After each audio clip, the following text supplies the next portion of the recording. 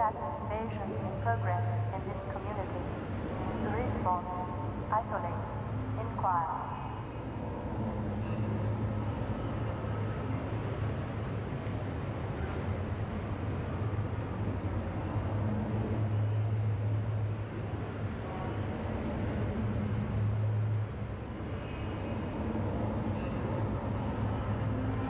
Attention. Unidentified person of interest. Confirm your civil status with local protection team immediately.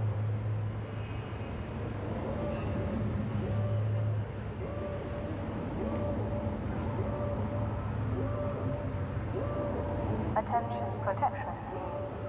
Status invasion in progress in this community. Response. Isolate. Inquire.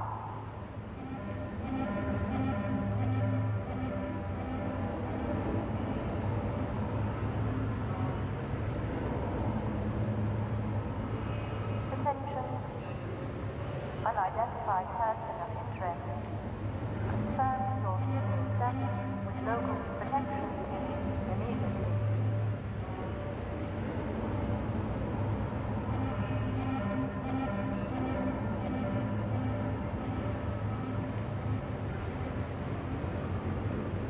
Attention.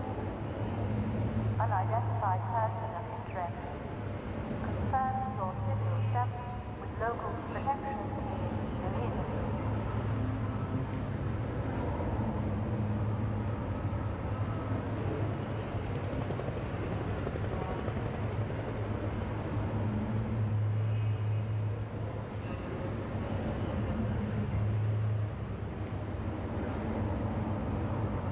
Attention.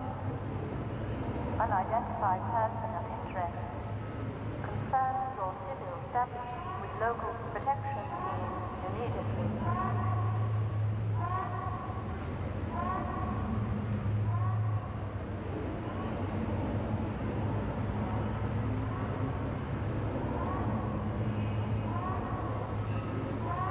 Attention. Unidentified person of interest. Confirm your civil status with local protection team immediately.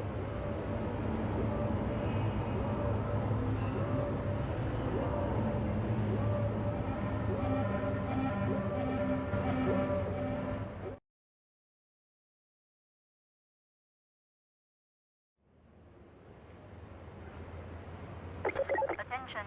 Prepare visual download of Anti-Citizen 1.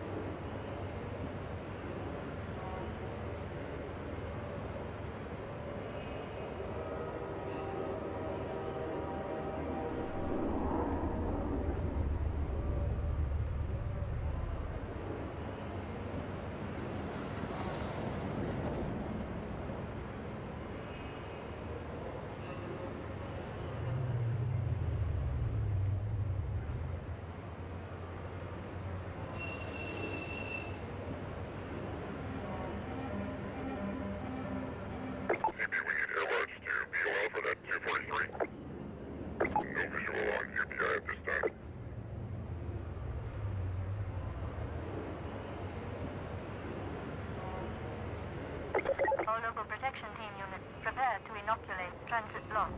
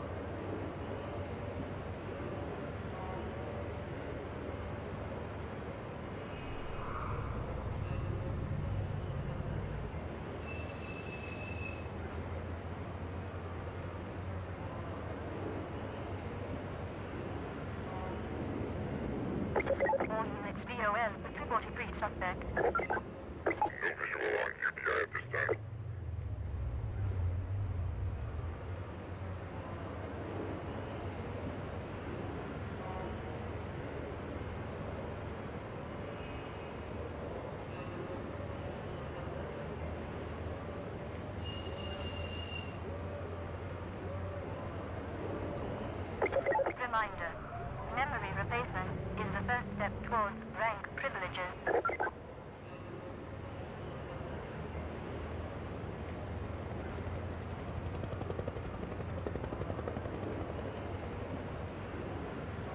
Attention stabilization team leaders.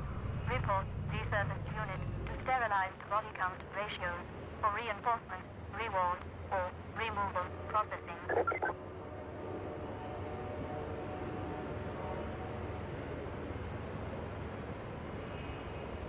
Anti-fatigue ration is now 3 milligrams.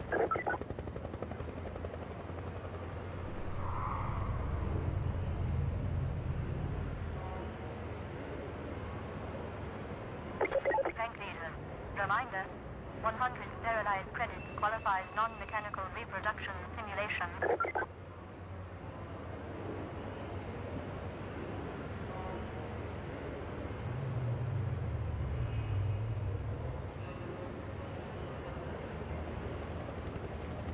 Confirmed ADW on that suspect 10-0. Affirmative. Just updating APB likeness subject. 1097.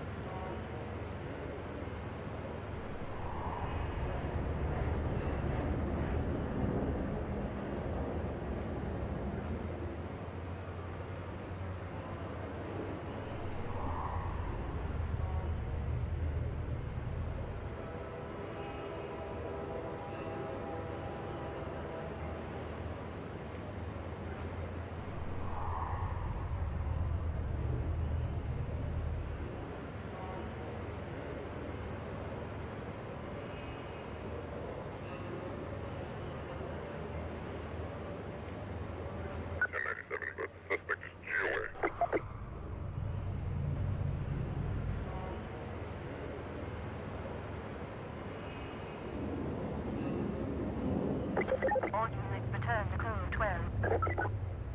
Thank you.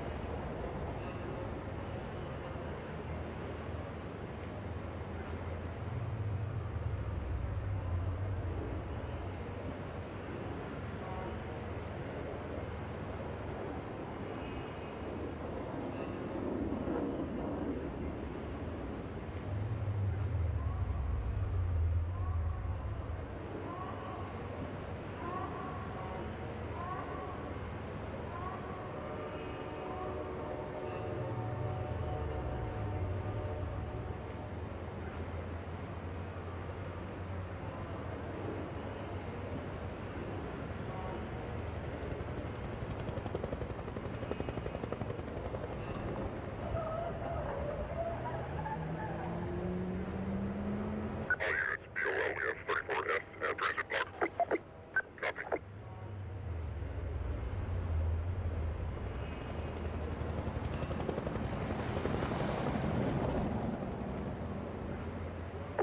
All units report status on 243 suspect. Suspect location unknown.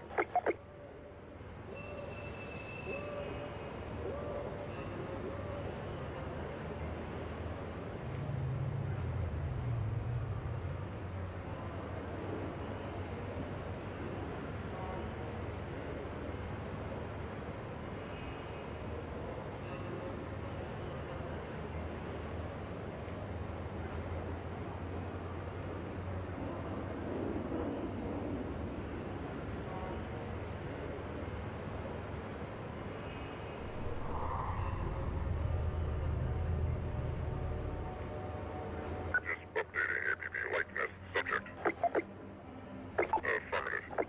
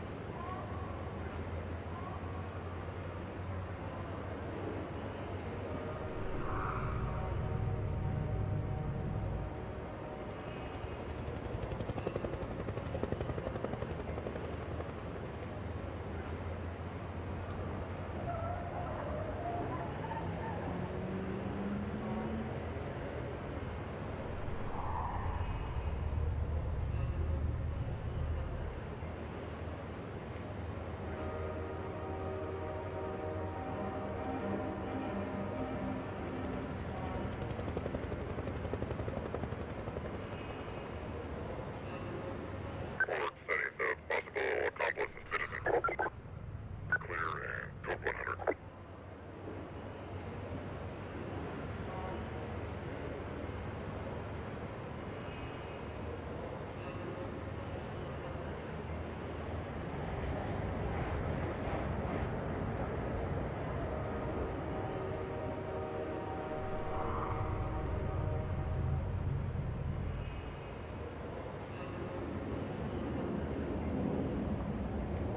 Premature mission termination will result in 50% reproduction credit. 404 riots in progress. Investigate and report.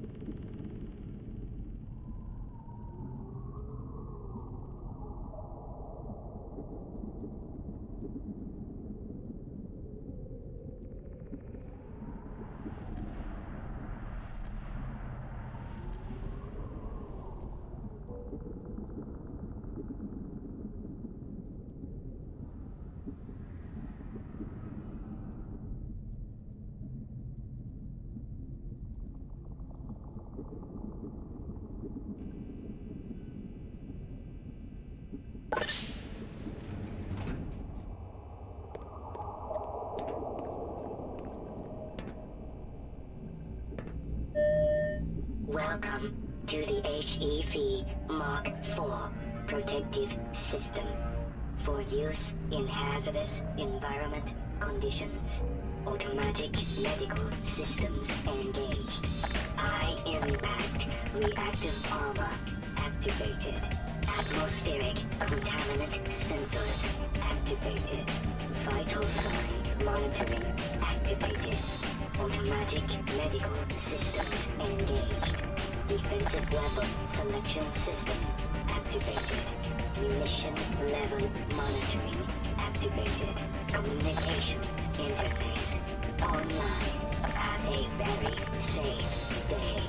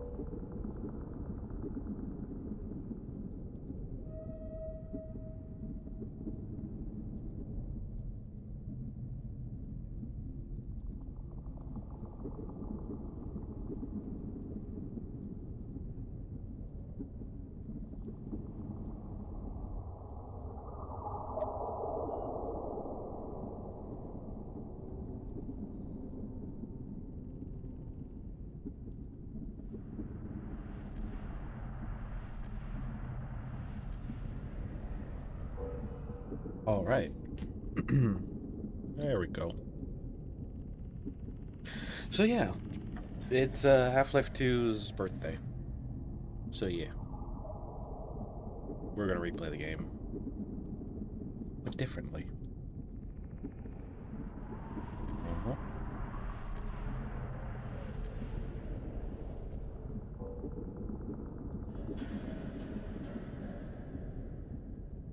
Okay, let me make sure. Is the... I don't think the YouTube side's up. Oh, is it up? Oh, that's the first. Okay.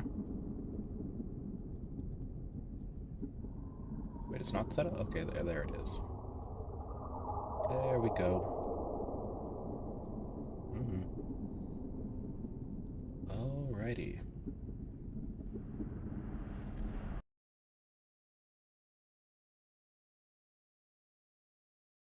There we go. And let me open up. Oh.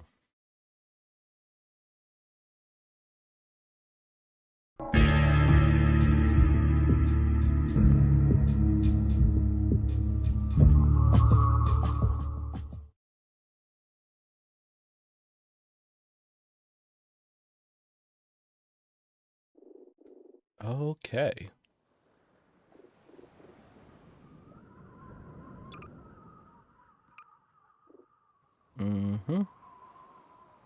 Actually, hold on, let me check my mods folder real quick. I think it'll be fine, but hold on.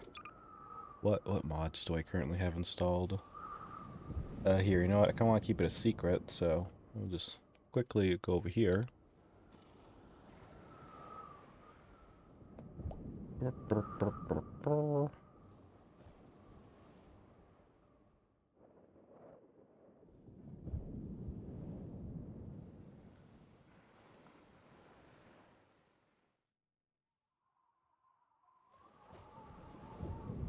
Okay, I just want to make sure I have these installed.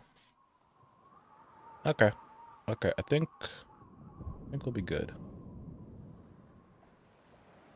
Yep, okay. Mm-hmm.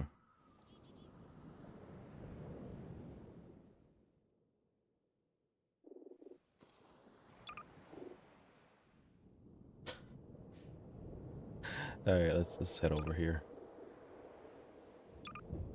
Enable commentary track, yep. Commentary mode on. Getting audio from the Valve development team. It starts to stop a node, aim at the balloon, and you press the use button. Be invulnerable to damage while listening to the node. Really? Achievements cannot be earned in really? Okay. Darn. I didn't know that. Wait, during the commentary mode or after? Alright, well. It's time. Go fuck yourself!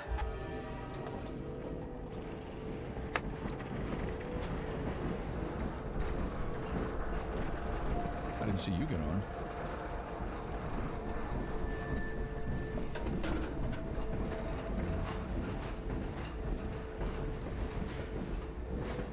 What are you laying on?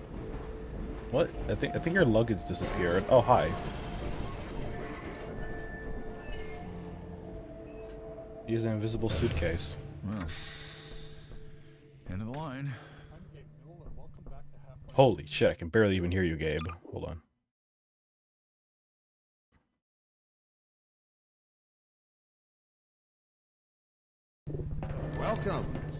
Welcome to City 17. You have chosen or I can- have been chosen to get fucked in the ass! Fuck you! Fuck you so much! Leave the fucking city now! Get back on that fucking train and go back where you fucking came from, you fucking assholes! I fucking hate you so much! Fuck you, Gordon Freeman. I hope you get... I can barely hear him! Why is the commentary track... Over by a fucking train! You stupid mother... Fuck you! Fuck you so much! We're still going? Oh, man. Yeah, happy birthday, Half-Life 2.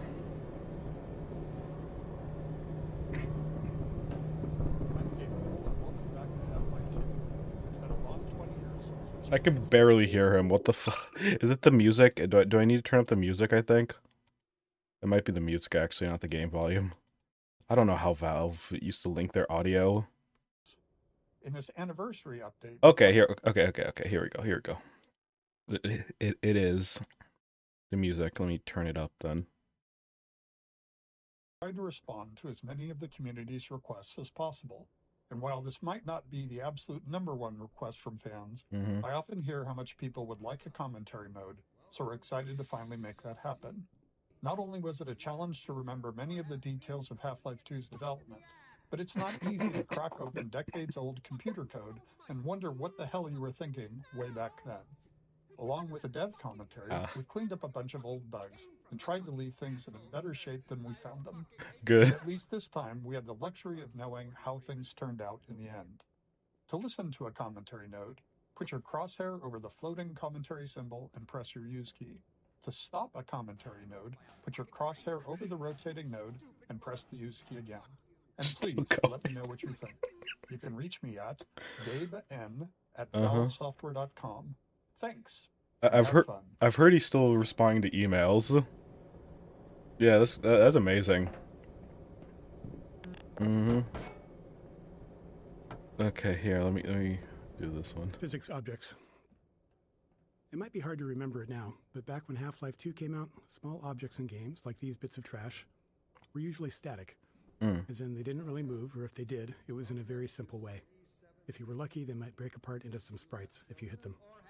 One of the goals for this initial train station section was to really make it clear to players that these kinds of things were properly, physically, actually being simulated in Half-Life 2. They could be picked up, dropped, thrown, broken, moved by other forces, you name it. Here we're starting with just a small thing, showing that trash is being blown by the arrival of the train, or, more specifically, an invisible volume that's triggered by the player leaving the train. I see. Run over by a fucking train! You stupid mother... Fuck. Train station. The beginning of a Half-Life game has a big job to do. We have to introduce players to a new world while teaching them how to interact with it. Players need to quickly grasp what's happening, who the key players are, what threats they face, and how they fit into it all. Above all else, it has to be as fun and interactive as possible. Nailing this takes a lot of iteration and playtesting, especially on the small moments that make up a bigger picture of the game.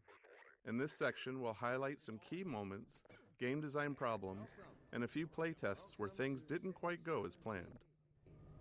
You have chosen, or have been chosen, to get fucked in the ass! Fuck! Metro Cop shoving citizens. We've only walked a few feet and we're already got problems to solve. Yeah. We're introducing the Metro Cop, an enemy that eventually we're going to ask players to kill, and giving you a glimpse of the world they're stepping into. It's a simple, clear moment that shows the relationships between the Metro Cops and citizens, and by extension, the player. At the same time, we decided to reinforce the existence of the core physics simulation, showing the way in which NPCs can casually interact with objects in the world. Seeing something like a suitcase knock into another and dislodge was pretty novel back then. It was. These moments at the train station where we combined multiple goals were the most successful. They felt natural, like the game wasn't pausing just to teach you a lesson. Man, and this was back in the day before when, you know, game devs didn't have to, like, paint the entire room with yellow paint, you know?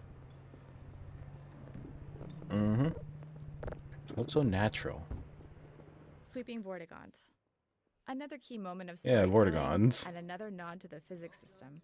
Here we're showing how Vortigaunts fit into this new world, Mm-hmm. which is a big shift from their Half-Life 1 role as enemies.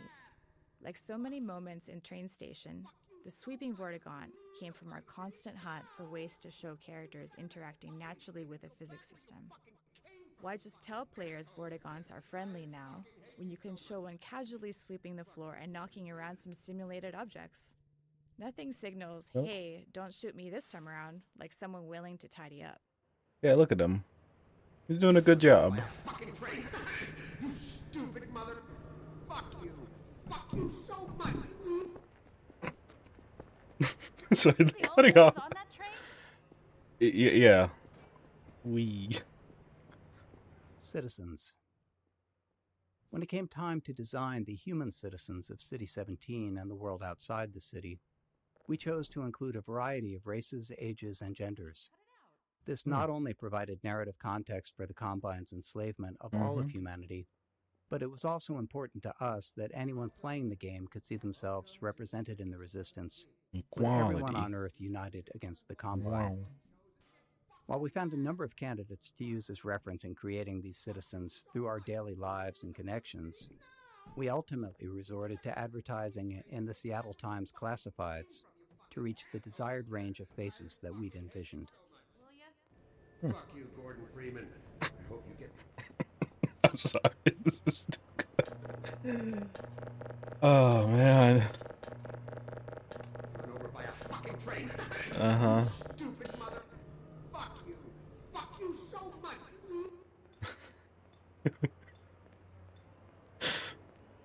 Oh, man. Natural storytelling. Mm-hmm. To achieve our I feel like world a lot of building and games lack storytelling this goals throughout nowadays. the train station, we needed a natural way to deliver dialogue without it feeling too gamey or requiring tutorials.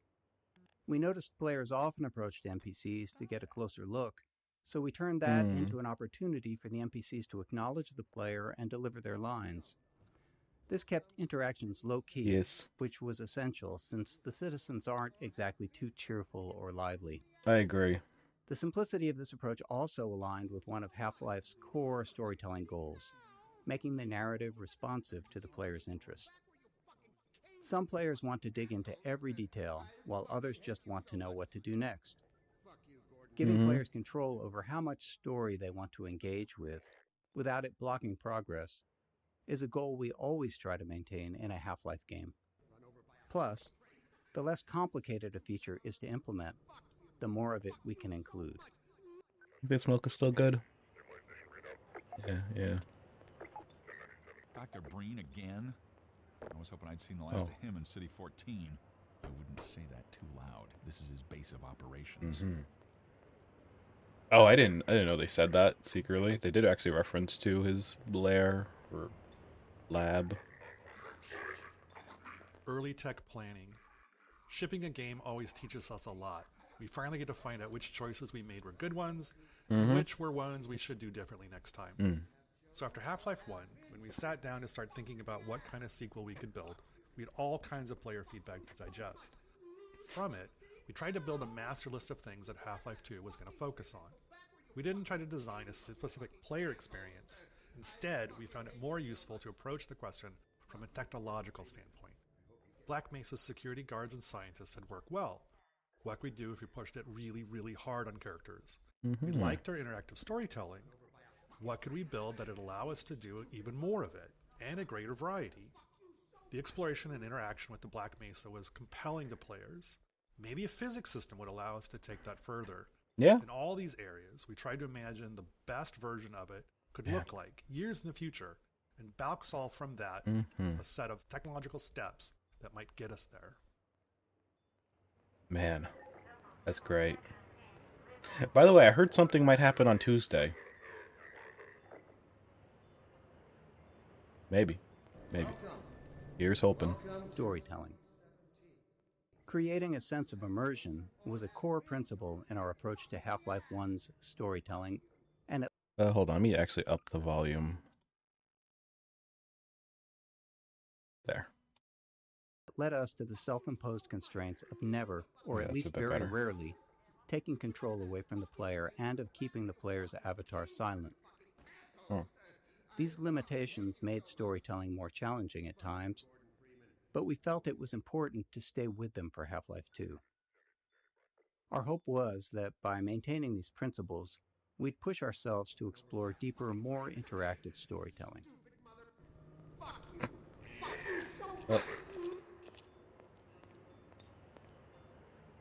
What? Oh. What the fuck?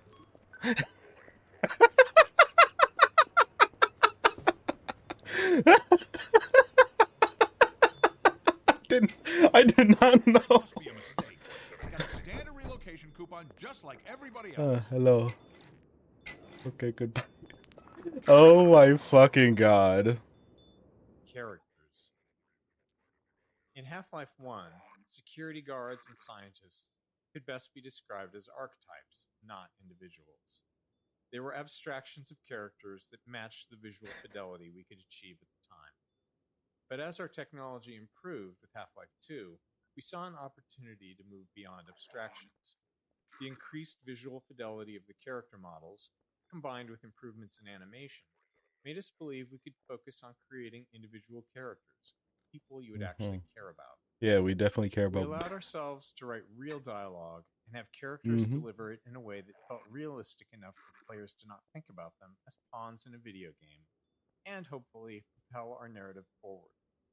In 2001, a couple of years into development, we were energized by Japan Studios' Ico. Directed by an animator, it blew us away with its reliance on characters as the key connection with the player, giving us the courage to keep pushing forward. Inspiration from Japanese media. I never thought I would actually hear that in this. Man.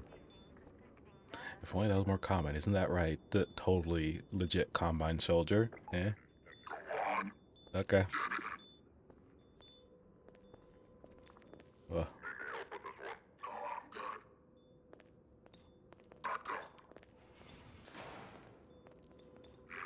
I'm gonna need me some privacy for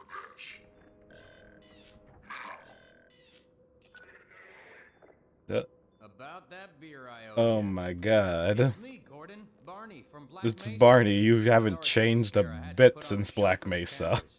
I've been working undercover with civil protection. I can't take too long or they'll get suspicious. Yeah. I'm way behind on my beating quota. Oh man. Yes, Barney, what is it? Hmm. I'm in the middle of a critical test. Sorry, Doc, but look who's here. Great Scott! Gordon Freeman! I expected more warning.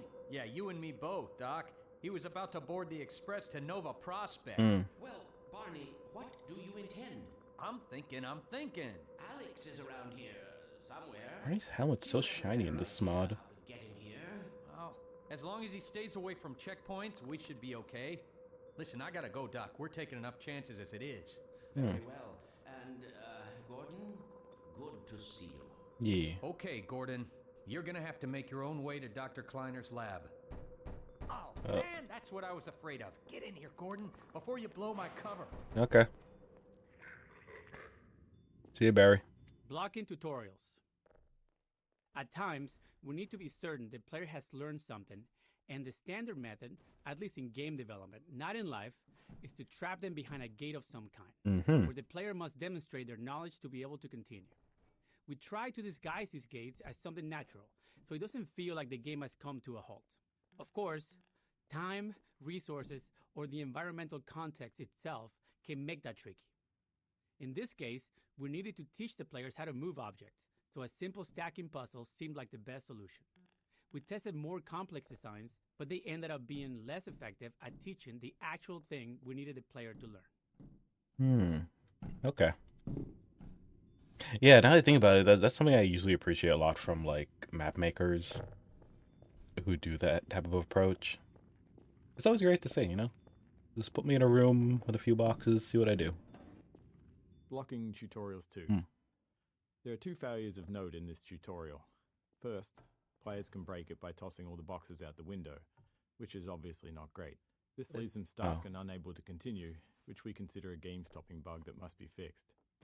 A clean solution would have been to tweak the window or crate sizes so that the player could fit through but not the crates. The problem was that we really only caught this problem late in development. Making even a simple change like that can have unpredictable game-breaking consequences. Unforeseen consequences. No less. Also, Mr. Freeman, stop throwing boxes out the fucking window. Our playtest of the design space had gone smoothly, with players learning what they needed and moving on. So changing the room's design this late in the game could have disrupted that success in ways that we couldn't foresee. So we opted for a more conservative fix rather than something elegant. If you're curious, try tossing all the boxes out the window and see what happens. Okay, you know what? You made me interested now. Honestly, am I going to get like boxes yeeted at me out the window? What? Did that box disappear? Oh, they make one. They keep one.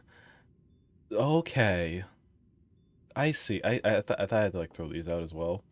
But yeah. Blocking tutorials 3. The second failure in this tutorial space is a case of misteaching, where we accidentally teach the players something we didn't intend. This can be hard to avoid without extensive playtesting, since the game is always teaching, even when it's not by design.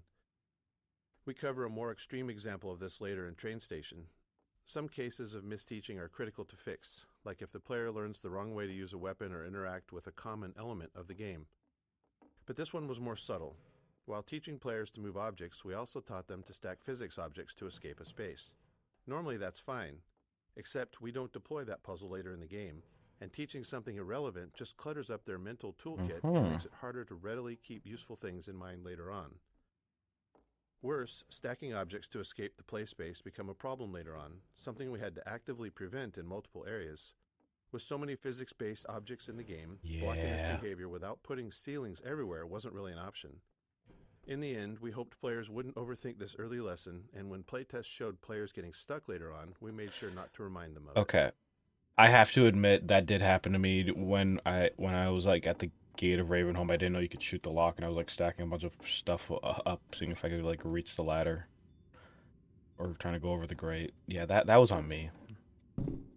So, okay, yeah, this is not even helping. Blocking tutorials 3. Oh. There we go. Boxes broke my fall. Fall damage. Teaching players how to do things is an essential thing for the game to do. Oh. But for them to make confident About decisions, that. they also need to understand the more subtle rules. This small moment covers two of those. First, it shows how far the player can fall without taking damage. Second, it introduces a bit of the game's vocabulary, how the game will communicate with them. Players often worry about taking fall damage, but they also worry about taking a step that they can't take back. So here, a welcoming crate to land on signals that dropping down is safe and it's the way forward. And when the crate breaks, it reinforces the physics simulation and is likely the first time players will see that larger objects can be broken apart. Oh. What happened? Oh, was that loading? What the fuck? Okay.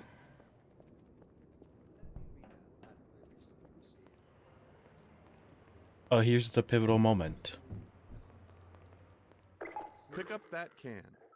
Contextualizing tutorials, creating a story scenario in which they happen, lets us do more than just stop the game to teach players something. We get to add narrative value to the moment. Here, teaching the player how to throw objects is combined with a narrative setup that gives them a choice in how to respond. After watching the Metro cops casually abuse citizens, it felt right to put the player in a similar position next. If they had opinions on how the citizens should have reacted, now they get to express them. Playtesting showed most players either complied or refused the request to pick up the can, but some tried to avoid the confrontation entirely.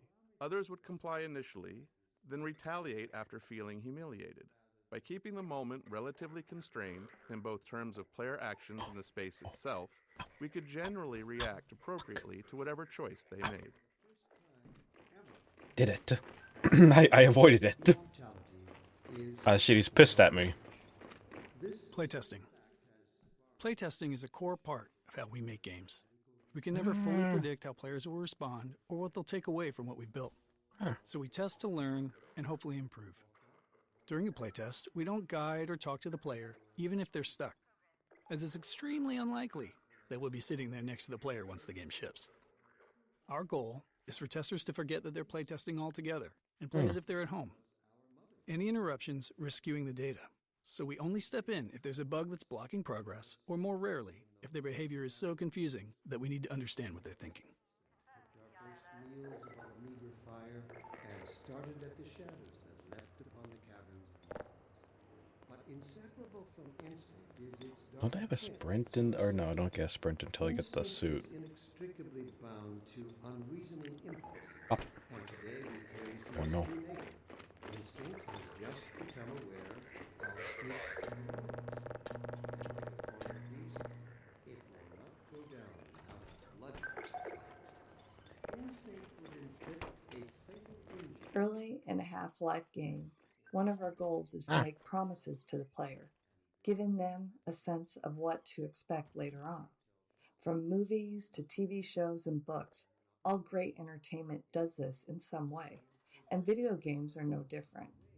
The promises in a Half-Life game can take different forms.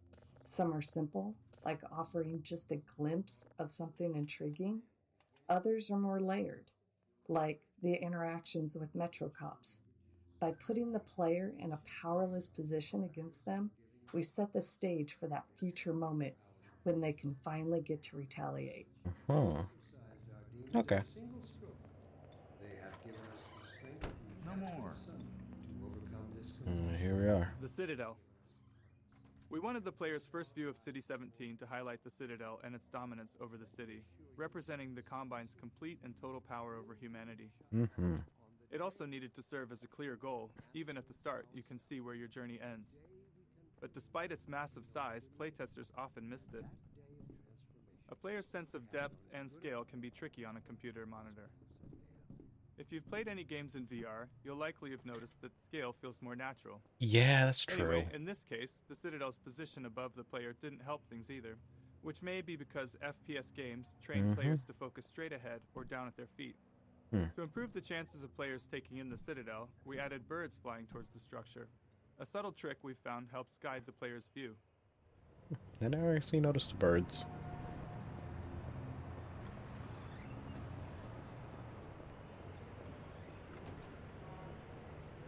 Exploration.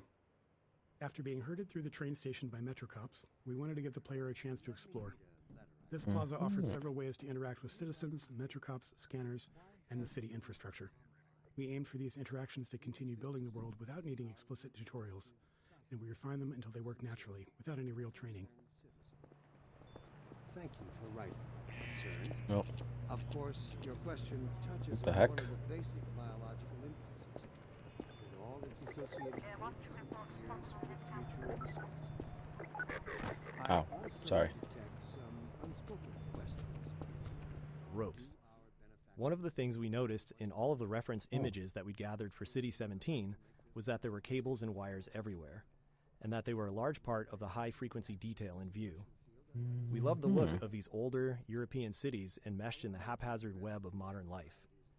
We felt like we needed a solution for cables, ropes, and similar elements, and we wanted them to be dynamic. Electrical poles? Our level designers were eager to create plug puzzles, and connecting a cord to each plug helped players better understand the mechanics.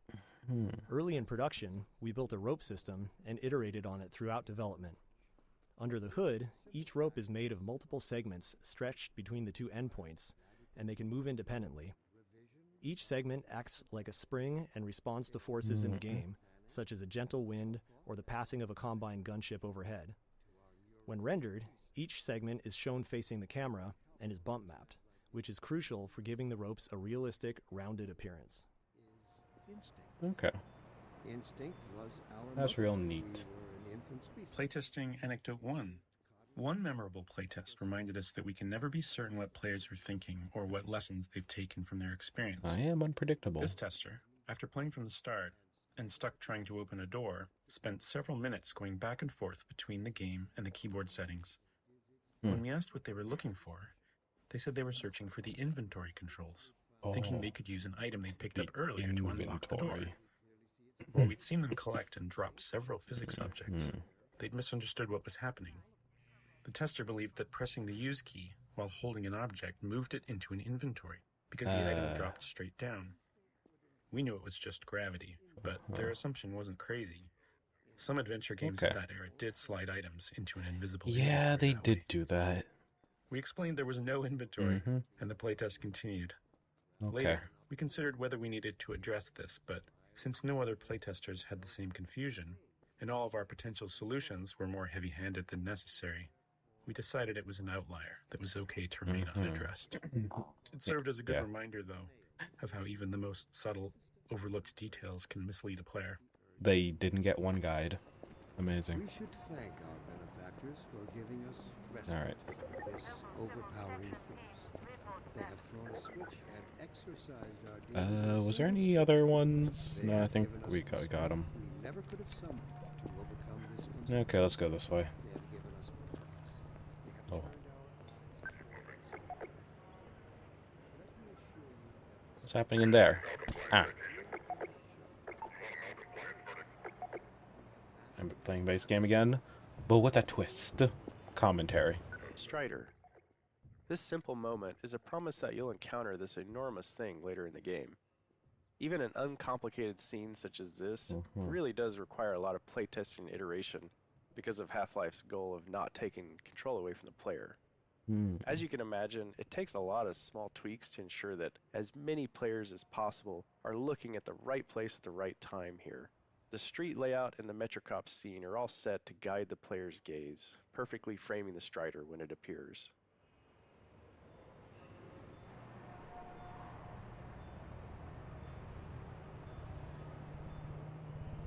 Oh, sorry, I thought there... Sorry, I was eating a burger. I thought there'd be more commentary right here. Early game exploration. Up until this plaza, the player likely hasn't had to think much about their path, as it's been clear and straightforward. But here, we wanted to encourage exploration, which meant making the way forward less obvious, which can produce a feeling of being lost or, worse, confused, as you might expect. These kinds of shifts can be tough, especially early in the game, when the player is still learning the game's guidance cues. Here, it's further complicated by force-fielded checkpoints, which allow NPC citizens to move through, but restrict the player, leading many playtesters to believe that there was a way to bypass them. Ultimately, It was extensive testing that helped us find the right visibility for the alley forward, using lighting, layout, and a wooden crate, an object players have already used as a sign they're headed in the right direction, all to subtly guide them forward.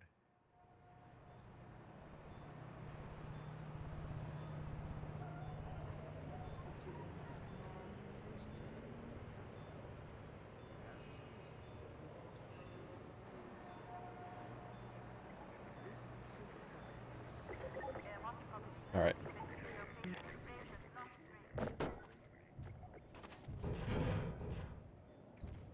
Let's see.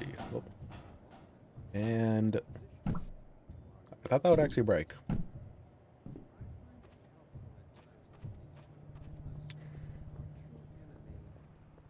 Oh, we got some stuff over here. Closed captions. During Half-Life 2 development, we were approached by folks interested in accessibility who encouraged us to go beyond the subtitle system we had built for Half-Life 1. They requested a full-featured closed captioning system to capture all game sounds, not just dialogue. This turned out to be a much tougher challenge than expected. Oh my Half-Life God. 2 produced a You got wide variety of murdered. sounds, and categorizing them for captions was crucial. Prioritization was also key. Where'd I go? Dialogue needed to stand out, and it had to be clear who was speaking. Ambient sounds, like distant combat, were important for setting the mood in some levels, but less so if there was an enemy shooting nearby. Our level designers also often reuse sounds in different contexts, so sound might require captioning in one area, but not in another.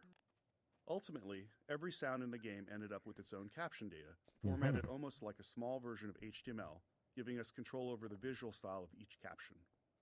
As with the audio files, the caption data was too large to keep in memory, so we built an asynchronous caching system to handle it efficiently.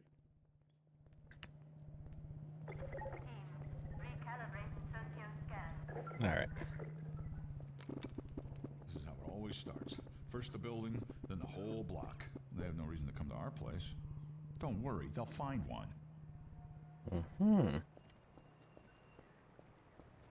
Physics simulation. Even though we began Half-Life 2 with a functional third-party physics simulation, it still took us years of additional work both on the simulation itself and its integration into the game until we felt like we could meet our designer's ambitions. Maintaining a shippable level of quality and performance was something we knew would be a challenge along the way, but the more subtle issue was actually figuring out what to simulate and to what extent. We can't simulate everything, and even if we could, there are game design reasons why the experience is better when we don't. In many cases, we deliberately bend the simulation to improve the player's experience. These adjustments usually go unnoticed because they align with player intentions. For example, we disable collisions between the player and large objects to let them turn in narrow spaces. Or we tweak the Combine rifle's alternate fire to gently guide the Combine ball toward enemies, making it more effective. Okay. Crate Baby. This small baby doll has a long legacy. During the long months of internal really testing, some of the team turned it into a challenge, a way to make the 47th playthrough of a game a bit more fun. They'd place the doll inside of a nearby blue crate and see how far they could carry it throughout the game. After Half-Life 2 launched, the community started carrying Crate Baby as well, adding their own stories and rules to the mix. A few years later, while working on Episode 2, this was the inspiration for the Little Rocket Man achievement, where players had to carry a garden gnome dubbed Gnome Chomsky. That's the origin of Mr. Gnome? Chomsky even made a comeback for Left 4 Dead 2 in the Garden Gnome achievement, where players had to carry him through the Dark Carnival campaign. These kind of interactions with players are some of the most rewarding parts of game development. We design games with theories in mind, but you never really know where things are going until players get their hands on it. Well, shit, I guess we're gotta carry this, carry this with us. Freaking Baka Baby. Physics Simulation 2. Areas where game design or other constraints impacted the physical simulation often required extra tuning to keep the simulation from blowing up. As an example, early on we experimented with increasing the simulation on the player entity, which is to say, make player movement much more a part of the physical simulation of the world. We knew this might make movement feel less precise, but hoped it could lead to some novel experiences. However, after tuning the movement to match the less simulated version, we hit a major problem. The physical force needed for the player to move at their usual speed was so high that simply running into other simulated objects could result in death from the impact. We iterated on it, but ultimately couldn't find a solution we liked and reverted to the less simulated movement. However, this wasn't exactly the easier path. It introduced new challenges with how the less simulated player interacted with the more simulated objects in the game. But it did allow us to deliver the precise movement experience we wanted. Okay, that's nice. Let's bring you over here now. Get in the middle. Playground. When we discussed ways to highlight our physics simulation around the city environment, a playground felt like the natural fit. And for players paying attention to Dr. Breen, it's also a reminder of the cost of humanity's surrender to the Combine. We chose a few playground structures with interesting physics potential and began tuning them. Even with the advanced physics simulation we had at the time, setups like this always required hand tuning, as we had fully simulated objects interacting with non- or partially simulated ones, such as the player or static world geometry. It might be easy to assume that a simulation can carry a lot of the load of implementation, but even now, 20 years later, that is rarely the case. Back when we were working on the playground, late in development on the game, we couldn't get the friction on the slide to feel right, so we decided to break the ladder so the player couldn't get up there. Oh. However, you still can just walk right up the front. As is commonly the case, you, the player, get the last laugh on us. Okay.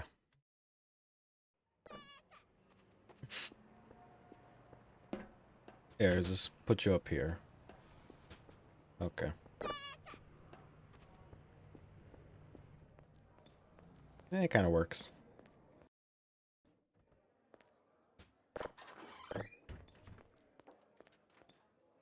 Materials and shaders.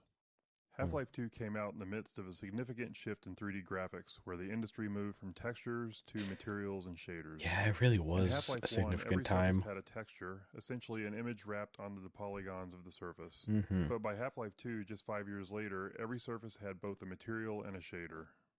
The shader was a lump of code that customized how the surface was rendered. The material defined properties for how the surface behaved physically and how it responded to gameplay features.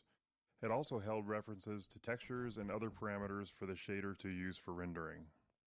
As a result, artists and designers had much more control over how things looked and behaved. However, this came with a trade-off. Half-Life 1 could run on a computer with only a CPU, but Half-Life 2 required a GPU because the computations needed for materials and shaders were specifically designed for GPU hardware.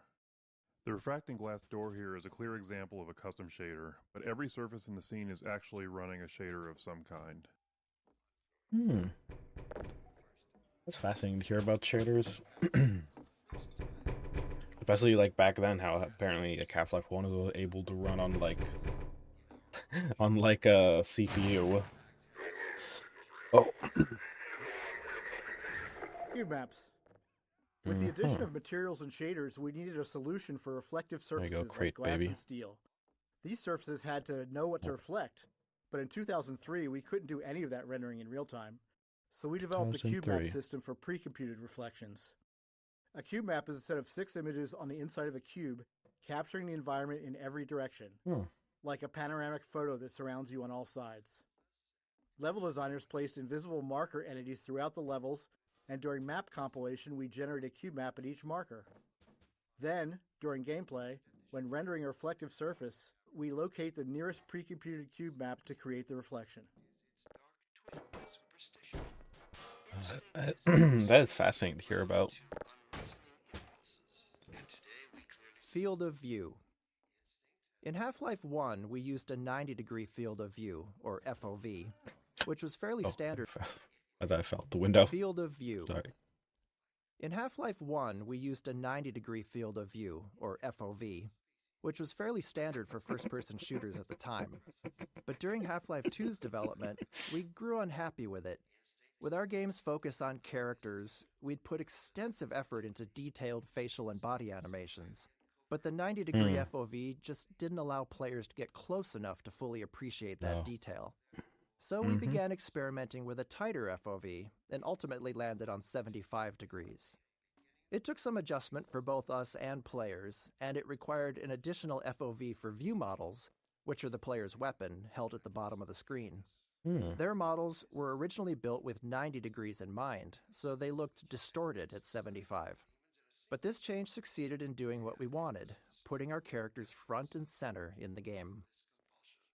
Oh my god, they intentionally reduced the FOV? Yeah. Apparently. Okay, give me back my churno. Watch it, will you? Oh my god. I thought you were a cop. He's one of us. Oh god, missing texture. I told you What the fuck? Next.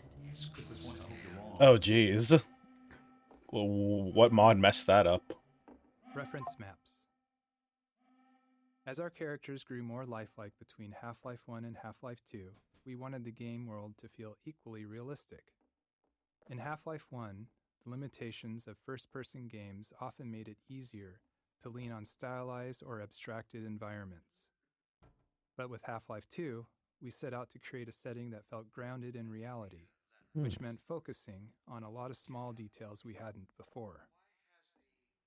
One of our main steps was creating reference maps to standardize how we'd map real-world proportions into the game. These maps establish details like wall and door dimensions, doorknob heights, interior lighting, furniture scale, and the general scale of common objects. We created standardized textures for level designers, complete with scale and lighting values, so layouts would be consistent from the start. Besides setting up the physical world, these reference maps defined how the player would move through it, how high they could jump, how low they could duck, and the size of spaces like vents. Using these maps as foundation, we were able to keep our world geometry consistent and ensure realistically sized spaces across the game. I see. I was wondering if I would take a screenshot from this angle. Oh, I can't do it while holding control, god damn it. Hold on, can I change?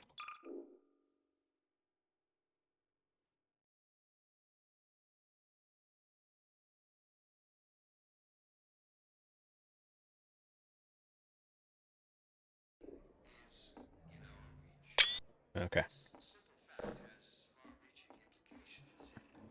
Oh wait, so can't really go anywhere else in here? Okay. I can't take it anymore. He's gonna be okay. The fuck are you? What are we going to do? Missing material. Oh, Early on in that's developing intentional. our low-level graphics code, we realized it would be difficult to spot polygons that weren't rendering due to a missing texture. When this happened, you typically just see black where the polygon should be, which could easily go unnoticed in darker scenes. To catch this bug more reliably, we created an error texture that would be visually unmistakable and generated automatically whenever a texture failed to load. This gave rise to the now iconic purple and black checkerboard texture, which has since taken on a life of its own. It really well has. Half-Life 2. Yeah, I used to see this all the time in Gary's mod. I think a lot of us first experience with the source engine was Gary's mod.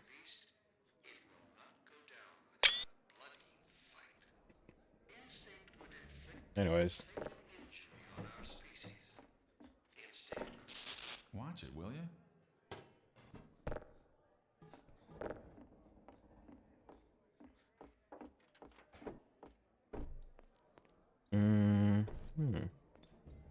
Okay, nothing in here.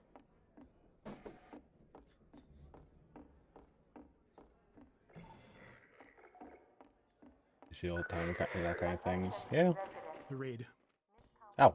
The section ahead, where the Metro cops raid the apartment while the player is inside, took a lot of iteration to get right. Generally, we design Half-Life to let players set their own pace, since people move through the game in a variety of ways. Some players run, ignoring anything that doesn't seem like a threat, while others methodically poke at everything. So whenever we need to force a specific pace, it's always a challenge to ensure players perceive that pace and naturally play along. Since this is the first time we do this, we had to put in a lot of work to make it clear to the player that they needed to move quickly. There's no time for exploration here. Alright. Yeah, it seems like that.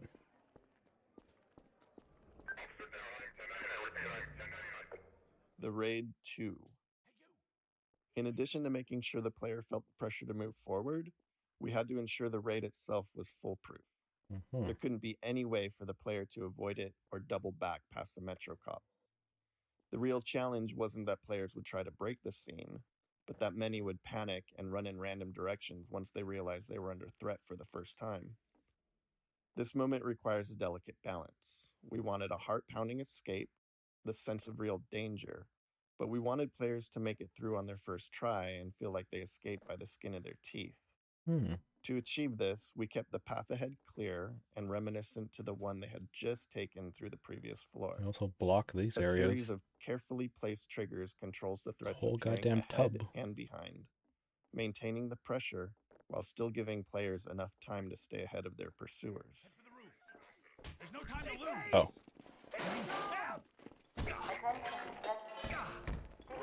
Oh shit. Civil protection.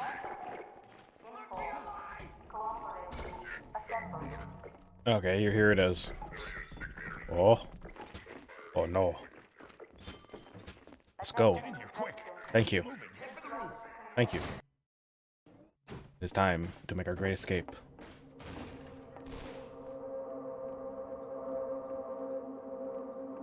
Health and no HUD. The rooftop chase sequence posed a unique design challenge. We didn't want it to be a true gameplay obstacle, and our best case was for players to make it through on their first try. But we still wanted to create the sense of real danger, where players felt legitimately threatened if they didn't keep moving. Yeah, I can see that. The challenge was that without the HEV suit, players don't technically have a heads-up display or HUD, which means no way to show damage or remaining health. Do I even have a health? After some experimenting, we created a special health system for this section. Oh, you did. Using a red glow around the screen to indicate damage. Players reacted as we hoped, taking it as a sign to keep moving, and the chase unfolded as intended. To top it off, we made health regenerate quickly so the glow wouldn't linger, reinforcing to players that running was indeed the right choice, and ensuring players weren't taken down by a stray bullet at the end just because they dawdled or hesitated earlier on. Okay. So they made like a separate health system in this. That's cool. Playtesting anecdote 2. In the upcoming I section, put bullets we in my needed the player Fumo. to be knocked down so Alex could save them. Hmm. With limited time and resources, we simplified the encounter as much as possible, Uh-huh. reusing existing systems and letting it play out like a normal combat sequence, with a custom event triggered when the player died. Hmm. After a few playtests to fine-tune the timing, we moved on. But as we got close to shipping, we encountered a problem with the playtester who quick-saved constantly and immediately hit quick load whenever they thought they'd failed. When a Metro cop hit them, they quick-loaded before Alex could step in, repeating this more than 10 times before we asked them to stop. Okay. At this stage of development, in the final bug-fixing phase, we had to limit ourselves to fixing only game-breaking issues, since even small changes could risk breaking something more important. Knowing this was a rare edge case, because most players had no trouble, we made a few conservative changes. We shortened the delay between the knockdown and Alex's first line, and changed the fade-out color to white instead of black, which wasn't ultimately that useful since players hadn't died enough yet to associate black with death. We considered disabling quick load for the few seconds that the scene plays out, but we were worried that could introduce a bug where quick load became disabled permanently. Okay.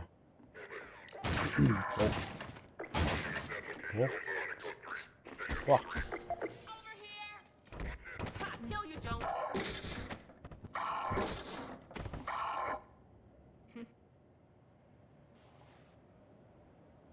Oh, Alex. Dr. Freeman, I presume. You better hurry. The Combine can be slow to wake, but once they're up, you don't want to get in their way. Where's my Fumo? My Fumo. Oh. Dr. Kleiner said you'd be coming this way. I don't think it occurred to him that you might not have a map. Alex.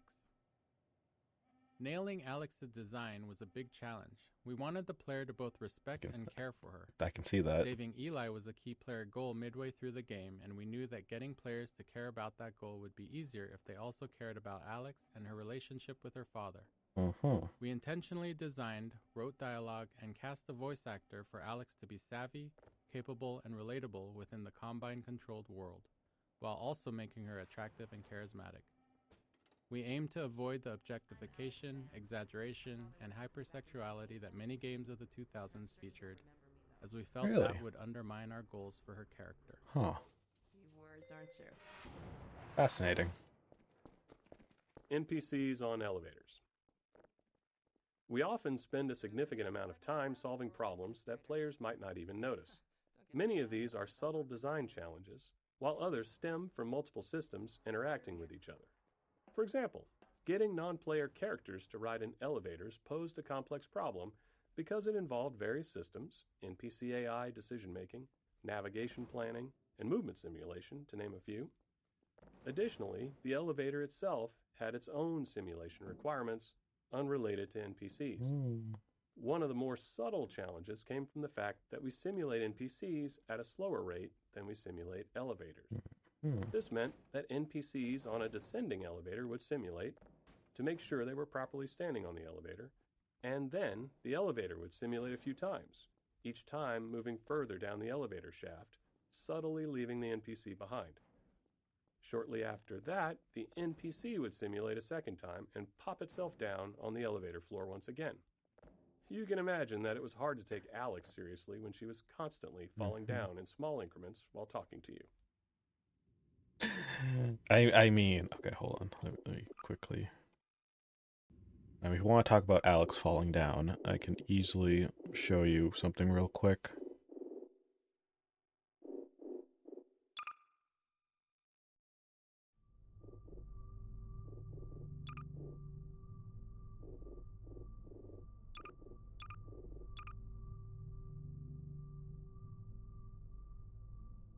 Oh wait, do I not have this here? Ah, I thought I still had it. Dang it. Okay, never mind. Ah, I thought I was going to do a funny bit, but I guess I accidentally unsubscribed to it. Oh.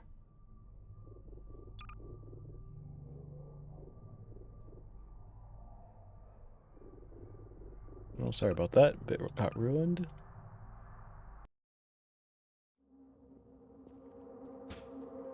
Interactive storytelling. When we started on Half-Life 2, storytelling in games was generally either high fidelity and linear or low. Oh, it cuts it up. Okay, hold on. Let me. I realized it would cut it off. Interactive storytelling. When we started on Half-Life 2, storytelling in games was generally either high fidelity and linear or low fidelity and interactive. We knew players had seen high-quality storytelling in games, but they'd never been placed right in the middle of it, able to watch it unfold around them, interact with it, and examine any part closely. While that goal excited us, we didn't yet know how it would work or what kind of technology we'd need to make it happen. We had built a variety of storytelling technology in Half-Life 1, but it was mostly presented in front of the player and lacked the interactivity and fidelity we were aiming for. The Warlock from TF2 Recliner's Lab became the section of the game we used as a testbed to figure out how our interactive storytelling would actually function. This way, Gordon. Funny you showing up on this day in particular. All right.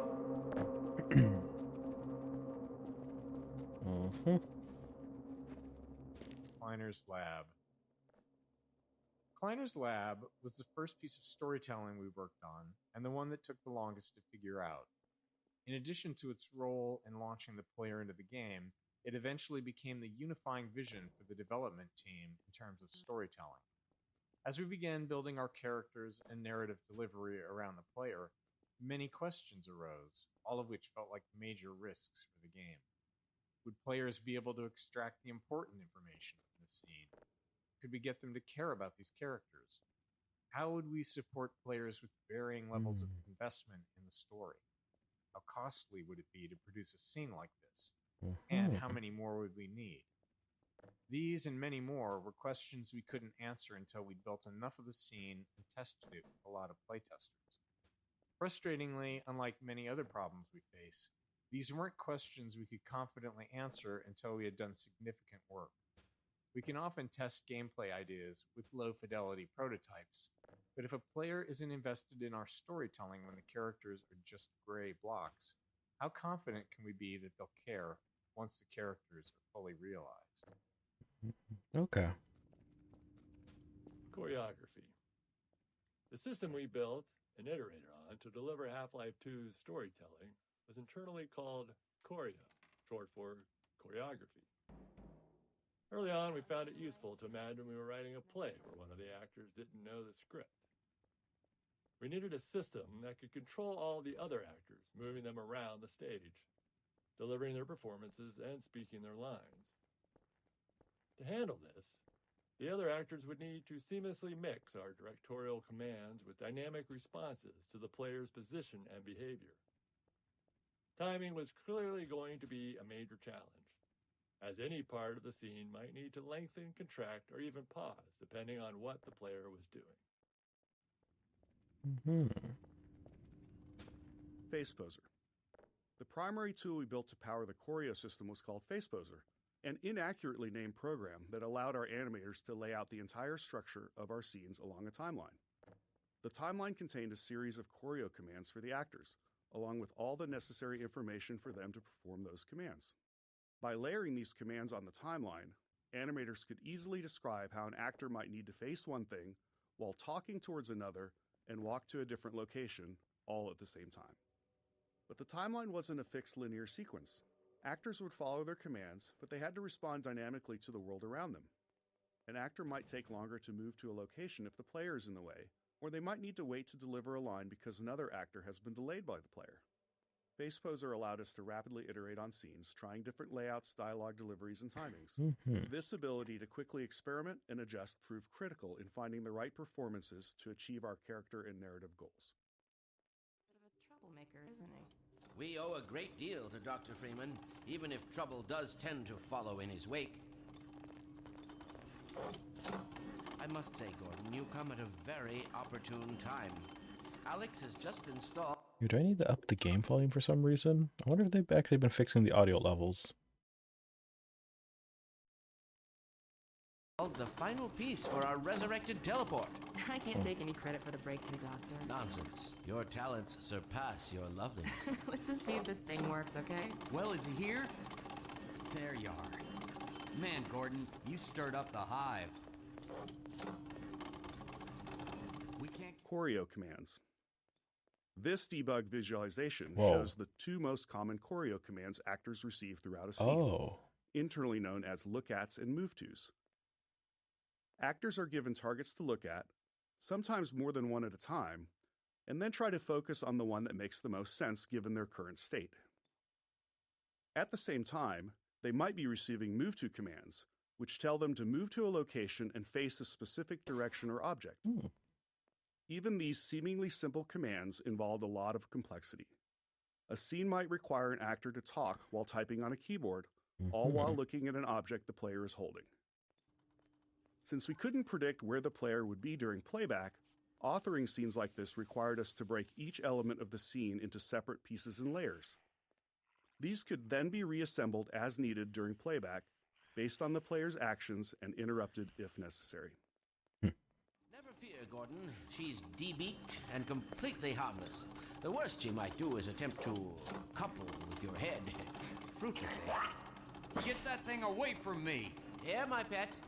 Hop up. No, not up there. No, no. Careful, Lamar. Those are quite fragile. Oh, fie. It'll be another week before I can coax her out of there. Yeah. Lab interactivity. In our choreo scenes, we have the player trapped for a bit, allowing us to focus on the characters and narrative. To accommodate different players, some deeply invested in the story, others unable to stand still for more than a second, we felt like we needed a constant stream of interesting details on screen. We scattered narrative elements throughout the environment, ensuring some were interactive, essentially toys for the player to tinker with. In some cases, we embedded further storytelling into these, like the cactus mini-teleporter hinting at the upcoming teleporter failure. It was a delicate balance. Too much visual interest could distract players from the core of the scene. Ultimately, Kleiner's lab played it safe with interactivity, as it was the first major choreo scene. Later, in Eli's lab, we explored it more deeply, ensuring the characters themselves paid attention to what the players were tinkering with. Miyu, you'll never believe this. I just did a 10 pull each for Neuter, Liberalio, and Modernia. I got each of them on the first try. Send me a screenshot. I want to see a screenshot. Please tell me you took a screenshot. Gordon, the longer you Like delay, seriously, the like greater a the screenshot danger like to that us will all. make other players jealous. Hold on, let me double check. Oh, you didn't? Ah, darn.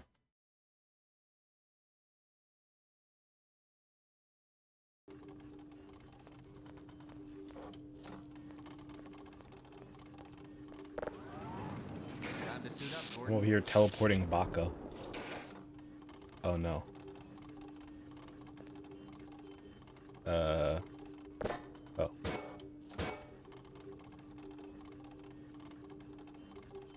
Come on, Gordon. We don't have time to fool around. How do you break this teleporter? I don't think I actually got the achievement for that.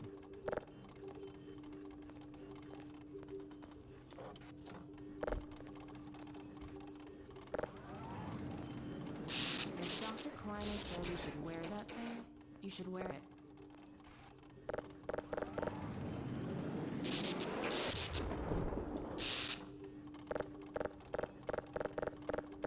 Gordon, if you please, I'm eager to see if your old suit still fits.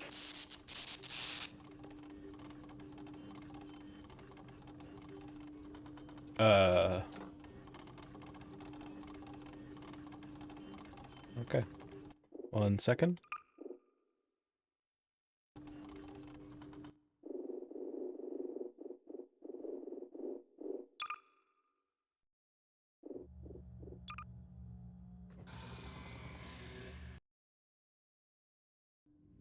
Funny you showing up on this day in particular. Yeah, okay, yeah, you can still show through them. Sure thing.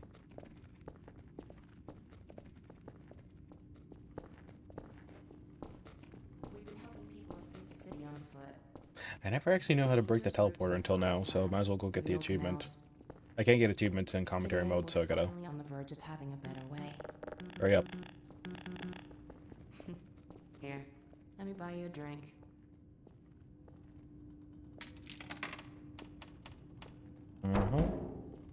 Oh, and by the way, nice to finally meet you.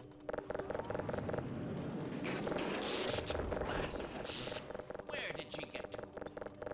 Lamar, come out of there! Uh-oh, everything all right, Dr. Kleiner? Oh, hello. Do you just like test out the teleporter just multiple times, or do you do different objects? If I didn't know better, I'd suspect Barney of trapping and... My goodness. Gordon Freeman. It really is you, I isn't can't it? even interact with it early in. Wandering around outside. Bit of a troublemaker, isn't it? We owe a great deal to Dr. Freeman, even if trouble does tend to follow in his wake. I must say, Gordon, you come at a very opportune time. Alex has You see, this is what happens when you tune into my streams. You get lucky and you're gotcha. Teleport. I can't take any credit for the breakthrough, Doctor. Nonsense. Your talents surpass. I won't try to break the teleporter for the achievement. This thing works, okay? Well, is he here? There you are. Man, Gordon, you stirred up the hive. We can't keep him here long, Doc. It'll jeopardize everything we've worked for. Don't worry, he's coming with me. That's right, Barney. This is a red letter day. We'll inaugurate the new teleport with a double transmission. You mean it's working?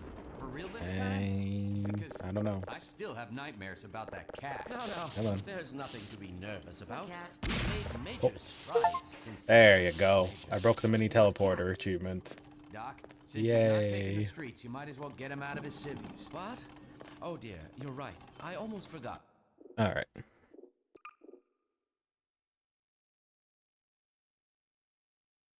What was it? I think it was like right here, right? No, it was actually... Oh, no, that's the autosave. It should be this one. Funny you showing up on this Oh. day in particular. Oops.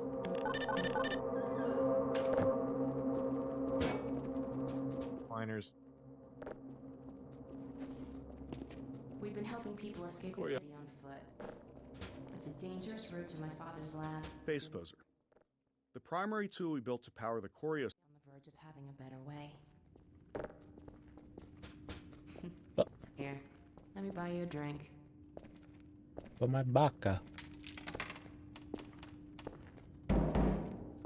Oh, and by the way, nice to finally meet you. My baka. Hold on. Think you can reach it?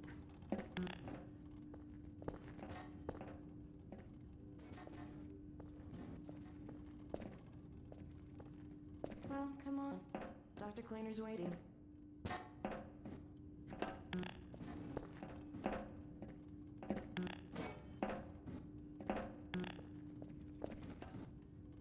One moment, totally, Alex. I need to get my baka back. This way, Gordon. No, I need my fumo.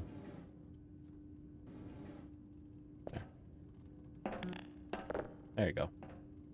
Okay, now I'm ready. Corey. Blast that little. Where did she get to? Lab inter. Come out of there! Delivery.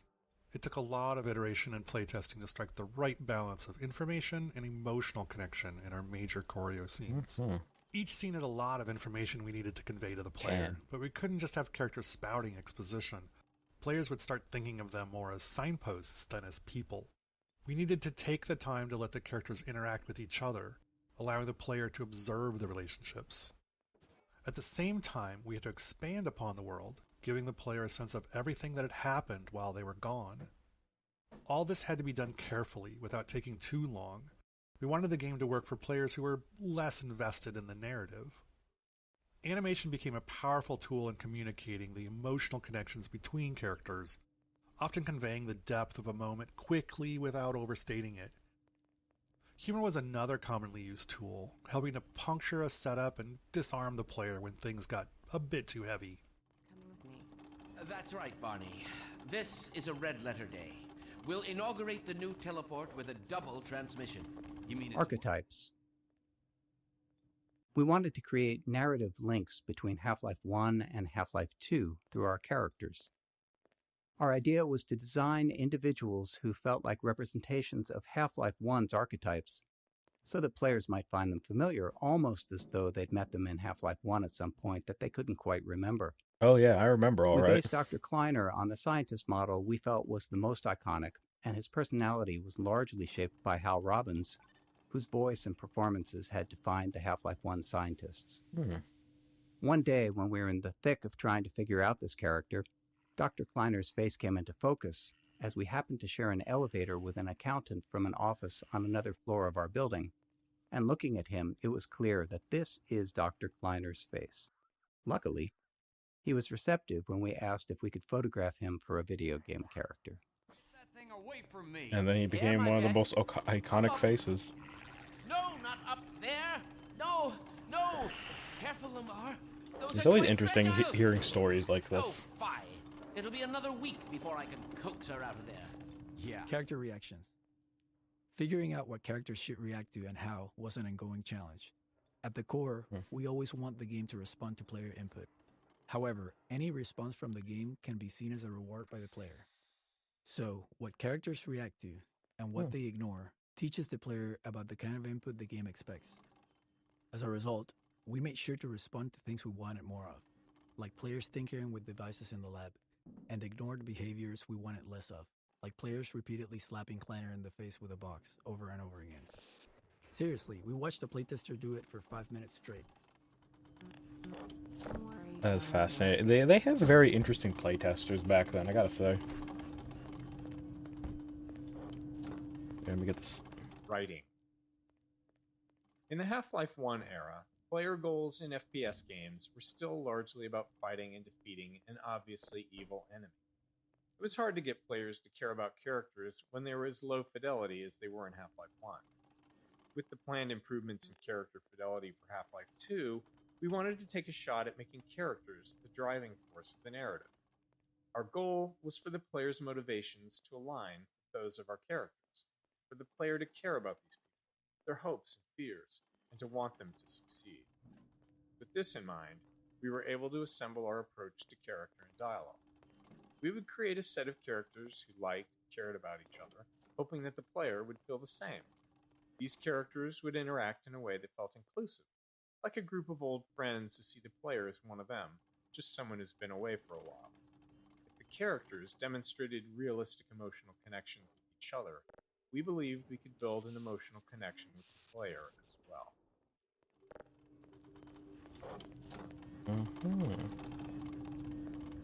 Tone. Setting the right tone for our characters and their dialogue was critical. We aimed for a respectful, almost pleasant style of interaction with the player, while avoiding anything that felt too subservient. This balance was especially tricky with Alex, who needed to support the player without compromising the strength of her character, something we felt was crucial for players to respect her. Her relationship with Eli was a core driver of the player's motivations, so it was important that players liked her and wanted to help her. We also wanted to contrast the warmth and camaraderie between the player's allies against the hostilities of Breen and the Combine, inspiring a sense of righteous indignation in the players for the battles ahead. Okay. Oh. Voice actors. To create more responsive and multidimensional characters in Half-Life 2, we needed to evolve our approach to working with voice actors.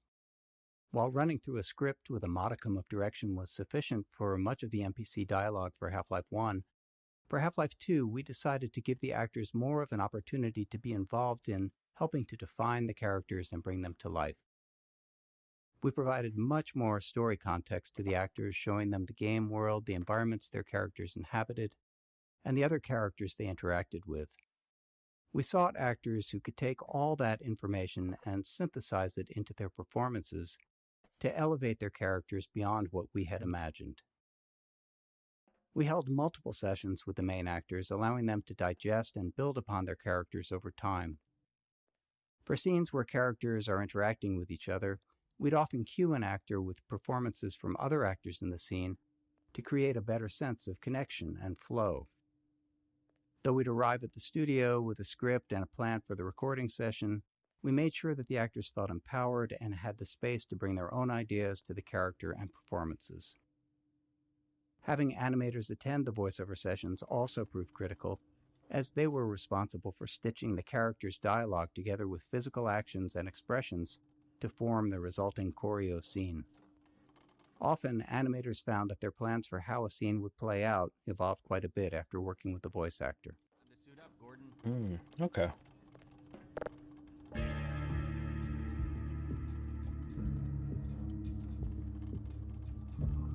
Well, Gordon, I see your HEV suit still fits you like a glove. At least the glove parts do. I've made a few modifications, but I'll just acquaint you with the essentials. Now, let's see. The Mark V Hazardous Environment suit has been redesigned for comfort and utility. Oh dear. Doc, we don't have time for this. At least get that suit juiced up, Gordon. Good idea. There's a charger on the wall. I've modified your suit to draw power from Combine energy outlets, which are plentiful wherever they patrol. Animation. Constructing believable human motion for our characters out of many discrete layers of animation required a lot of technological iteration.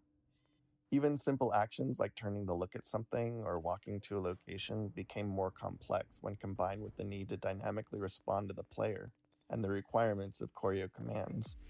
For example, turning to look at something had to be fully decomposed, allowing a character to use any combination of its eyes, head, shoulders, upper torso, or full body to face a target. In Half-Life 1, human characters have their bodies separated into upper and lower halves, allowing them to walk in one direction while facing another. However, this approach was too abstract for Half-Life 2's characters. Instead, our animators created walking animations in all 8 directions of the compass, which could then be smoothly blended together at runtime. This way, Gordon. Yeah.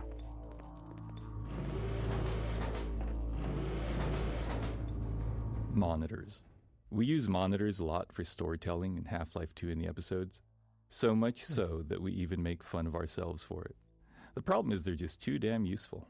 They're fantastic for expanding the world by showing events happening elsewhere, and they provide an easy way to have characters talk. They did the same thing in without Half-Life needing to Alyx. explain how they all got to the player's location. Anyone who's ever written any kind of story, especially one with an ensemble cast, understands the unique frustration of trying to create natural reasons for all of your characters to come together in the same place. In this case, we were really happy with how the monitor allowed Alex to teleport away and then quickly appear in Eli's lab, making everything feel real and connected. That's what you said last time. Alex's kiss. It's a small moment, but Alex's kiss on Eli's cheek was important. Eventually, we're going to ask the player to save Eli, and we want them to care about him. To build that emotional connection, we needed to show the warmth and affection between Alex and Eli.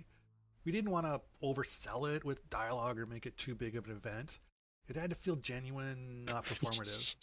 And we were able to iterate on the subtleties of this moment until it struck just the right note. There. Oh, hey, you're back. Wait, what? Scene interactivity. At certain points in our choreo scenes, we require the player to take action. Beyond simply giving them something to do and keeping them engaged, these moments served a few key purposes. Barry, get off my First, they Fumo. allow the player to catch up, even if they've been distracted by Barry, something stop else in stepping the on my environment. Fumo. The scene could safely pause until the player completed the task, ensuring they were back and paying attention. At the same time, it let us position the player where we needed them, which was useful for framing the scene and making sure they saw something important. In some cases, we got double value out of these moments by using them to train the player. Here, they're learning to interact with plugs and sockets, a skill they'll need for puzzles later in the game. I can't get over the little putis on the monitor right there. It's so cute. It's right there, Gordon.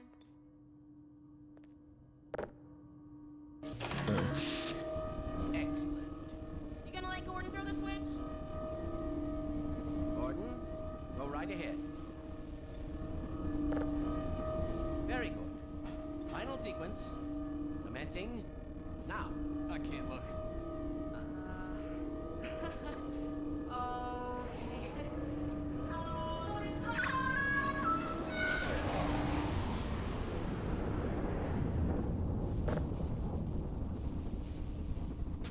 Oh, okay, now she gets teleported. Did it work? See for yourself. Hey, Doc. Thank goodness. My relief is almost palpable. Fantastic work, is it? Well, I can't take all the credit. Dr. Freeman proved an able assistant. Let's go I just threw a Right plug you are. Speak to you again in a few moments. and a switch. Good job, Gordon. Throwing that switch and all. I can see your MIT education really pays for itself. All right, Barney. Your turn. Gee, thanks. Gordon, as soon as you're in position, we'll send you to Eli's. And not a moment too soon.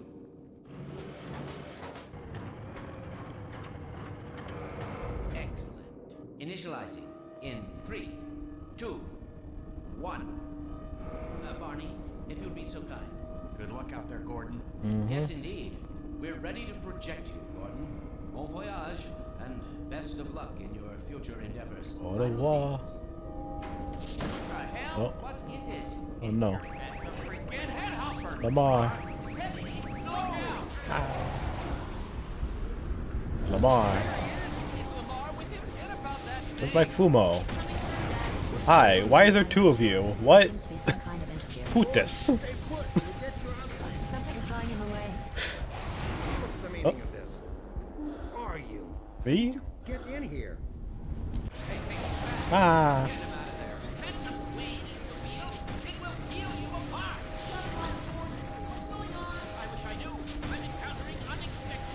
Don't worry, Gordon.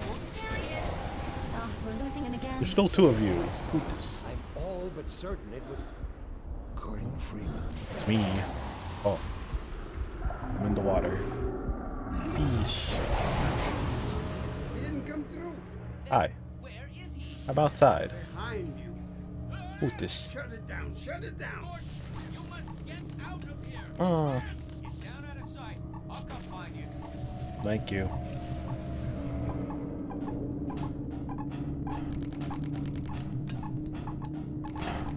No, I lost my Fumo. I think during the first teleportation.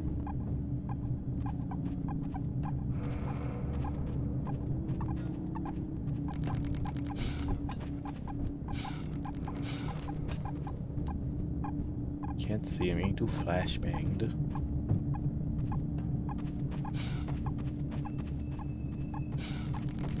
actually forgot where I go from here. Oh, okay, over here.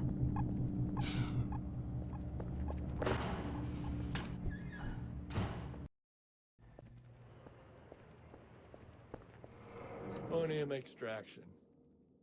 Another critical tool we built into FacePoser was the phonium editor. It processed the voice actors' dialogue lines and extracted phoniums to generate basic lip sync animations for our characters. For the hero characters, our animators use this as a starting point to create high-quality custom animations for each dialogue line, incorporating full facial animation. However, in a dynamic choreo scene, the animators wouldn't know exactly what the rest of the actor's body would be doing.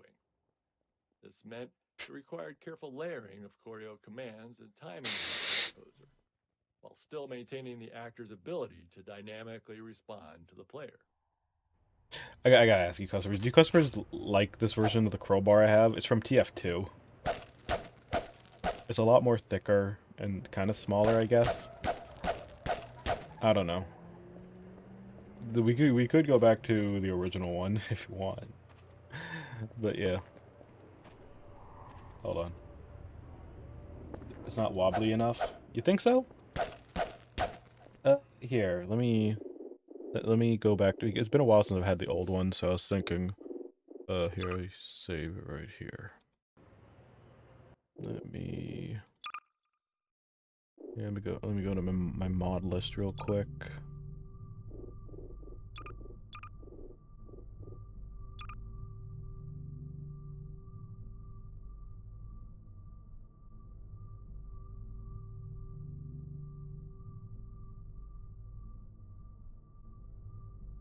Actually, wait, why am I showing you my mod list? Don't look. Okay, here it is. Part of Half-Life crowbar appeal was a jank. Yeah, that's true. Okay, there we go. I swapped it back.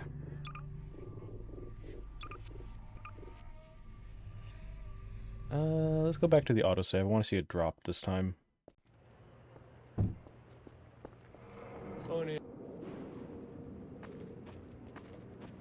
Hey, Gordon!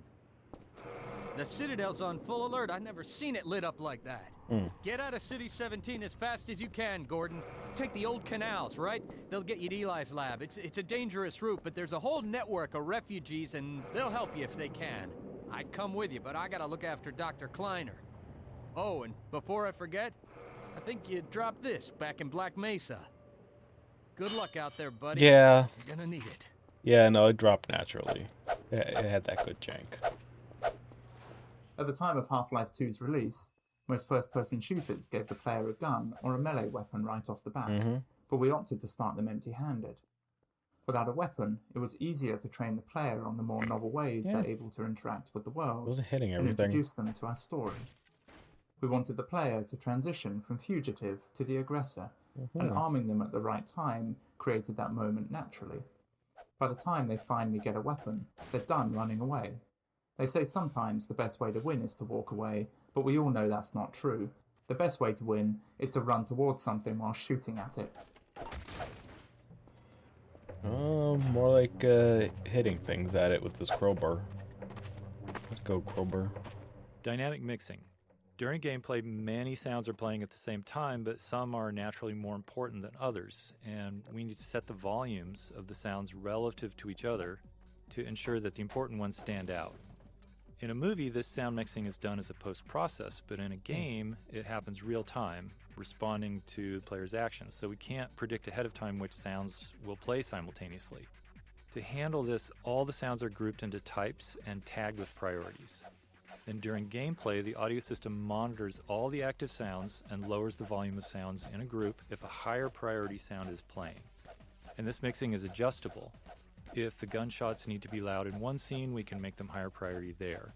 If a specific line of dialogue needs to be heard clearly, it can then force all the other sounds to drop in volume. And we do the same thing with music. It's a subtle but very critical system, and it just prevents the soundscape from becoming too cluttered. Alright, let's go. You know, funny enough, I actually do have a crowbar. Yep. I don't know if I ever actually talked about it or showed it. Here. Do I still have it in here?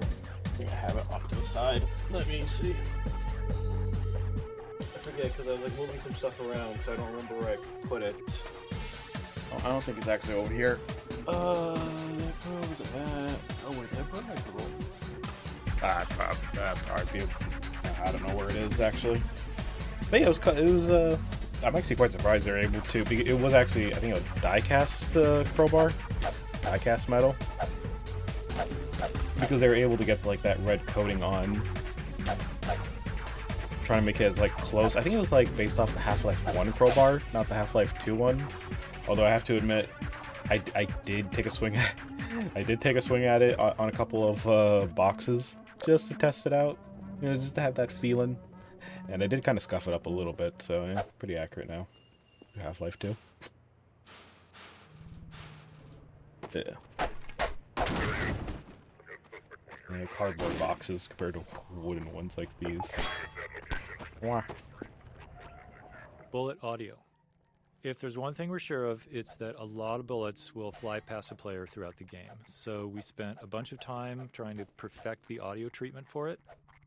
Unfortunately, bullets in the game are essentially instantaneous, so we can't just attach a sound to them and rely on the movement for positioning. So after some experimentation, we landed on this solution. By figuring out the closest point on the bullet's trajectory to the player's ear, we calculate the exact time and position the bullet would conceptually pass them. We then play two different sounds at that point to fake a Doppler effect, one for the bullet's approach and one for its departure. And we delay the departure sound based on the calculated time the bullet passed by. Oh, that's interesting. Like I say, I want to say like their shooting sound effects are pretty unique. Audio caching. Another problem we ran into was subtitles. the sheer amount of audio in the game. With all the gameplay sounds, music, and dialogue, we had too much audio to be able to store it all in memory. Memory was at a premium in 2003. But as you can imagine, we need to be able to play sounds immediately, especially if they're gameplay related. What was the biggest file size in 2003? We built an audio cache, which stored only the first 125 milliseconds of every audio file and kept that in memory. That 125 millisecond time was our best guess for how long it would take us to be able to stream an audio file in from disk. Then, whenever a sound was played in-game, we'd play the start of it from our audio cache while simultaneously kicking off a load of the full audio file from disk. By the time our cache start ended, we'd have the file loaded and could continue playing the rest of the sound. There were some other minor features, like keeping recent sounds fully in memory so that high traffic ones didn't need to be loaded constantly. In today's engines, all kinds of assets, beyond just sounds, typically use the same kind of strategy. Oh shit. Ah.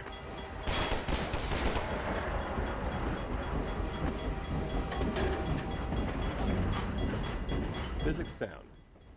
Getting physics to feel right for the player meant that the sounds produced by physics had to sound right too. As humans, we're all used to how objects and materials sound during various interactions, even if it's not something we actively notice. While we knew we couldn't account for everything, we wanted to focus on the details that contributed most to making our physics sound realistic. We started with per-object sounds for collisions and impacts. This allowed an object like a wooden crate to have custom sounds when it collided with other objects or classes of objects. Next, we began dynamically modifying these sounds based on the characteristics of the physical event, such as the masses involved and the force of the collision. This worked great for collisions, but didn't hold up in other interactions like objects scraping against each other. In reality, a wooden crate makes a different sound when it scrapes against a wall versus when it's thrown against that same wall. Let me tell you, nobody has done more research on the nuances of a wooden crate's physical properties than us. To get what we wanted out of these interactions, we implemented per-material collision sounds, metal against wood, metal against metal, and so on. These sounds were also dynamically modified based on details, like material hardness or type of metal. Getting this system to sound right required countless small tweaks, which we could only identify once it was running. We also experimented with custom sounds for rolling objects, but ultimately cut the feature because we weren't happy with the results. Oh, really? They had audio for rolling? I guess it would have been unnecessary because like you're already getting like the whole clank and stuff like that anyways.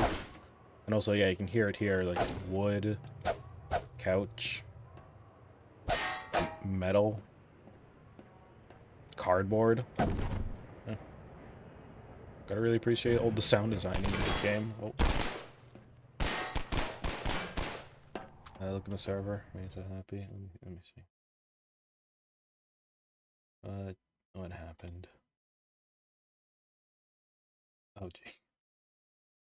Oh, wow. Congrats. Congrats on your gacha rolls.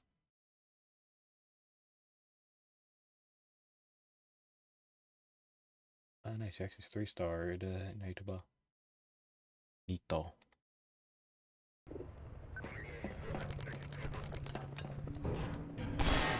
Oh, let me go.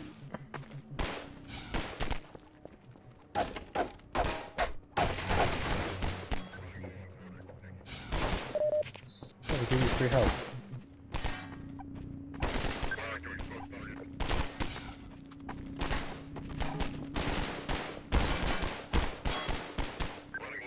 Automating DSP. All the sounds the player hears are processed through our digital signal processing system, or DSP. And this just refers to how audio is altered to reflect the environment the player is in. Digital signal processing For example, the same system. sound will differ when heard in a parking garage, a small room, outdoors. In Half-Life 1, we manually placed invisible nodes throughout the world to define these DSP settings for each space. Oh, god damn it. Oh.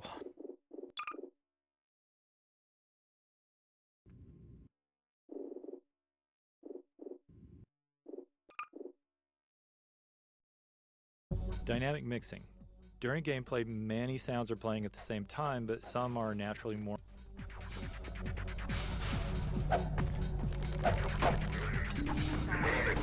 Bullet audio. If there's one thing we're sure of, it's that a lot of bullets will fly past a player throughout the game. Audio caching. Another problem we ran into was the sheer amount of audio in the game. With all the gameplay sounds, music, and dialogue, we had too much audio to be able to store it all in memory.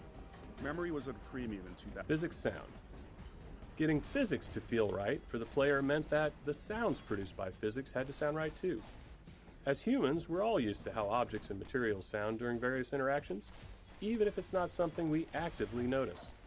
While we knew we couldn't account for... Automating DSP. All the sounds the player hears are processed through our digital signal processing system, or DSP. And this just refers to how audio is altered to reflect the environment the player is in. For example, the same sound will differ when heard in a parking garage, a small room, outdoors. In Half-Life 1, we manually placed invisible nodes throughout the world to define these DSP settings for each space. For Half-Life 2, we knew that manual placement was just going to be way too time-consuming, especially since we wanted a larger game, and we still only had one audio person on the team. So we built a system that automatically determines the DSP settings around the player in real time. It does this by analyzing the space around the player, assessing the volume they're within. It examines the materials that make up the environment, basically. And then the system matches that space to one of the 25 hand-authored basic DSP types. We adjust some parameters, and we create the fully detailed DSP that modifies the sounds the player hears. Okay.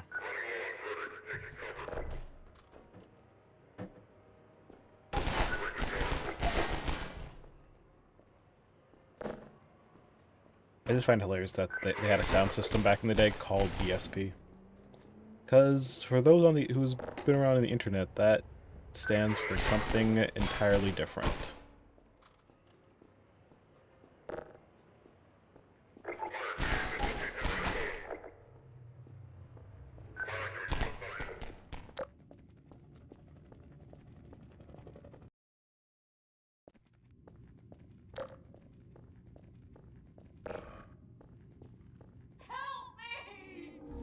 Metro Cop scene. This is another scene designed to make it clear that the Metro Cops are the bad guys, except this time the player has a weapon and can finally do something about it. That something comes out of the barrel of a gun. We knew we needed the player to feel righteous, and this moment was part of creating that. The Metro Cops are still human, unlike the rest of the Combine in the game, so we felt like we had to go the extra mile in making sure the player's actions felt like justice and not just wrath. I wonder if it was possible to actually save him. Probably not. But yeah, Valve out here single-handedly advancing our knowledge about wood impact sound like by decades. Yep. Yeah, no, I mean, this is like one of those enemies you can't really interact with. Unless you install like a mod or something that can just, yeah.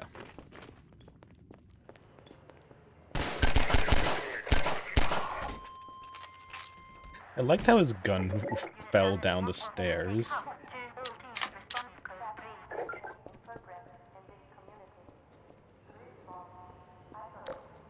Staircase. There are situations throughout the game that stem from simple and quite straightforward design goals, and this staircase features 2 of them. The first was to frame the Citadel as it awakened, showing the player they stirred up the hive. The second was to showcase our ragdoll system. While it's standard now, in 2004 it was still a novelty to see bodies tumble realistically, and stairs provided a perfect stage to make that happen.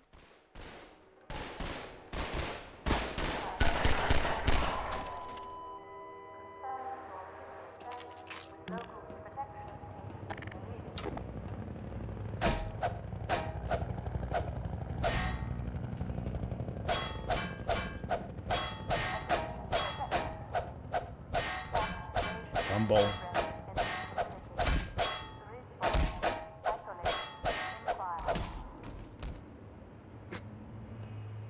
There you go. Birds. They're flying that way. I guess I should be going that way. That is a nice little just narrative direction. City 17 awakens. The early train station section was designed to make the city feel indifferent toward the player, as if Gordon is just another nameless, faceless citizen, ripe for subjugation. But during the tenement raid and rooftop chase, the city identifies the player as an anomaly and starts to stir. Now, with the player as the aggressor, the city fully turns its attention on them. The Overwatch PA system, first heard during the raid, played a key role in delivering this message. If players listen closely, there's a lot of information about the city's awareness. Even when players didn't pay attention, though, the audio treatment still conveyed the emotional message we were aiming for. Explosive barrels. Here, we introduce explosive barrels, a staple of first-person shooters, but with a new twist. The second pistol shot sets the barrel on fire, starting a timed detonation. A third shot will detonate the barrel immediately. This way, players could either delay the explosion or trigger it right away, depending on the situation.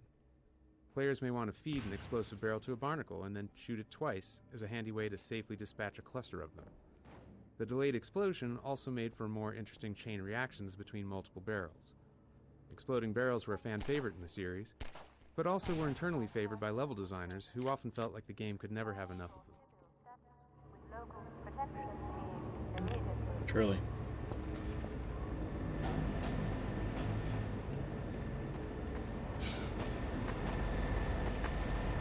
This way. No, wait, I gotta jump on the train.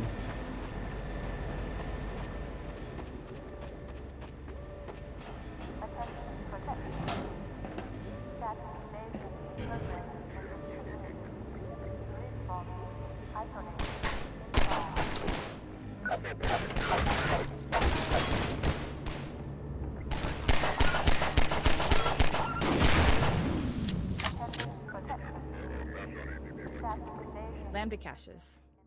Technically, the first Lambda cache is at Kleiner's lab, but this is the first one the player finds on their own. We added Lambda caches to encourage exploration and to hint to players where hidden resources could be found, with the fiction being that they were placed by the Resistance as part of their underground rebellion. In Half-Life, the contents of supply crates were predetermined by the level design. In Initial 2, we introduced adaptive item crates. These give the player whatever they are low on at the time, based on resource targets set by the level designer. Oh, they're adaptive.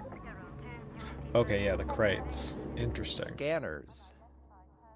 Scanners presented a tricky game design challenge. While we liked how their dystopian presence helped convey the Combine occupation as an oppressive surveillance state, we didn't actually want them to shoot at the player. We found that aiming into the sky to hit a small mobile enemy with a constant height advantage was something we couldn't make fun. Since we loved their role in the story, we decided that in combat, scanners would serve primarily as eyes, alerting nearby enemies to the player's presence, a feature we reinforced with sound effects from the soldiers. Beyond that, they'd only be able to harass the player with bright lights and occasionally dive bomb after taking enough damage. Okay. The mall map from Left 4 Dead 2. Wasn't that like the first one? It was the one where you're like getting fuel for the car? Yeah. I'll be honest, I haven't really played enough Left 4 Dead. But yeah. Or Left 4 Dead 2. Overwatch. During development, we generated the Overwatch voice using a free text-to-speech tool. But as we neared shipping, we realized we didn't actually have the rights to use it, so we held auditions with voice actors to find someone who could match the qualities we liked in the generated lines. Oh. It didn't take long before we found Ellen McLean, whose delivery was exactly what we were looking for. In her sessions, we played the generated lines for her to mimic, though in her own style. She was a bit sarcastic at first, given that she was being asked to replicate such a robotic delivery. But years later, when she returned for her iconic role as GLaDOS in Portal, she'd found a way to creatively integrate that tone into her performance. Interesting. Unidentified person of interest.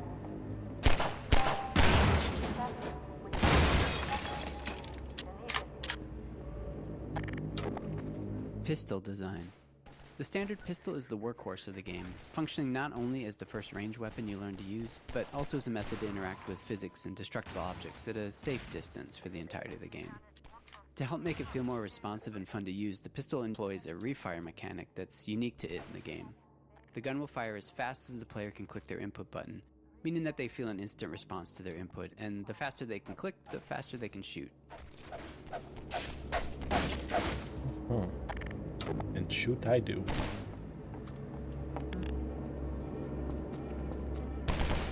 Oh, I see. That's why they took out the floor, because they didn't want you to jump through the window, I think.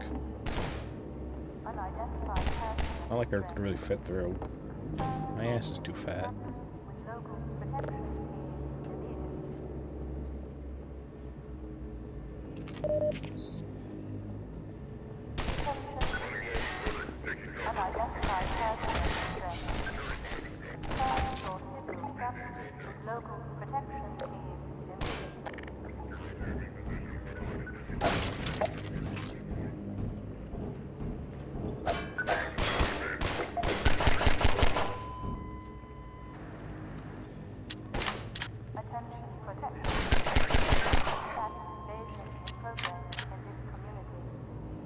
Okay, now we're on the other side.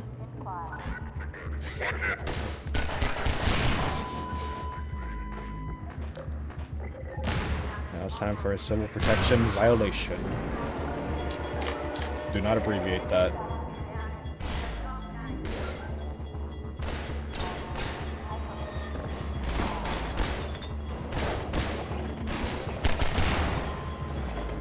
Shatter glass.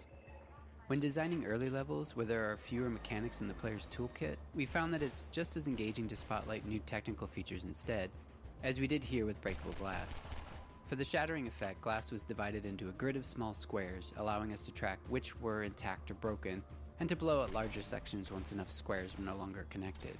Each square was rendered with a unique texture based on the status of its neighboring squares, creating the sharp, jagged edges between broken and intact glass. While breaking glass is now commonplace in games, it was something we hadn't seen much back when we were making Half-Life 2, and we're incredibly happy with the level of fidelity and dynamicism it brought to the game. Yeah. And like when you hit it, you can see how like, you know, the glass breaks where you hit it. Oh, actually, I'm curious. Okay, and then the corners, and then, okay. That is actually really neat.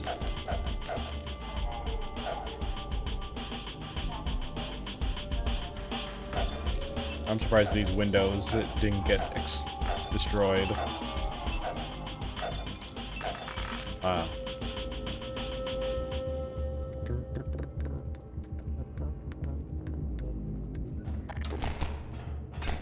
Oh boy.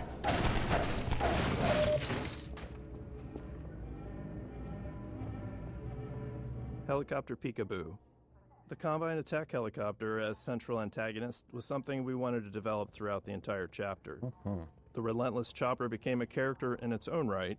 Here, if you listen and look overhead, you can hear its engine and see it flying along the train tracks and into the distance. This first glimpse is a small piece of foreshadowing, with its presence becoming more pronounced over time, until eventually you're squaring off against it. Oh boy.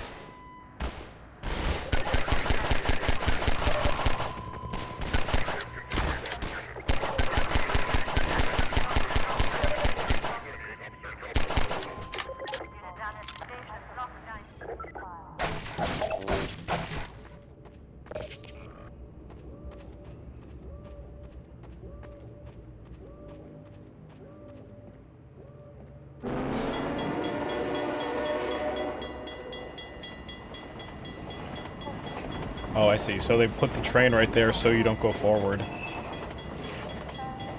Thus making you go down here. Okay. I see.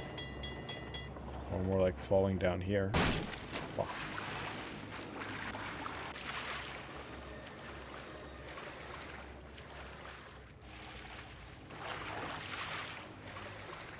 Okay.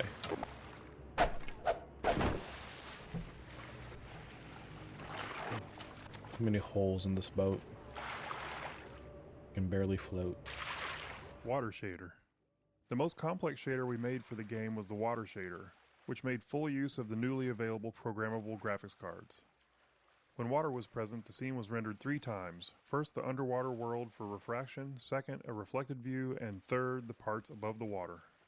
When rendering the water surface, we blended the refractive and reflective views, showing more reflection at glancing angles using the Fresnel equation. We also tracked the ground depth below the water's surface, making it more transparent and less refractive in shallow areas. Additionally, we had to create 2 alternate water rendering techniques for lower-end graphics cards. Mid-range cards displayed a lower detail reflection without refraction or transparency, while low-end cards only rendered a partially transparent surface. That feels nice to hear about, like, how back then, you know, they cared about optimization, because nowadays devs don't even give a fuck about it. Like, they'll release their unoptimized game and be like, oh yeah, we'll fix it later. Yep. It's because, like, back then, it's like, updates and things weren't really a thing. You know, automatic updates. Back then it was like, oh yeah, we need to ship this game out, and if there's any bugs or anything, well, shit, we gotta make sure we take care of it before we release it, because physical copies and stuff. Interstitial scenes. As playtesting progressed, we often found areas where players lost track of their goal, which isn't uncommon in a game like Half-Life. Oh no, I'm lost. To address this, we added smaller interstitial scenes to help guide players along their path and reinforce their objective. After finishing the bulk of development on our larger choreo scenes, like Kleiner's lab, putting these smaller scenes together became relatively straightforward. We discovered that using characters in these moments worked much better than relying on passive storytelling, or even some sort of reminder you'd find baked into a pause menu. Oh. Good God. Guess those sirens are for you, huh? Good thing you found us. You're not the first to come through here by This is the Freeman. The Combine's reckoning has come. Boxcar Joe. This small scene originally featured 2 human characters, but later in development, we replaced one with a Vortigaunt. We wanted to show that Vortigaunts were coexisting with humans and resisting the Combine as well. They sure are. We also introduced their ability to heal the player, though we didn't fully capitalize on that feature throughout the game. Vortigaunts became a useful narrative tool for keeping dialogue brief, as their hive mind justified their full knowledge of the world and the player's goals. This meant they never had to ask questions, neatly sidestepping the challenge of writing dialogue for a silent protagonist. Inaction is conspiracy. Report counter behavior to a civil protection team. Free TV.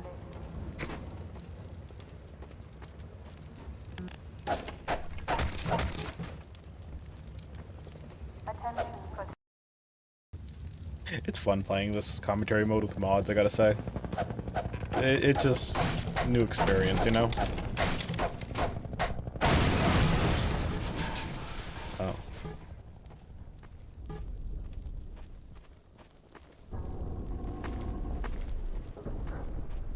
But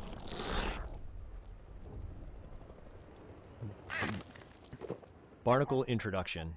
Because barnacles can be confusing when first encountered, we wanted to introduce them in a way that showed players their behavior at a safe distance. We decided to do that through a nature show style predator-prey scene. But, as always, scenes like this took a lot of iteration to get players to reliably see. No, it's not RNG. No, that's so stupid. They have a workshop. Anything you see that's not from vanilla is just a mod.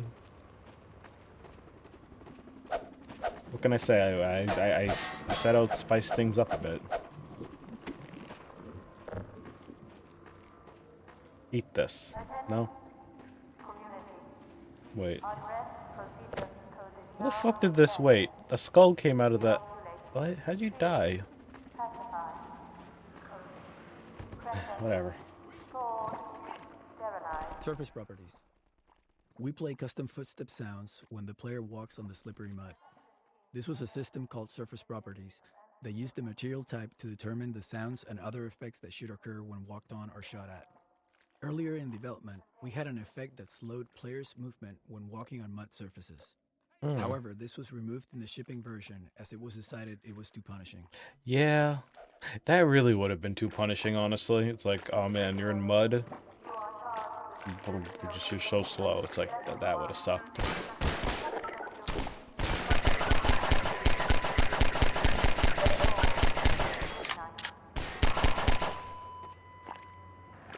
Mounted gun gallery. There are a few things going on in this scene. The turret firing at the breakable crates behind teaches players not to take the threat head-on, and instead utilize the sewer route to defeat it. And when they reach the turret, players enjoy using it in a shooting gallery with a wave of Combine soldiers and dive-bombing scanners. We also begin to introduce the missile-firing Combine APC that pushes the players along, and will show up again later in the chapter.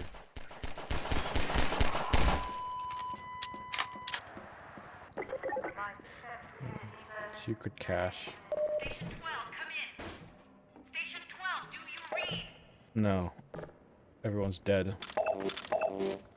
This is Station 8. We heard 12 go down and out. Surgical strike units are targeting railway stations. Repeat, civil protection is coming down on underground stations. We're already getting refugees from 9 and outlying. Looks like we're... Station 8, do you copy? Station 8, are you there? We have confirmed reports of manhacks. Now it's my turn on the gun. Whew. Ground protection team. Alert. Code. Just a reminder.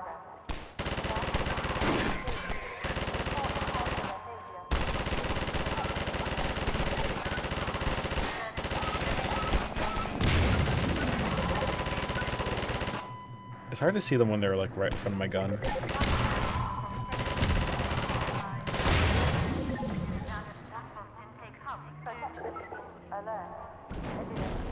Oh, what the heck?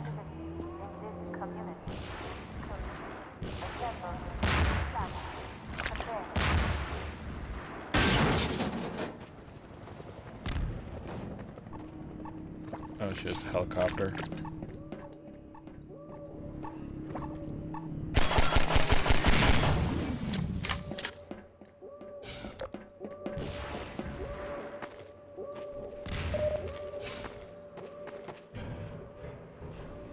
Or was it? Hold on. Oh, there you go.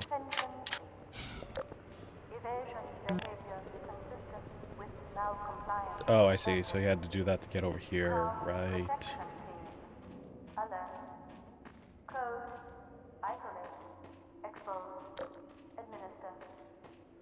Is that a secret cache over here? Oh, it is. Okay.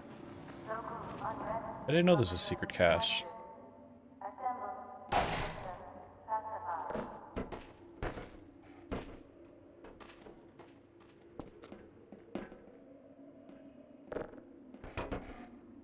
There we go.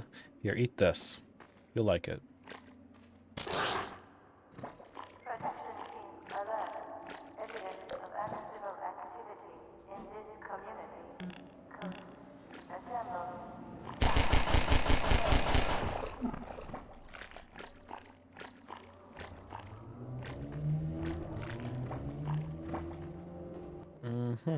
It's okay. The workshop was added during the anniversary update. I think, was it this year or last year? Over here! Hi. Keep going, friend. That station was raided, but there's others up ahead. I'm gonna stay here in case any others come through. Gotta keep the railway alive. The railway is not alive.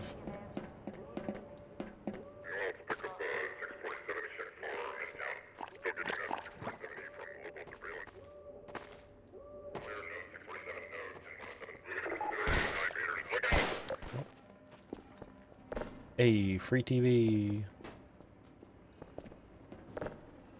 Wait, did they disappear?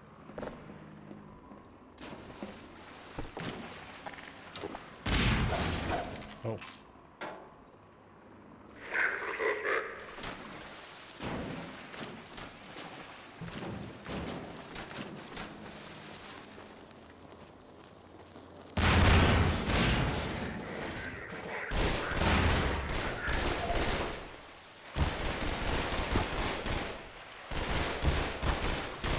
Was there a ladder or something?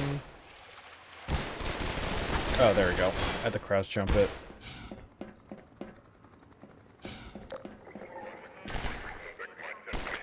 Running around a corner into a new area just to see enemies standing there is always awkward, and it makes the world feel less alive and more like a shooting gallery. So we were motivated to introduce enemies into combat spaces in more interesting and dynamic ways that would communicate planning and intentionality on their part. As if these soldiers had had a plan for Gordon even before he showed up. The Metro cops in this scene jump down into this space via scripted sequences, and later in the game we use rappelling in a similar way. It doesn't matter where they're coming from in reality because players end up telling that story to themselves. We found that in the end, combat should have a story implied in its setup. Ambush, a surprise, a surge, an assault. All of these scenarios use much of the same enemy AI, but all felt different to playtesters. Yeah. That definitely does make sense.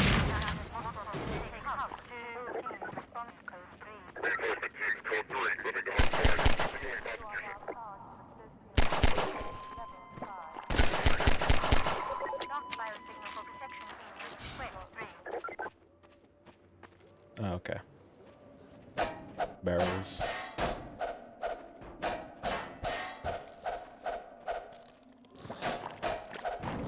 Whew. This area is so slippery. Barnacle bowling. This is a satisfying example of how a bunch of design elements can come together in a matrix of interactions to create a memorable scenario for the player. We got barnacles, our physics simulations, slippery mud surface properties, and last but not least, explosive barrels. You've encountered all of these on their own, but they're able to snap together naturally to create a moment we called barnacle bowling.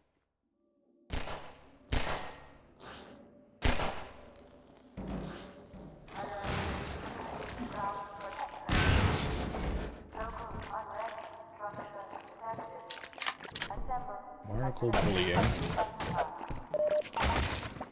Oh, there's that very burned face texture.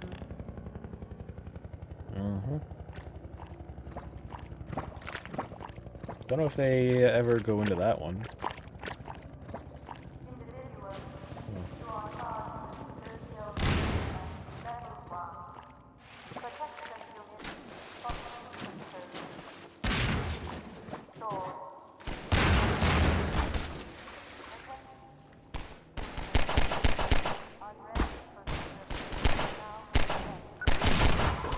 But I dare to get on that bridge. Darn.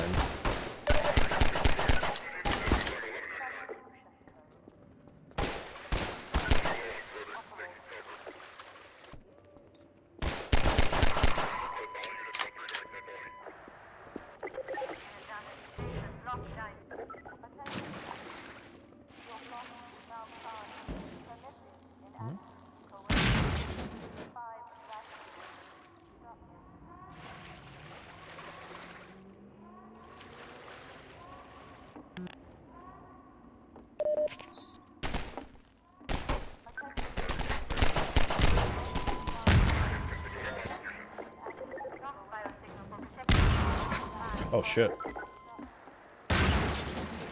Who did that?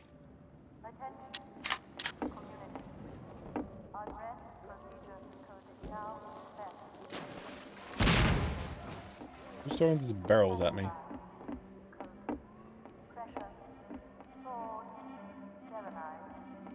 don't know if those are technically scripted. Oh, I thought they would have like a commentary track for this part. Oh, here it is. Physics in puzzles. Often, simpler mechanics encountered earlier in the game are pulled from more complex ones as a form of training. The teeter-totter puzzle, the first physics-based contraption in the game, was actually derived from a later, more intricate washing machine puzzle in the canals. The teeter-totter uses the same principles of mass and ramps, but in a more straightforward way that players can directly interact with, helping them understand the game's physics and making later puzzles easier to tackle.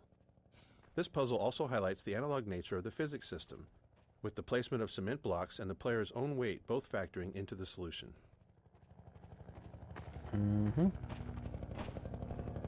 There you go.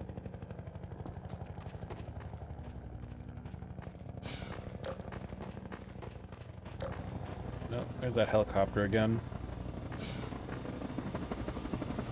I never realized how close it got to you over here. Combine attack helicopter. Players have had glimpses before, but here is where we fully introduce the main boss of the Canals chapter, the Combine attack helicopter. This chopper relentlessly destroys a player's cover, forcing them to move forward or risk being gunned down. We wanted this sequence to feel tense and menacing, with the helicopter seeming far too powerful to confront directly, and maintaining that intensity through the canals until the final showdown in the reservoir. To achieve this, we heavily constrained the helicopter's movement based on specific gameplay goals. In this map, designed as a dash from cover to cover under helicopter fire, we created a ring path in the sky above the arena. The helicopter always travels to the farthest point on that ring from the player, keeping it visible and making it easier for us to place cover in just the right spot.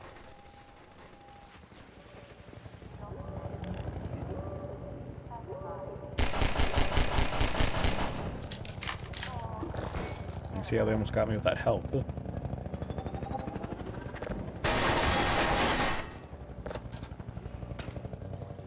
Normal maps. Whoa. Half-Life 2 was developed during an exciting time for graphics, as the first programmable shader-supported graphics cards were hitting the market. Jeez. Using this technology, we became one of the first games to implement normal maps, a technique that enhanced the lighting on surface geometry.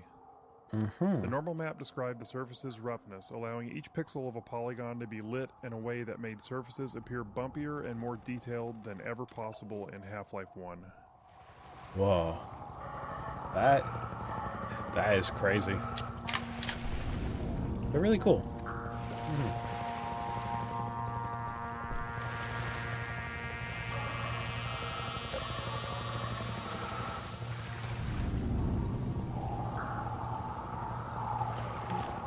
Nothing but health. Okay, it's nothing but health.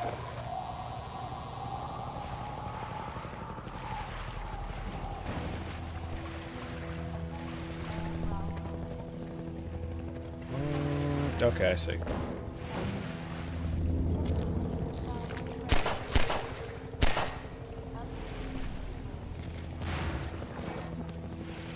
And the second one. The second barrel is actually hidden down here.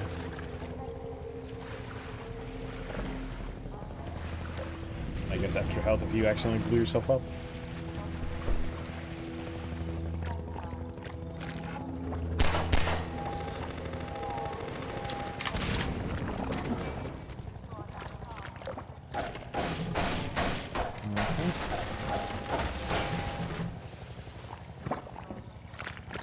Yep, come on. Right over here. Autosave dangerous. In Half-Life 1, we had a set of autosaves throughout the game, hand-placed by level designers and triggered when the player reached some specific moment or position in the game.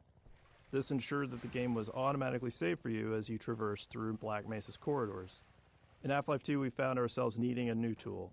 The problem arose in some of the more complex arenas we'd built. Some of those encounters would last for quite a while and features multiple sets of enemies. Others were long, sprawling mixes of exploration and combat without any clear separation between the two. We never want an autosave where the player is in danger of dying right after loading the game, because that could place the player in a death loop. If you played enough games back then, you definitely found yourself in this situation at least I've had that once. happen.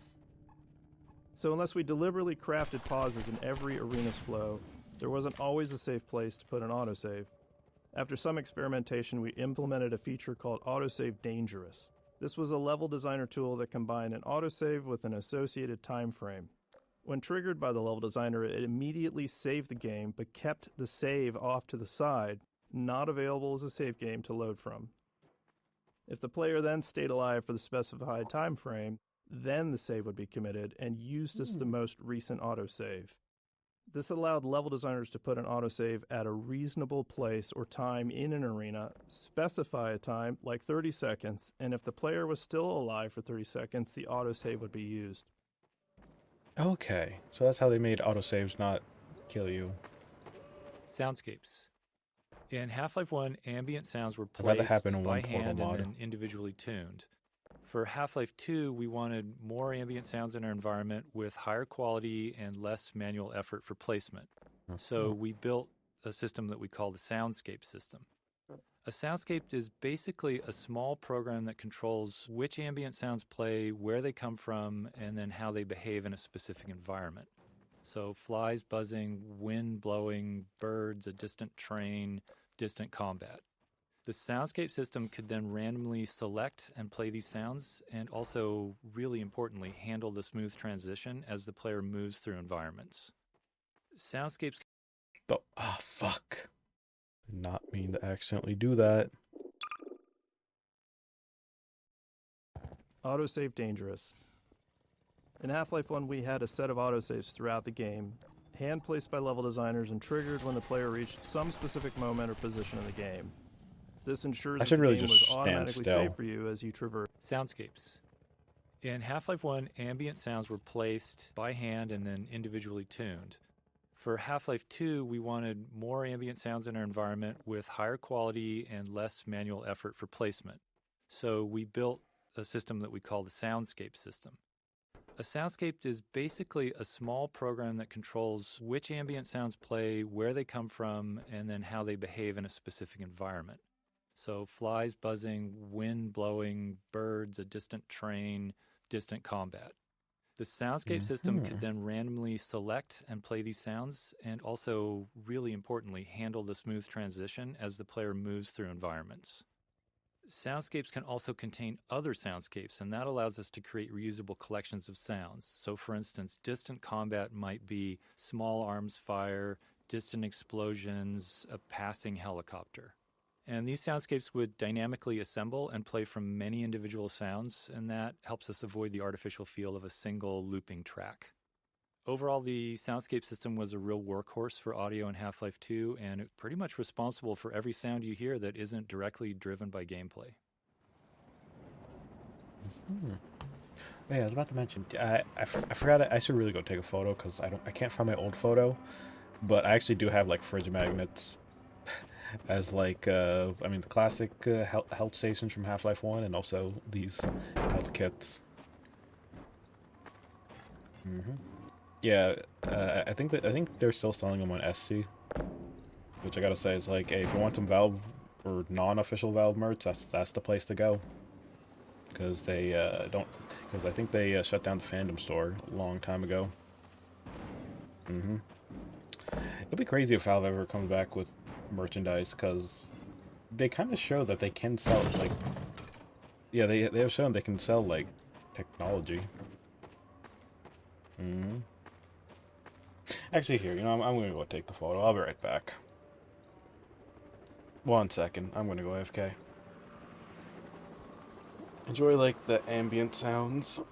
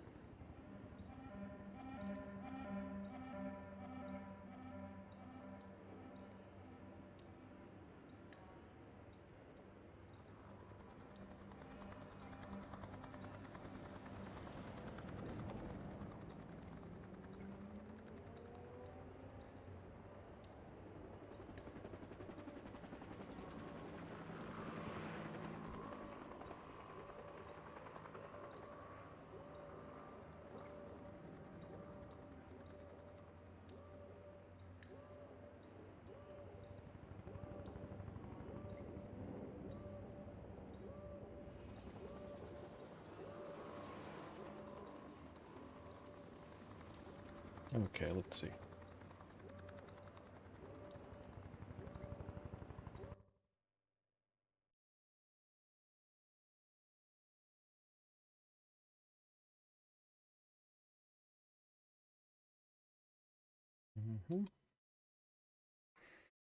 Here we go.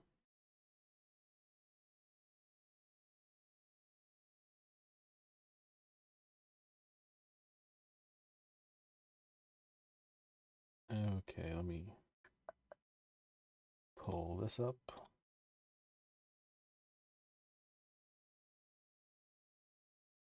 So yeah, as you can see, it's a health kit from the first, or health and recharge kit from the first Half-Life. And then you can see like the medical kit from this game, and also companion cube and head crab. But yeah, I don't know. I just liked how I was able to fit those magnets all together like that. But anyways.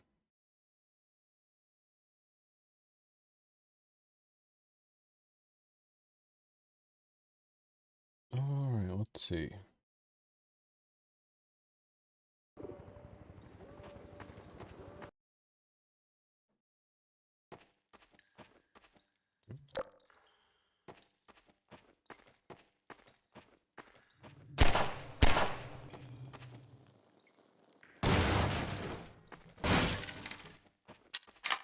I'm surprised that one did not get exploded.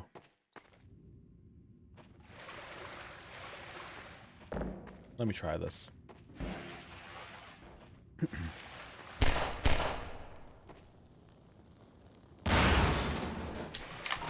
in here, hurry. Civil protection is on to us. Manhack Map. We called this guy Manhack Map. Manhack We Map. wanted to give players the sense that hundreds of citizens Manhack inhabited Map. the hidden nooks and crannies of City I said that 17. 7 times. At this point in the game, it had been a while Manhack since Map. players had seen a citizen, and we wanted to explain the significance of the Manhacks, which was the first physics-based enemy that we created. In the original concept, there was a video arcade in the city where players could fly Manhacks around to attack virtual citizens. No. Eventually, players would discover that the Manhacks were real, and so were the citizens. As the Combine occupation became more fleshed out, this idea of a video arcade became an odd fit and eventually fell by the wayside. Oh, okay, so he actually teaches the player that they can, like, hit it or melee them. Okay. It isn't safe here. I'll give you some supplies to keep you. Thank you, Manhack Matt. Oh yeah, I think the supplies are actually up here. How'd you even get up there?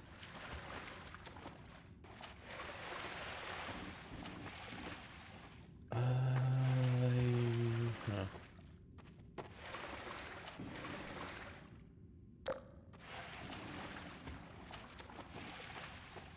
Guess just grab crate.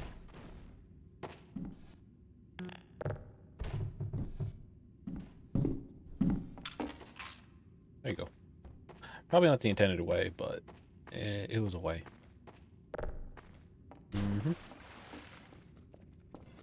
Oh, this is where he lives. Nice comfy place. He has a pot, a kettle, ammo. Good luck out there. Thank you, Manhack Matt.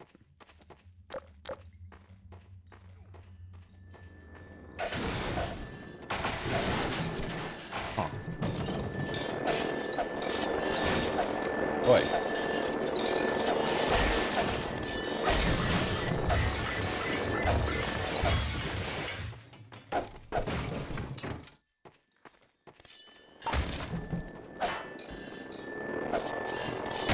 Ow.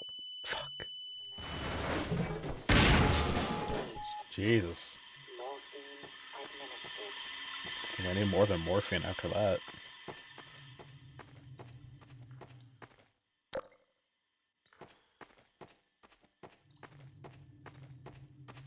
Ah, here we go. Perfect.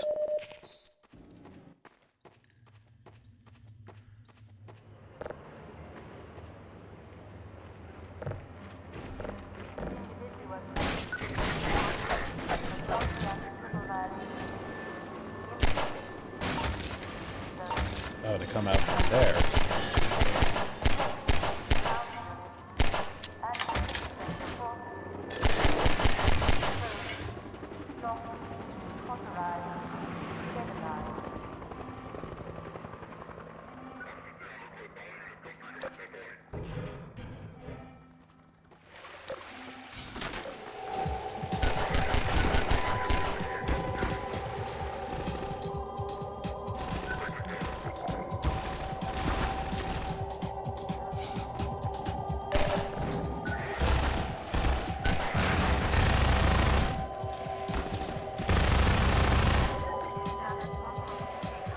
Yeah, I don't know why I thought it was a good idea to throw a flaming barrel at them. In fact, actually, now I think about it. Hold up.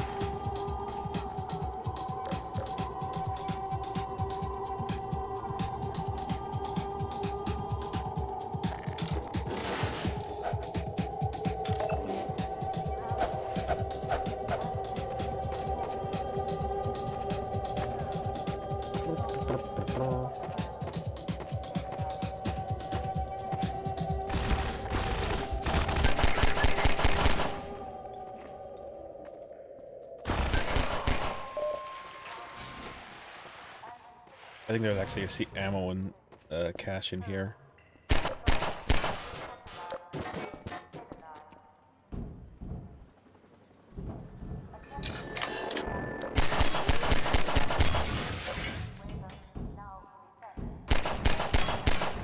Bingo.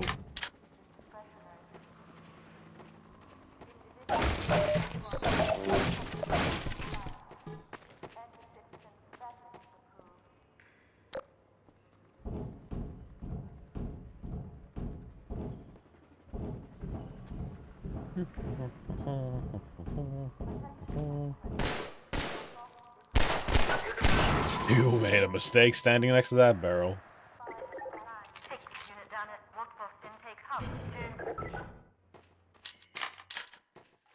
Man, I can't get over how clever some of the level design can be. Yep.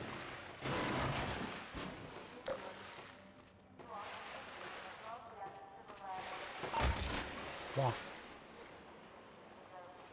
Surprised we haven't run into any more commentary nodes yet. I don't know how many more they set up in this game. Probably once we hit up the next significant location. Probably. I couldn't have a chance to talk about this water puzzle though. I was like, oh, he wanted to make sure the player has like enough room for air pockets, so that's why we added some like extra. Oh. Because I bet in their playtests they had a version of this water tunnel without it, and then players would just run out of oxygen before they get to the end.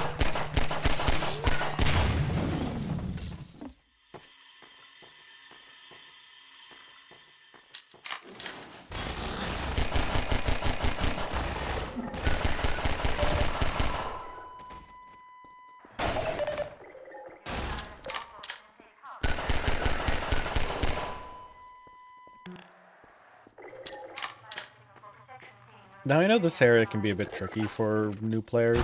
Oh. Because I remember one time while browsing the YouTube streams around Half-Life 2 anniversary, I saw this one random YouTube stream, and this dude was like sitting here for like, I want to say at least 10 minutes.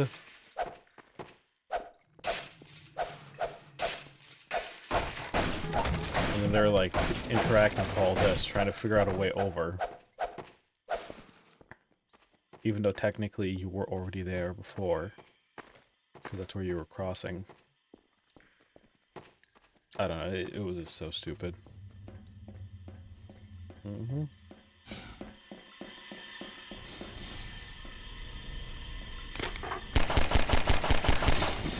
Ah.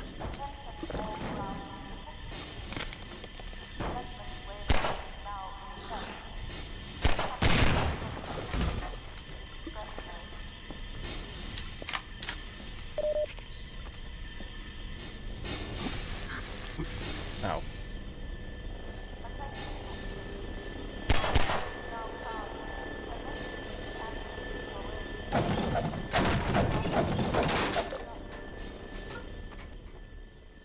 Mm-hmm.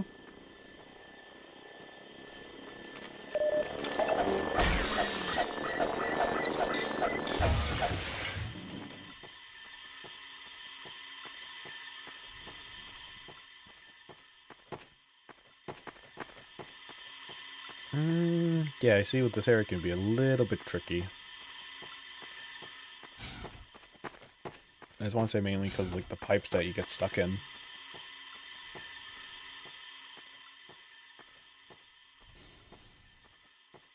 Okay, over here. Yep. Ventilation.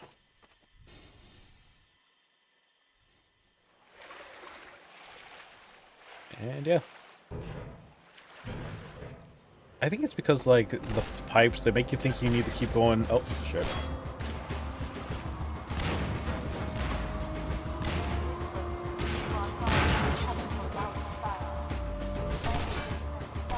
Time for another civil protection violation.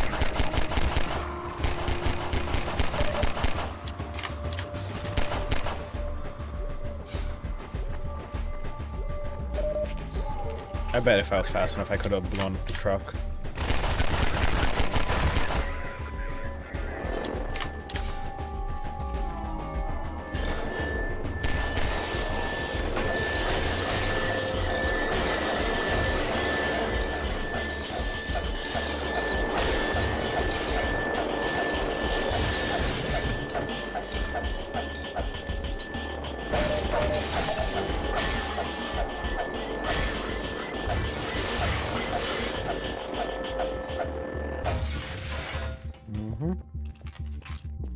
There we go. Oh.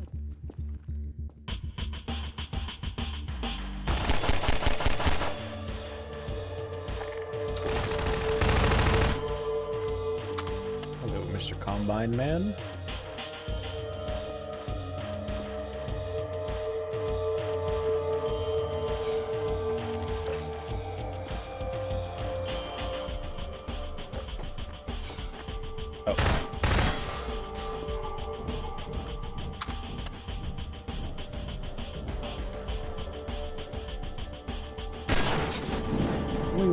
Oh boy. Explosive Barrel Factory. This room, filled with an absurd number of exploding barrels, inspired some good-natured debate within the team around how far to push the plausibility of our world. Frankly, one exploding barrel is probably too many in regards to realism. In the real world, barrels really shouldn't explode, even if you were to shoot them. Yeah, but this is the world of Half-Life. You got Vortigons that look like creatures from TF2.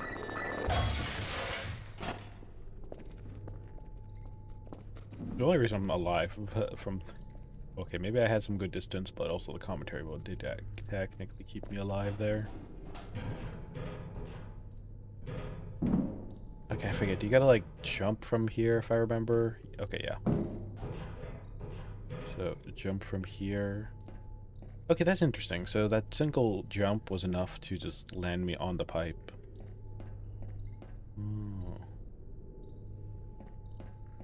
Then I think I gotta go, yeah, right over here. Right on the railing. There we go.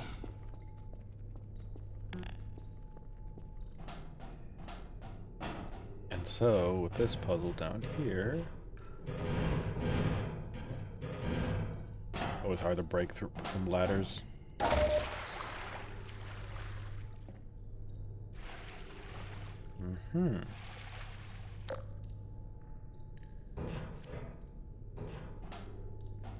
Trying to remember where and where, but also where.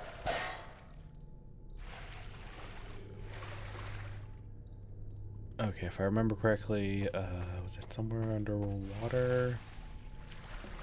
I know there was like a certain valve you had to like press.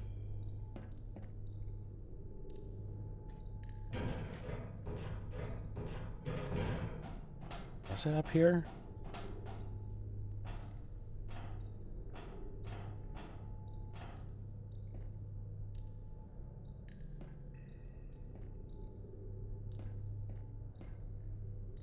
Oh yeah, there it is. There's the valve. Don't know if I'm supposed to reach it at this point right now, but... So wasn't there like another valve over here somewhere?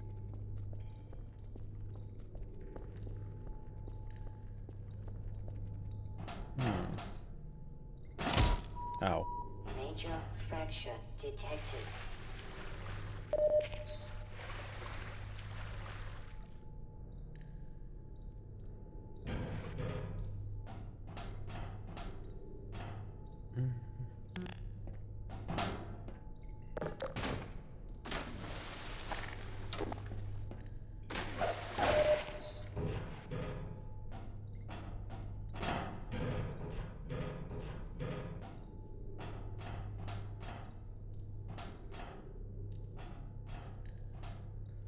Okay, yeah, okay, I see. Just jump on the right pipe.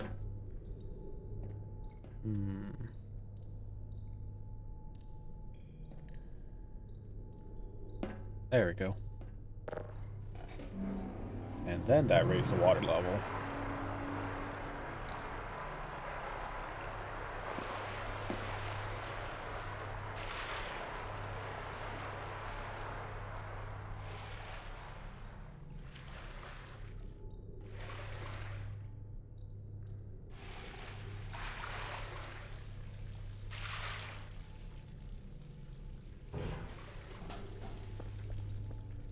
Yep.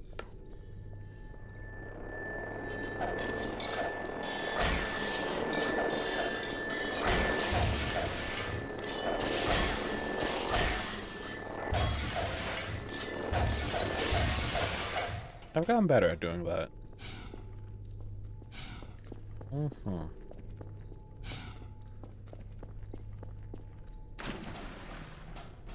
So now that everything floats.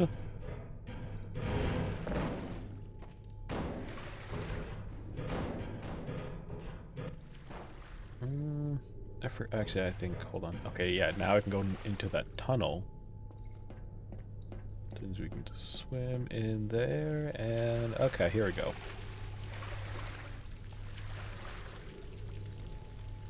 I do believe I had, yeah, hit these.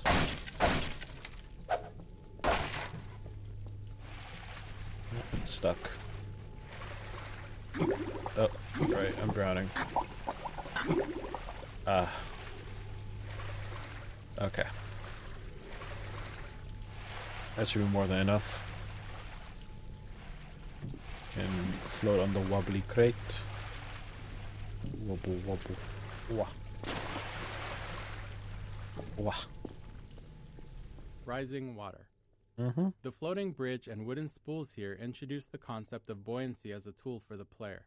In this case, it's not really a puzzle. It's just some fun for the player interacting with the physics system. But later, we revisit this gameplay element in the canals to raise a ramp for the airboat.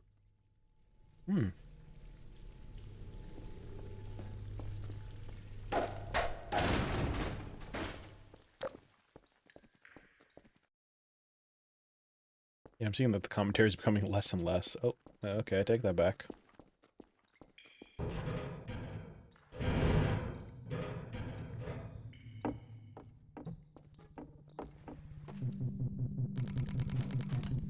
Oh.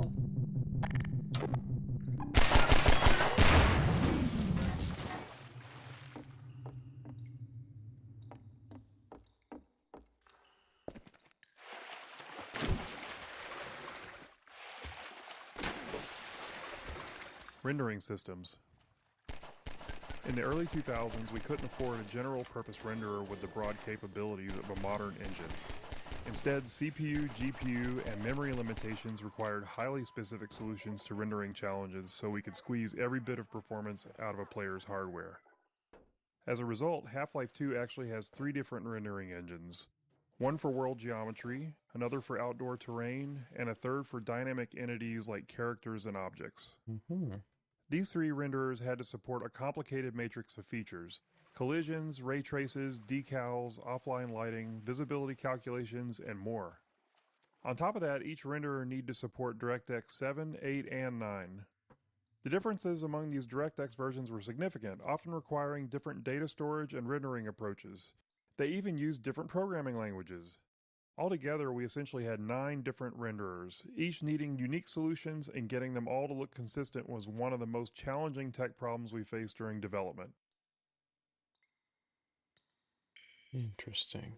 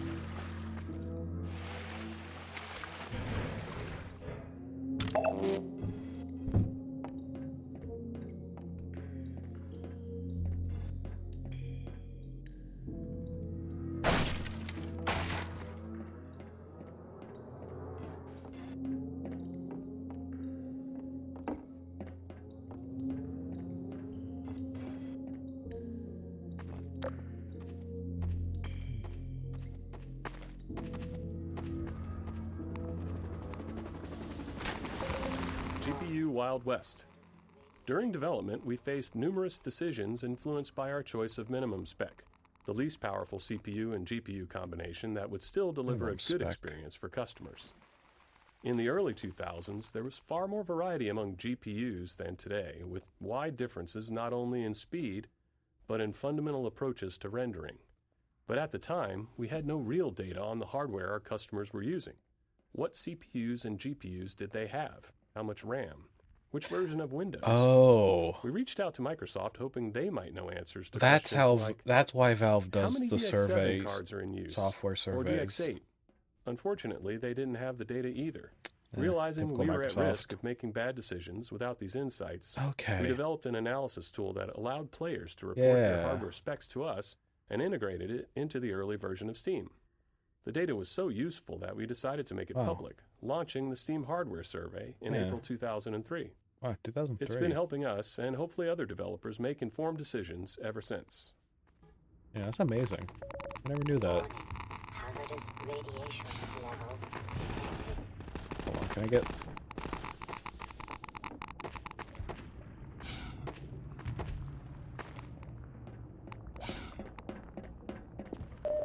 There you go.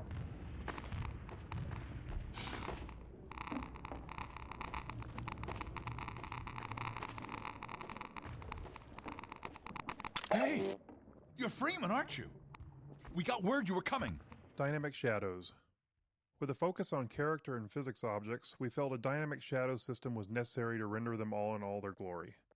In 2003, GPUs didn't have any dedicated shadow capabilities that they have today, so performance was a tricky problem. Our eventual solution went something like this, running every frame. First, find all the objects that might have shadows in view.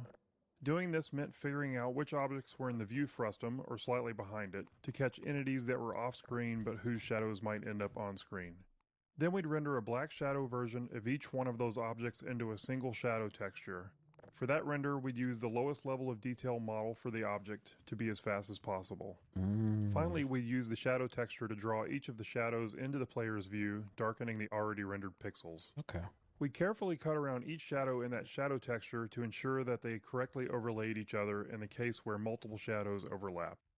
It's neat to look back on how we did these things, but ultimately we're a lot happier today, where GPU hardware makes it a much more straightforward problem. Get going! Okay. This is like the first head crab I've ran into so far. They're shelling us! Head crab canisters. Used head crab canisters are seen later in Ravenholm, so we decided to show them here to tell the story of how they're used by the Combine. The story is that the Combine have weaponized Zen fauna to use them against the humans. Burrowed head crabs was added as a new feature for this section that was expanded into a larger area that is meant to show a citizen shanty that was decimated by the head crab assault.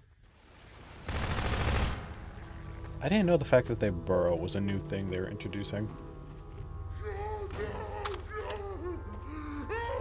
Oh, he got breaded. Oh no. He became bread. Crab.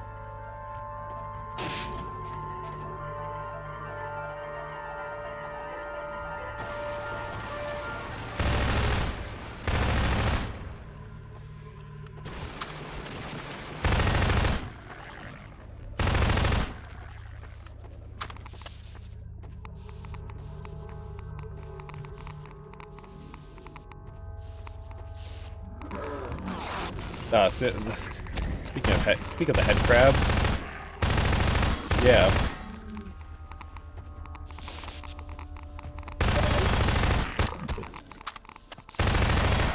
You know, I'm actually quite surprised no one has done fan art of these. I should really do that.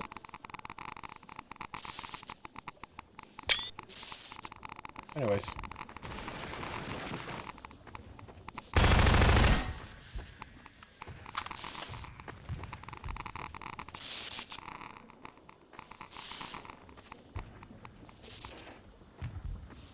Oh, you want to play Alex? Oh, okay. You know, whenever the Steam frame comes out, I might actually read the Half-Life Alyx if I can figure out a way to stream through it. It shouldn't be too hard because of their wireless adapter. Granted, I might need to see if I want to do full body during that. Anyways. No, this is not in the vanilla game. This is the mod. Like, anything that you think that looks unnatural is probably a mod for me. That I installed. Yeah.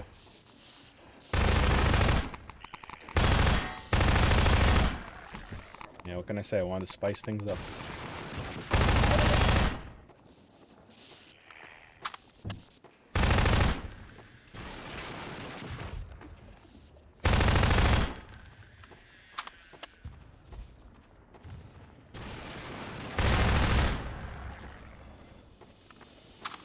Head crab canisters. Oh wait, wait, hold on, I went backwards. But yeah, I was just browsing my Twitter feed earlier during break, and yeah, there's a lot of hope going on. A lot of hope on Tuesday. Now, granted, if it happens or not, we will see. Oh god.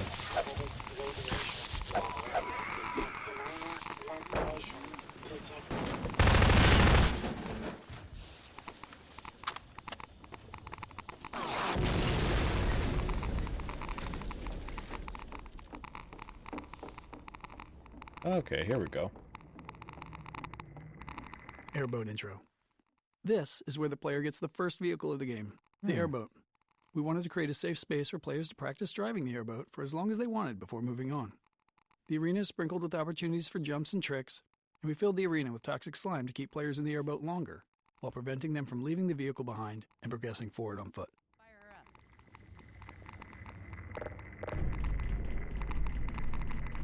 Combinatorial shader explosion.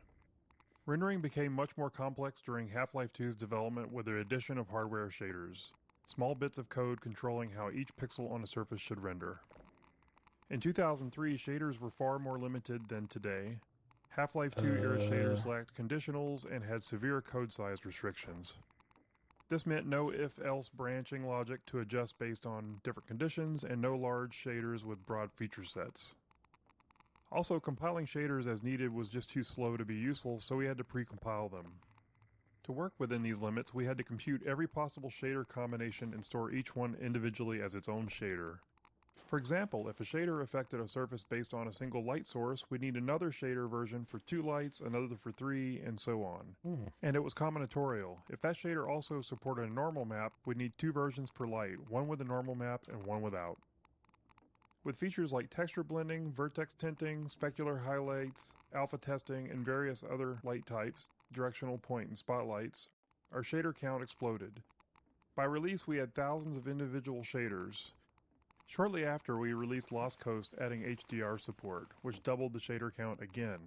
Oh, interesting. Once compiling shaders on the local developers' machines started taking too long, we switched to distributing the shader compiles over the entire network using VMPI. We also had a dynamic shader compilation mode that was useful for developing shaders that gave fast turnaround at the expense of frame rate hitching when a shader had to be compiled. Okay. Yeah, Half-Life Coast. That was the cut content that they just added. They actually added in to Half-Life 2 as like a separate mini campaign.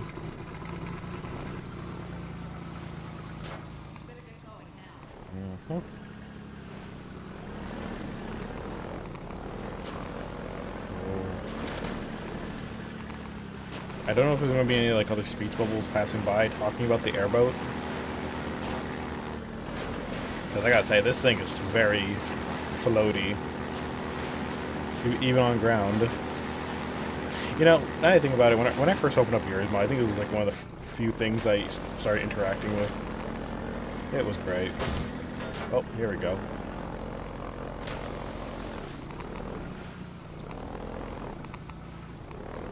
Oh, let me park.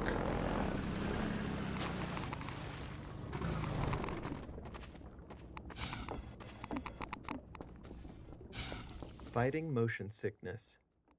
In early playtesting, many players developed motion sickness while driving the airboat. Really? While trying to fix this, we discovered several factors that contributed to it. We found that reducing the intrusion of the airboat into the view helped, so we made several passes on the model to pare it back. Maintaining a consistent frame rate helped as well, so it was important to keep an eye on performance in these sections. However, the single most important factor was eliminating view roll to maintain a more stable horizon no matter what the airboat was doing. One of the programmers on the team was super prone to motion sickness, and they valiantly offered to playtest several times to test our progress towards a solution. I'm pretty sure they threw up at least once after playtesting, and their noble sacrifice was hugely appreciated. Yep. Thank you, playtester with motion sickness. You've truly made an impact, honestly. I don't know, I've never really gotten motion sick myself. So yeah. Wow.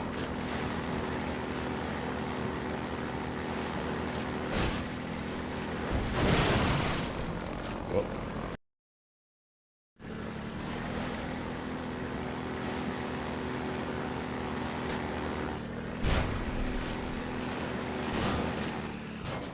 Oh, secret cache.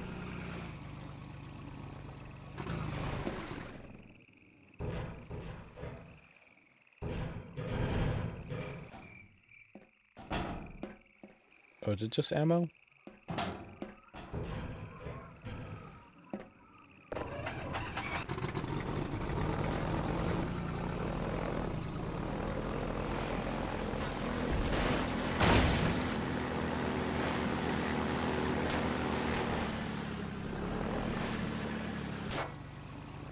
Now, hopefully this cache over here has help.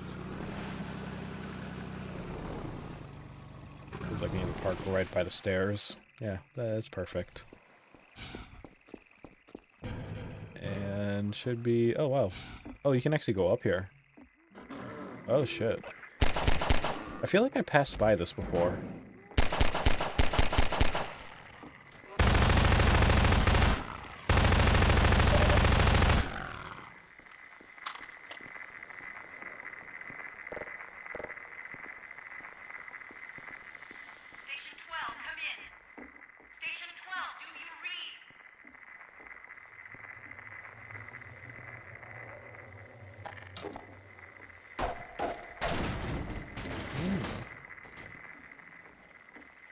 Is it on the roof?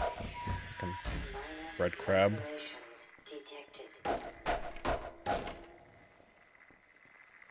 Huh? You're nervous? What happened?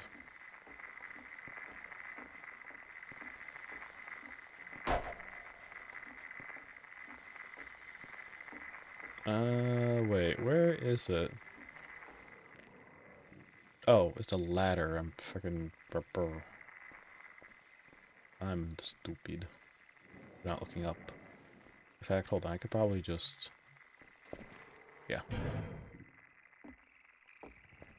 Oh, it's so elaborate. Yeah, get that barrel out of there. Oh, okay.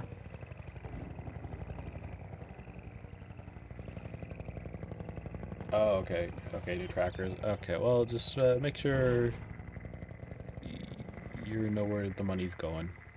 Yeah, wish you luck. I gotta say, it would be cool if Valve actually releases their own Steam trackers. It would make sense, but I guess they left that to Vive to handle? I don't know. But yet again, they recently released, or announced their new Steam frame, which... I'm gonna be honest, I feel like it's gonna be like a bit of an Oculus killer or a Mita killer. And I'll be honest, I really hope those platforms stop doing exclusive games. Because, like, you know, they make a cool VR game, it's like, oh, it's locked behind the head, like, that's stupid. This should be, like, limited time before they put it out on multiple platforms.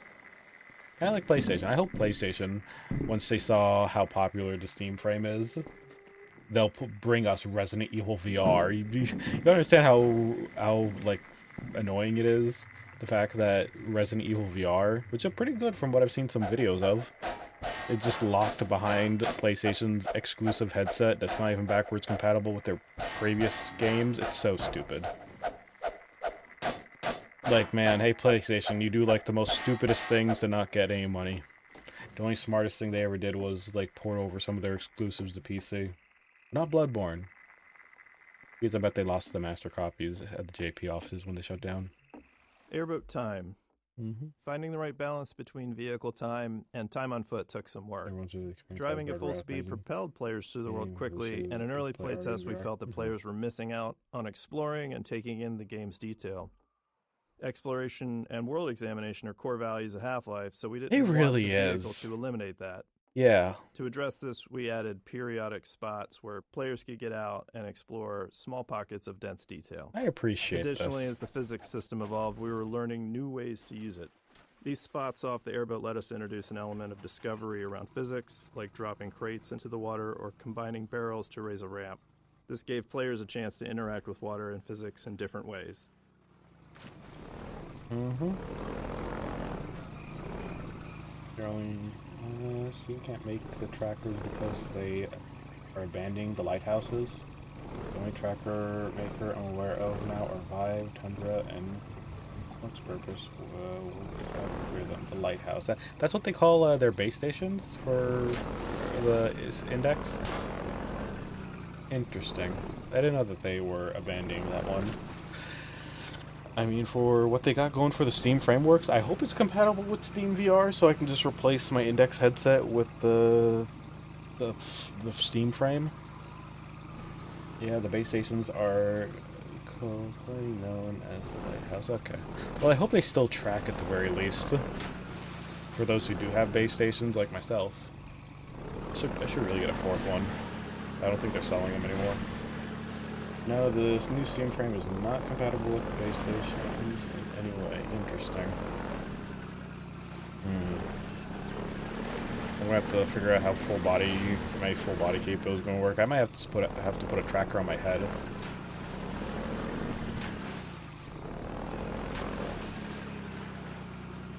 Yeah, actually, now that I think about it, they do have those like the accessories for the Steam frame that has like a strap that you can put on the front, so I could definitely put like a tracker on the top if I need to.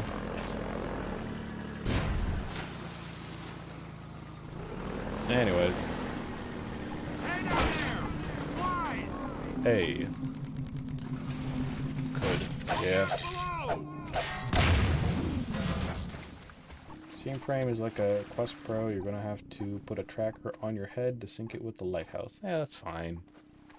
Like, now that I think about it, people could definitely like make accessories that are like with tracker attachments to a Steam frame, especially like I know they have like a battery thing on the back. They could probably make attachments for. Get out of here. Okay. You have a set of slimes, so you want the full inside out and full inside out. Don't have a lighthouse. Interesting. Okay. Floating supplies. In the alpha playtest, the canals were sprinkled with floating supply crates that players could smash with the airboat to collect the supplies inside. The mechanics were somewhat gamey, but helped keep the flow of the gameplay going, allowing the player to resupply on the go. To help make the premise more plausible, we wanted to tell the story of how the floating crates ended up so conveniently placed along the player's path. This scene of the citizens dropping supply crates helped sell that fiction, while also making the canals feel more alive. It also made players feel more heroic and important to be helped by so many supporting characters.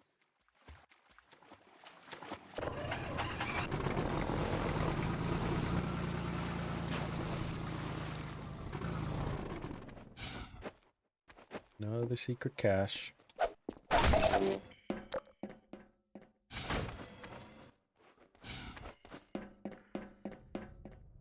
Oh, okay. That leads you to the floaty blue barrels.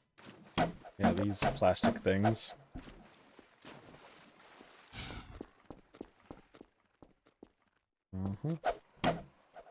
I've seen a couple of streamers that would sometimes get stuck on this puzzle, but then figure it out after a few minutes, after looking at the barrels. I tell you, it's always fun to watch a streamer whenever they play like Half-Life 2 for the first time. Like myself, if you want to go back and look at my VODs, back in like, I forget how many years ago. 2, 3, I don't know.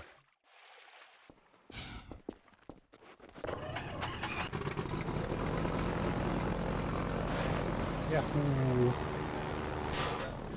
Wow! That's a cool moment. Oh. There goes the ship.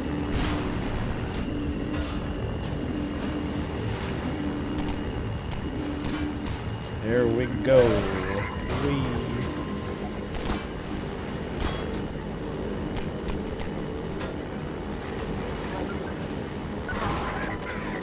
I didn't even see him there. Here we go. Yahoo! Wow. I think I missed a crate. Wow.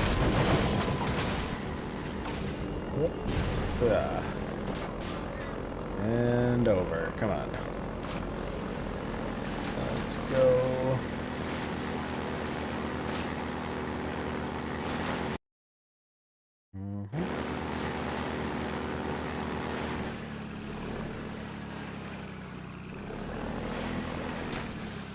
But yeah. Like honestly, I really want to get the Steam frame, mainly just so I could actually have a more compact headset. Because the Valve Index, despite how good it is, I don't know, sometimes it's a bit, like I have to have a big old display case for it. I'll probably still be using it anyways, even after the Steam frame comes out. Just because sometimes I use that as like a head tracker. I don't know. Well, I'll have to see. Whoa.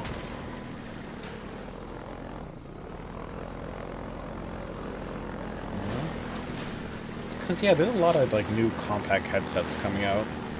I know there's that one we talked about during our discussion about the Steam frame, while checking out all the announcements for the first time. I forgot what it was called, but I know they did, like, a collaboration with VR chat. And so they plan on releasing, like, I don't know, like a purple version of it. Okay, here it is. Although from what I've heard, like, I mean, the fact that it doesn't come with any controllers or anything is a bit of a deal breaker for me with that one. Yeah, I forgot the name. It's like the big screen beyond. Thank you. Yeah, that one. Yeah, it's just like, I mean, it's a very nice headset, very compact. But the stream frame comes with like a proper like controller based layout, so I can play, you know, non-VR or VR games. I can't wait to like replay Half-Life Alyx on it. And whatever else VR game. Like I really hope it will be, I don't know how the streaming is going to work with it. Like, you know, what the type I setup do. I wonder if I'll be able to actually just capture the game on screen while still having it run through my headset through their wireless adapter. So yeah, I'll see how it works. We'll do a stream testing it out, and hopefully it works out. Because there are some VR games I haven't actually tried out. Like apparently there's like a Portal one called The Lab that I haven't actually tried out yet. So yeah, I look forward to next year. Big things. Maybe I'll be doing more VR content. I don't know. I'm surprised I'm still here. You know, after seeing so many other content creators that ended up graduating, I guess.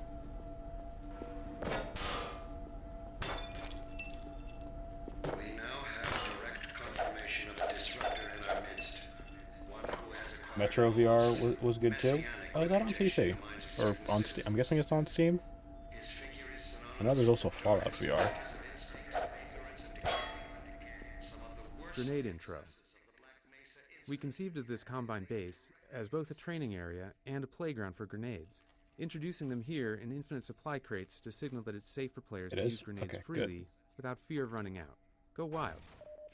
The Combine encounter here uses extensive markup to direct the soldier AI towards cover and provide good opportunities for players to make use of grenades. At the end of the area, the same infinite grenade technique helps players resolve the turret placement, as a direct assault is a lot more difficult if you don't. A bright red light and a particle trail were added to the grenades, making it significantly easier for players to follow their trajectory, whether they're throwing them or dodging one from a Combine soldier.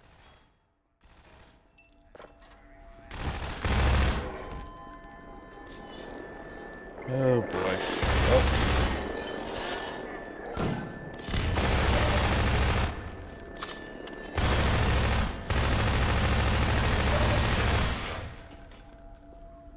The Batman one was amazing, but the Asgard Wrath was the freaking meta exclusive. Oh, dang.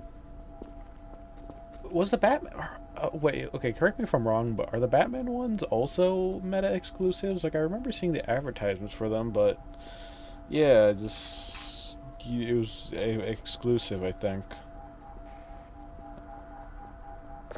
You know, if Facebook wants to make some money, how about they just do what Xbox does and stop doing exclusives? Which one? I forget. It was like the Arkham City VR or something, or Arkham Knight VR. I forget what the names are. It's just all I remember is just being like, oh hey, new Batman. Never mind, it's a VR game. Yeah. Air resistance. One important feature we had to add to our physics engine for Half-Life 2 was air resistance. Okay. At the time, physics engines would typically implement a general damping feature for slowing objects down as they moved, but this merely removes energy in a symmetric way. In order to create more believable motion, we decided to simulate air resistance instead. This allowed us to get asymmetric behavior, where the amount the object was slowed by moving through the air was different depending on how much surface area of the object was facing the direction of movement or rotation. This feature was key to making explosions and objects thrown by the gravity gun look believable. Fast-moving and fast-spinning objects are among the most expensive things to simulate in Half-Life 2's physics engine, so air resistance also improves CPU performance in cases like explosions. It is also key to presenting different materials and masses of objects. More dense objects can push aside air more easily, and this is visible. Having this effect in the simulation helps make the difference in density between cardboard boxes and wooden planks more apparent, and really helps make the objects in Half-Life 2's world much more convincing.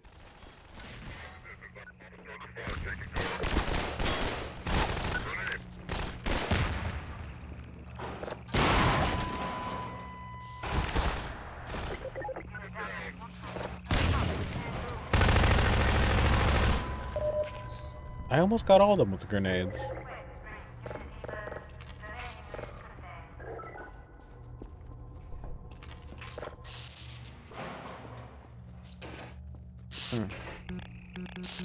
Mine is busted. Puzzle layers.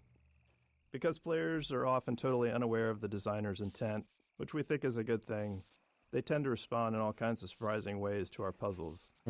Even seemingly simple puzzles can see countless failures along the way to success. That was the case with this puzzle to open the canal gates, which required many layers of hints and cues. The sparking wheel communicates that this is where someone would normally open the gate, but some other method is needed. A few crows draw the player's eye towards the solution, in this case, a bundle of girders on a pendulum. As grenades have been thoroughly introduced, we originally wanted players to throw one to break the wooden support structure, but that wasn't obvious enough. That would have been so annoying. We added exploding barrels as a much clearer clue. Oh, man. But even after solving the puzzle, some players didn't realize that the gates were now open, which led them to endlessly explore the base interior looking for another exit. So we had to remind them of their original problem, the broken gate. We added smoke, the alarm klaxon, and a spinning light, and it was then that we finally started seeing reliably good results in playtesting.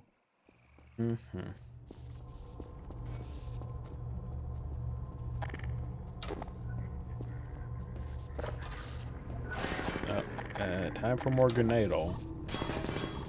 Grenades.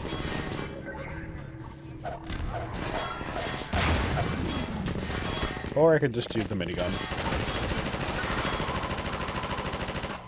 Yep.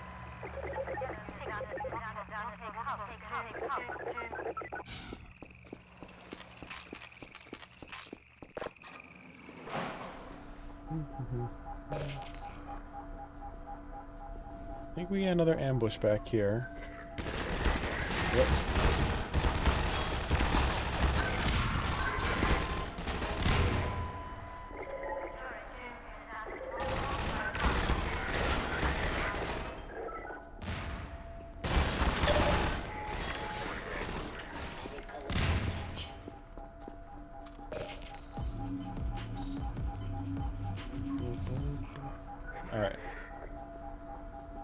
Makes you want to play classic Counter-Strike 1.3 again. Oh, really?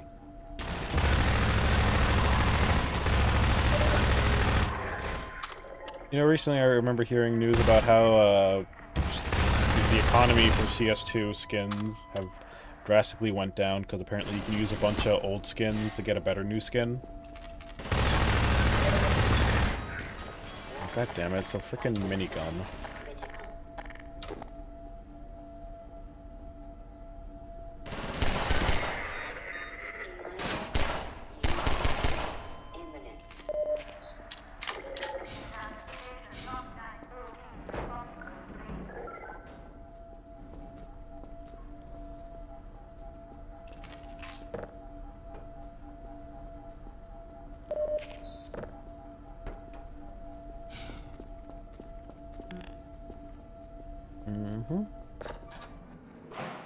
There we go.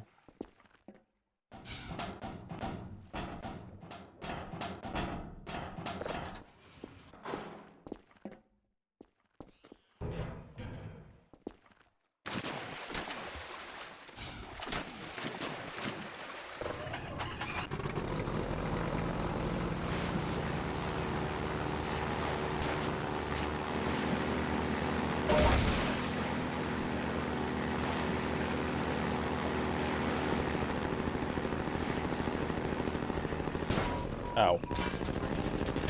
I thought that was a ramp. I was stupid. Oh. Here comes the missiles. Excuse me.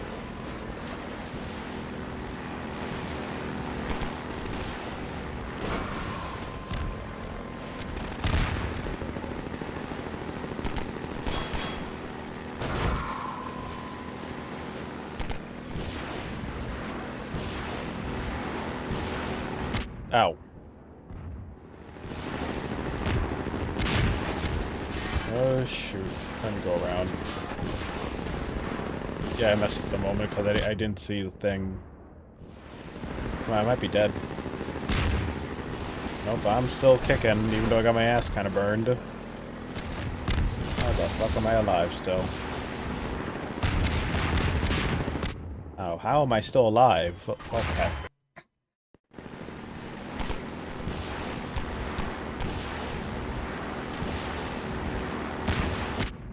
Ow. Ow. Ow, ow, ow, ow, ow. Wow. Ow.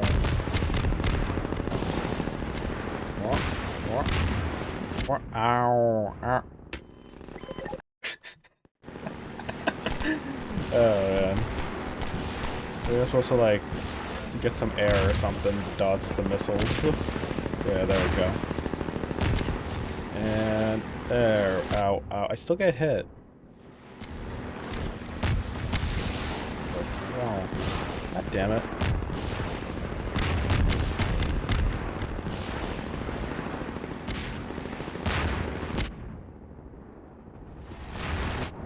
Okay, I barely made it out alive.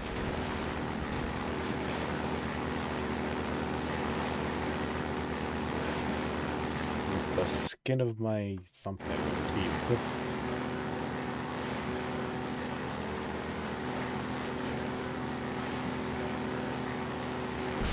Ow. Okay.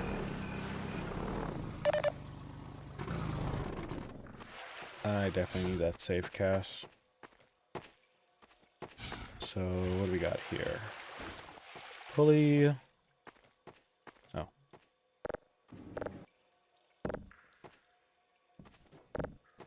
There you go. Oh, that's a lot. That's a good amount. Is that mag ammo? I haven't even picked up a magnum. Have I? No, I haven't. I guess that's teasing the magnum gun later.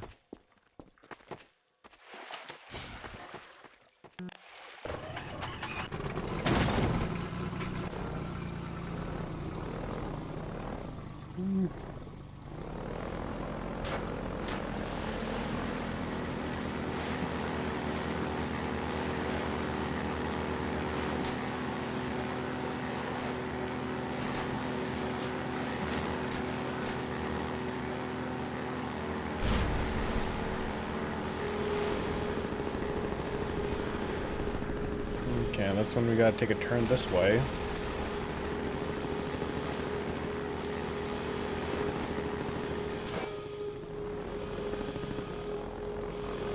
I've gotta park the boat right. I park right here. 3D skybox. We've always needed to render a world that feels larger than our map limitations allow. Wow. In Half-Life 1, we used a cube map texture to let players see beyond the playable area.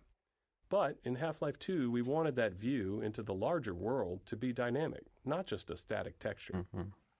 Our map size limitation was about half a mile in each dimension, but we realized we could create a much larger outer world if we stored it at a reduced scale.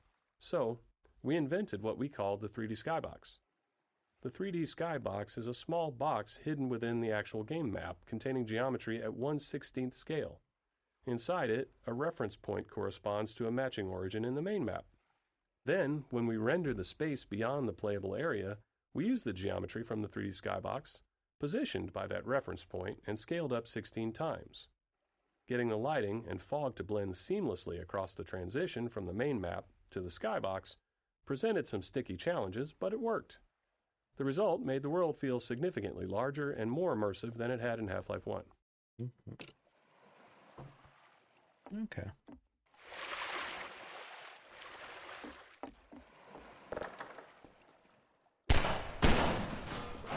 You know, I really should have remembered that.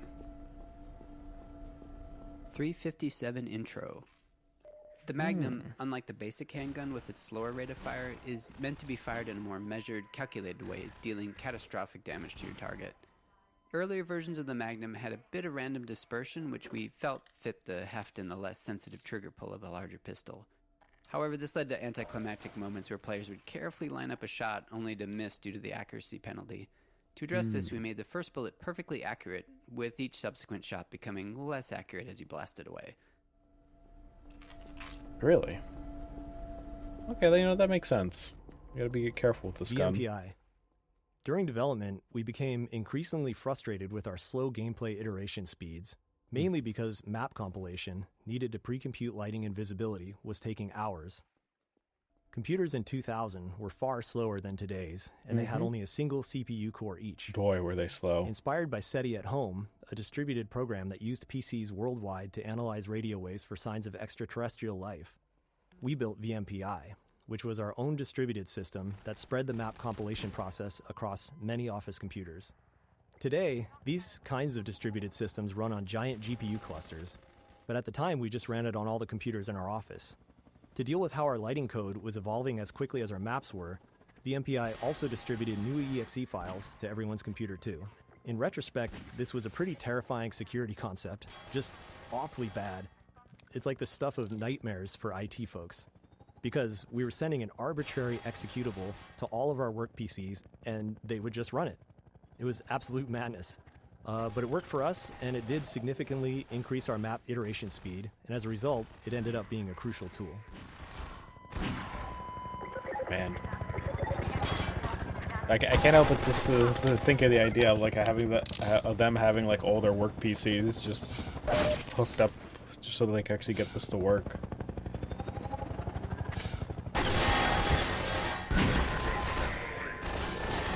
Let me get inside.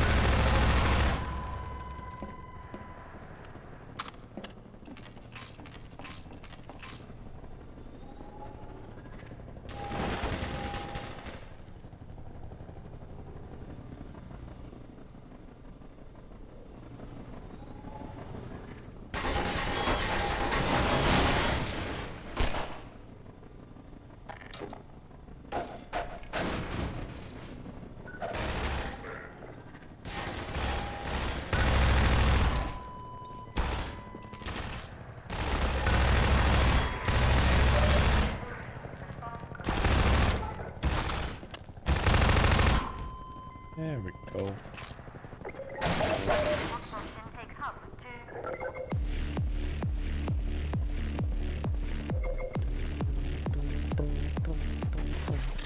Oh wow, almost 100%.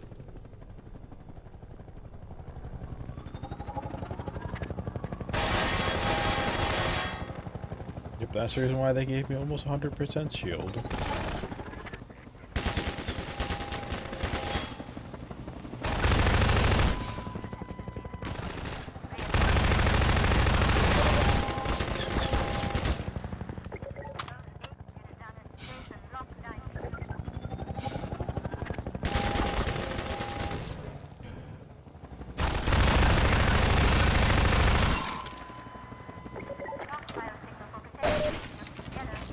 Mounted gun. The mounted guns were added here to help train the player on the gun's effectiveness against the attack helicopter for the final battle in the reservoir. Really? This was necessary because up to this point, the helicopter was invulnerable to the player's weapons, and we had to give some indication that it could be harmed with larger weaponry. This was only somewhat effective in playtest due to the amount of pressure the player was under at the moment, which led us to developing the particle effects and sounds that would sell to the players that they were really doing damage.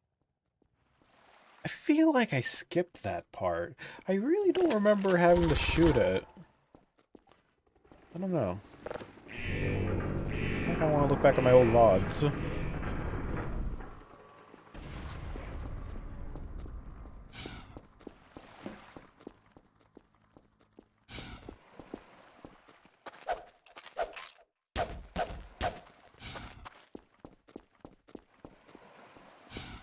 I forget if they give you like a quick way to get it back. I don't think so. Actually, wait, no, I know where it was. It's over here.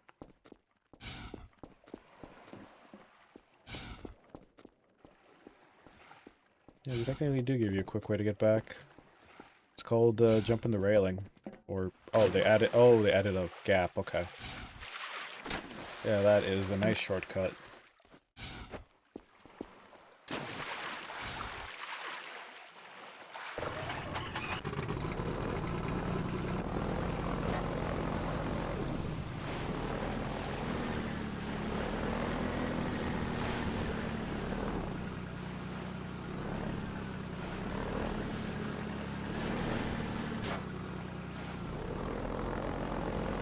I just wanted to look around the boat.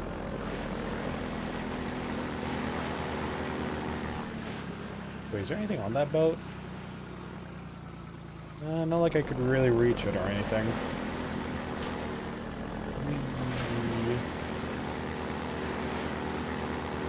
Alright.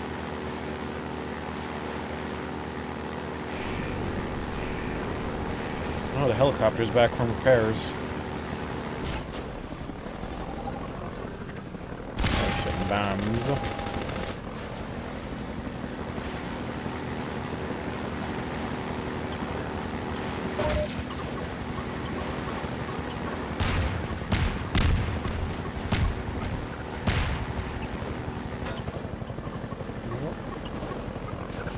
Ah. Okay, that wasn't too bad. Whoopsie-daisy.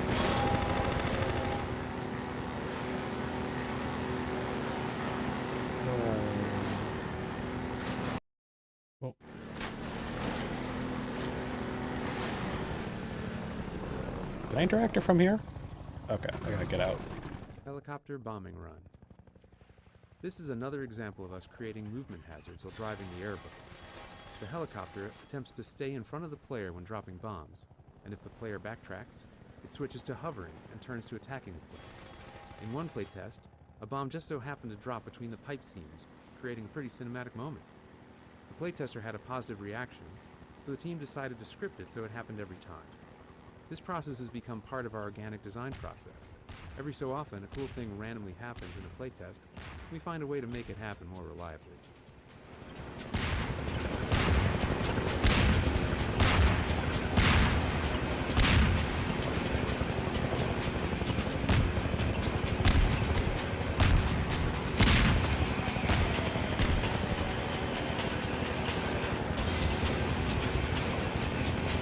I wonder if they would do this type of, like, boss again.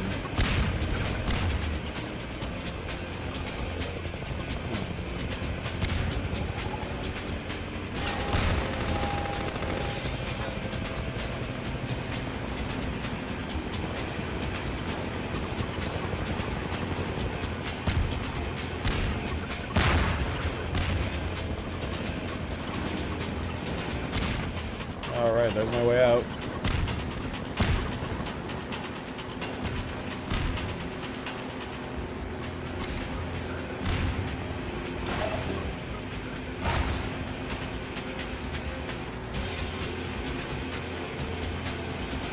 Alright. I am out of here.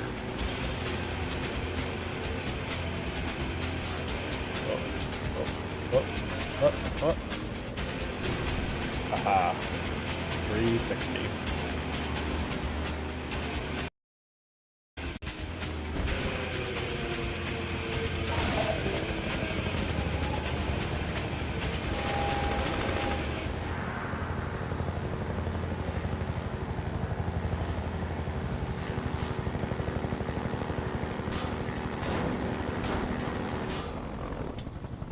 Oh, darn, I missed it. Oh well.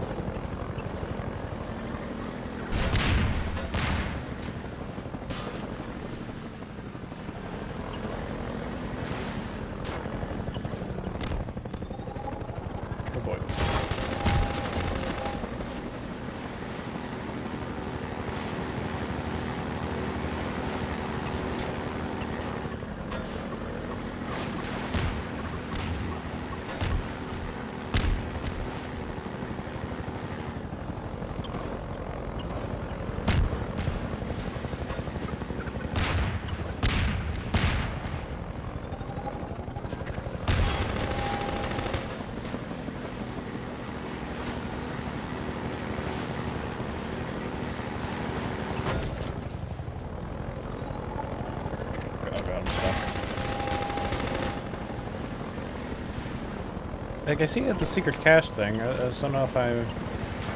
There we go. Now I can make it. Perfect. Haha.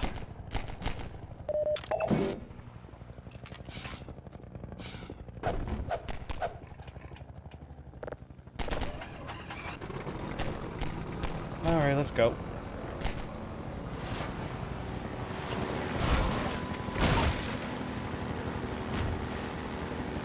Yeah, honestly, the pace here, it's not bad. I mean, it's a little bit of a slog, but mainly because of the helicopter. I mean, at this point, it's pretty passive compared to before.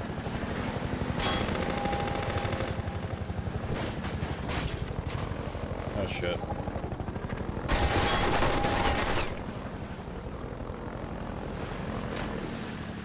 There we go. Oh, sorry, I rubbed my eye for a second. Alright.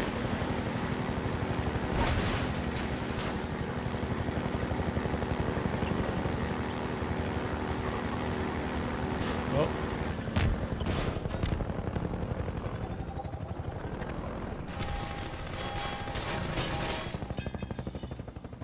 I don't think I've been missing any commentary blips.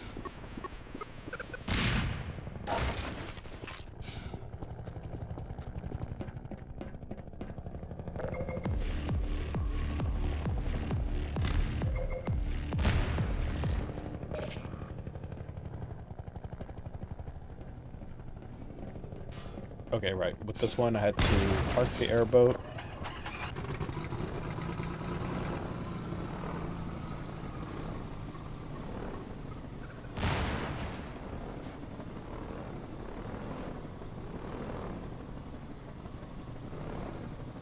There we go.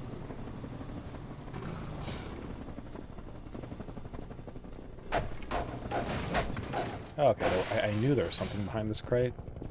Single bullet. And there you go.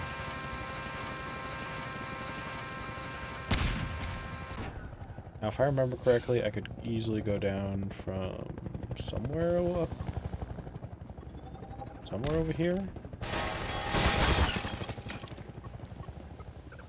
And just drop down. Oh. There was a ladder. Well, that's just my own stupid. Actually, here, you know what? I can. Hazardous radiation levels detected. There was a ladder right there. I just didn't see it.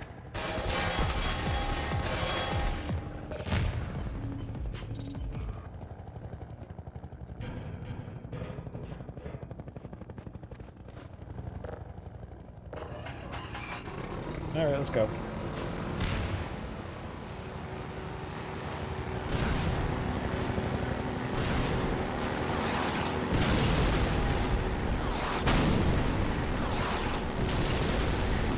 Now, when they came to this scene, how the hell do I get past here?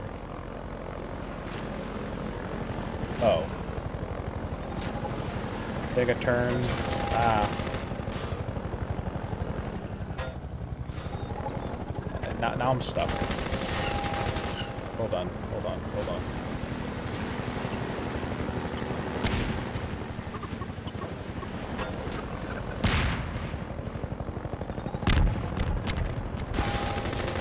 Oh, there's a little gap over here I can just go through. Okay, well. That's nice.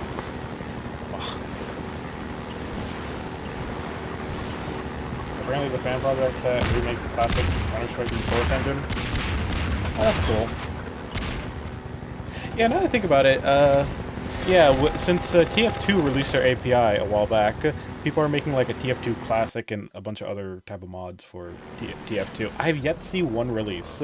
Like I'm like bookmarking them, bookmarking them, seeing which one is going to release first, because then I'll check it out and I'll stream it to customers. I really think like TF2 Classic might come out first. It might. Displacements 1. After Half-Life 1 shipped, our level designers and artists wanted a better solution for outdoor environments, so we built the first version of our terrain system. It was based on subdivided quads. To visualize this, imagine a flat square divided into a grid, where each point on the grid can be moved up or down. Level designers could lay out multiple squares and then use a paintbrush tool to shape hills and valleys by adjusting the grid points. For rendering, we used a special blended texture, which combined two different textures. Each grid point specified how much of each texture to use, allowing smooth transitions between surfaces like sand, grass, dirt, and gravel. This type of terrain system wasn't unusual in game engines at the time, and we naively thought it would be enough for our game designers. Washing machine puzzle. We created the washing machine physics puzzle late in development, after playtesting indicated that players needed some downtime from the relentless pressure from the helicopter. Pacing contrasts like this can accentuate the high moments by resetting the player's emotional state and warding off exhaustion or even boredom. It was a positive sign that players reacted so strongly to all the work done to make the helicopter truly menacing. But if we didn't manage the stress of it, fatigue set in, which quickly started to feel like monotony rather than excitement. Originally, players quickly drove through this area, but because of the nice sunlight and composition of the canal here, we decided it was a good spot to pause the action and have the players spend some quiet time solving a puzzle. I appreciate that. The puzzle itself, which was the first to use masses and pulleys, ended up giving rise to other physics navigation puzzles elsewhere in the game. Displacements 2. Once the initial terrain system was up and running, we expected level designers to use it for outdoor spaces. Instead, they began experimenting, adding detail in unexpected places. They used the subdivided quads on the top of walls to create ruined edges, rounded off street curbs, and even attempted to make pipes. This met with varying success since the terrain system was designed for landscapes, not architectural detail. So we returned to the code mines, transforming the height-based terrain system into a fully 3D displacement system. Now, instead of only moving grid points up and down, designers could move them in any direction. This allowed them to add extra detail to all kinds of surfaces using blended textures to smooth transitions between the displacement quads and the BSP geometry. However, this required additional tech work to ensure consistent lighting between the two renderers, or those edges would have been noticeably mismatched. But with all this done, the level designers seemed satisfied, and we naively thought that this time it really would be enough.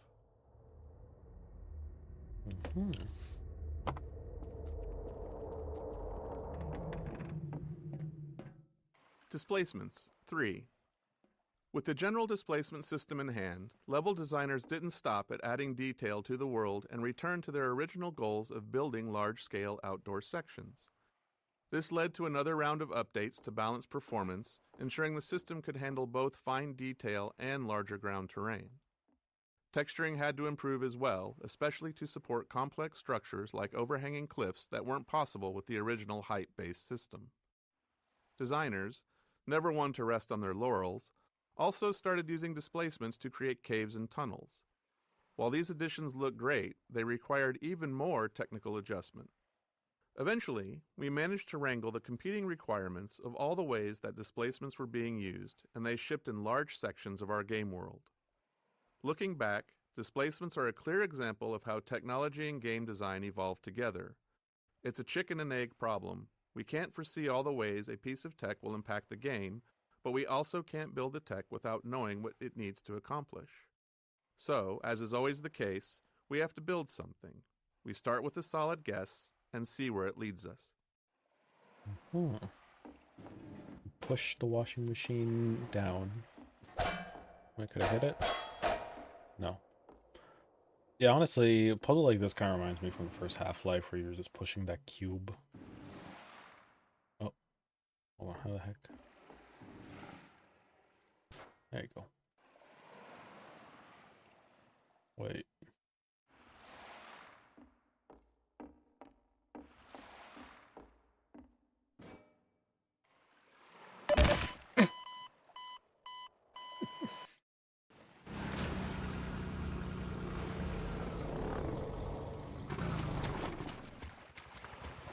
Displacements 1. After Half-Life 1 shipped, our level designers and artists wanted a better solution for outdoor washing machine puzzle. We created the washing machine physics puzzle late in development, after playtesting indicated that players needed some downtime from the relentless pressure from the helicopter. Pacing contrasts like this can accentuate the high moments by resetting the player's emotional state and warding off exhaustion or even boredom. Displacements 2. Once the initial displacements 3. With the general displacement system in hand, level designers didn't stop at adding detail to the world and returned to their original goals of building large-scale outdoor sections. Okay, there we go. This led to another round of updates to balance performance, ensuring the system could handle both fine detail and larger ground terrain. Texturing had to improve as well, especially to support complex structures like overhanging cliffs that weren't possible with the original height-based system. Designers, never one to rest on their laurels, also started using displacements to create caves and tunnels. While these additions looked great, they required even more technical adjustment. Eventually, we managed to wrangle the competing requirements of all the ways that displacements were being used, and they shipped in large sections of our game world. Looking back, displacements are a clear example of how technology and game design evolve together. It's a chicken and egg problem. We can't foresee all the ways a piece of tech will impact the game, but we also can't build the tech without knowing what it needs to accomplish. So, as is always the case, we have to build something. We start with a solid guess and see where it leads us. And build did they. Just in time, Doc. We gotta move out before the Combine picks us up. We're just getting ready to pull out. You better hurry. Gotta tear down this camp and get out of here. Greetings to the free man. Come on in. I'll show you what you're up against.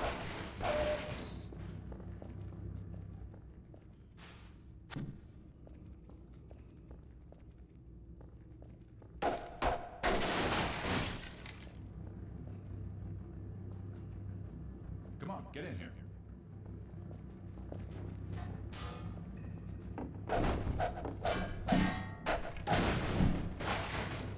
I'm just looking around a little bit. Gestures. Each of our characters had a library of simple animations called gestures, which we could easily layer on top of other body movements. While originally planned as a production savings to allow us to reuse animations throughout the game, we found they actually had more utility than that. Humans often repeat certain movements, and these can be markers of a specific personality. As a result, our gestures library ended up capturing the essence of each character, helping to unify our animation team's understanding of who those characters were. This made it much easier for our animators to share any one character's workload among themselves, which production often required.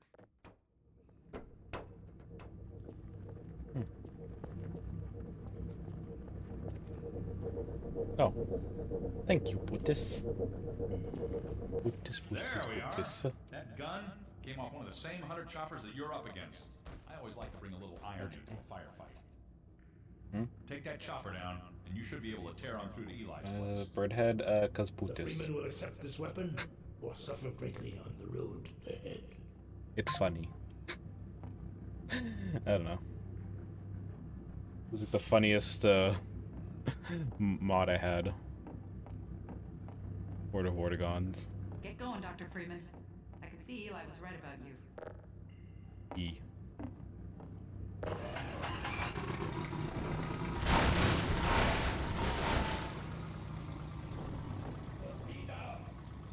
Give him hell, Doc.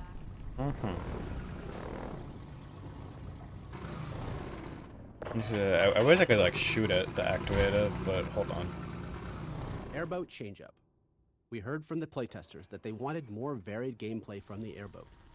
Up until this point of the game, the player had no real way to fight back against the helicopter and other enemies, so it felt right to introduce a new weapon, and in turn deliver a pacing change and set the stage for what would come next. In the subsequent areas, we added target practice to acquaint people with their new weapon. Extra physics force on the airgun projectiles meant targets would get sent flying and make it feel way more powerful than anything in the player's loadout. Even then, when it came to playtesting combat against the helicopter, a lot of testers still thought it was invincible, and hadn't noticed our efforts to illustrate that it was taking damage from the Combine-mounted guns earlier. Probably once you see it get on fire. The most obvious thing. You put the helicopter directly outside the tunnel in which you get the gun and make it extremely clear that you can and should shoot it. And it worked.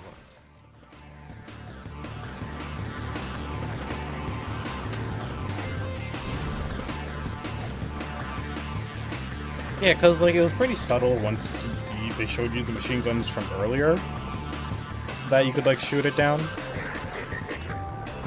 Oh, and my game crashed.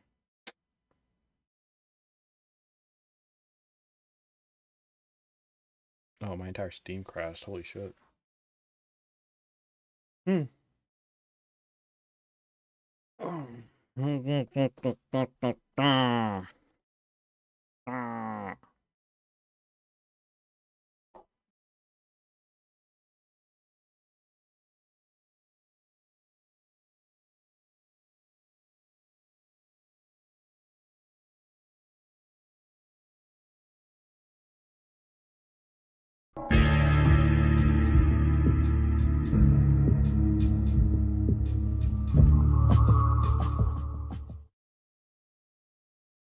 One moment. Loaded from the last autosave. Airboat changeup. We heard from the playtesters that they wanted more varied gameplay from the airboat. Up until this point of the game, turn off auto the player aim. had no real way to fight back against the helicopter and other enemies, so it felt right to introduce a new weapon, and in turn deliver a pacing change and set the stage for what would come next. In the subsequent areas, we added target practice to acquaint people with their new weapon. Hold on, let me see if I can turn off auto aim.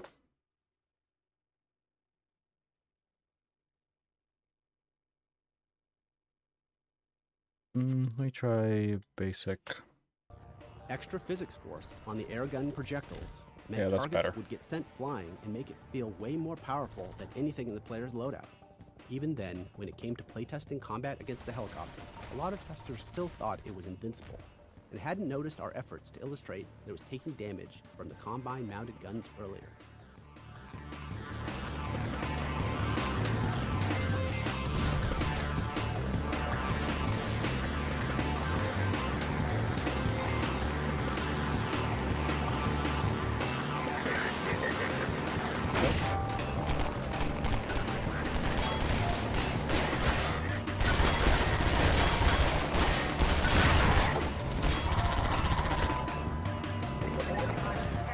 You think you can lock me in here? I think I can.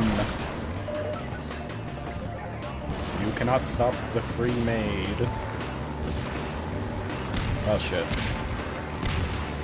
Well, maybe that can. Here we go. Woo!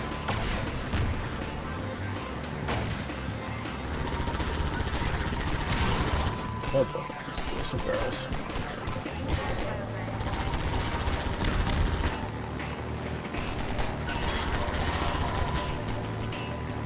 Oh, this is such a rush. I love it.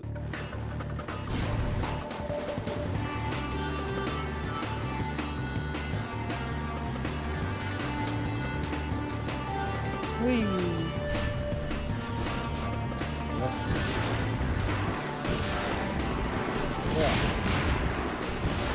Ugh. Man. Ah, fuck. Hold on, let me hit the node.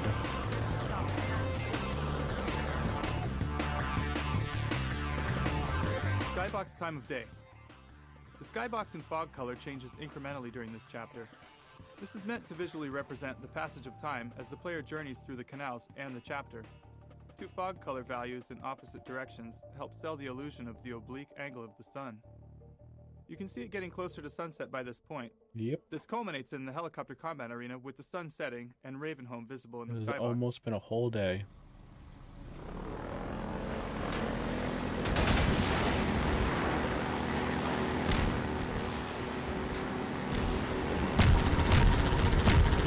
Shoot them. Oh, I can now. Wonderful.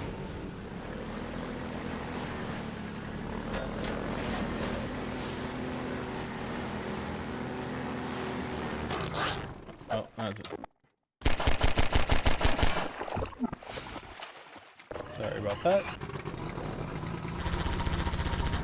Oh, oh my god.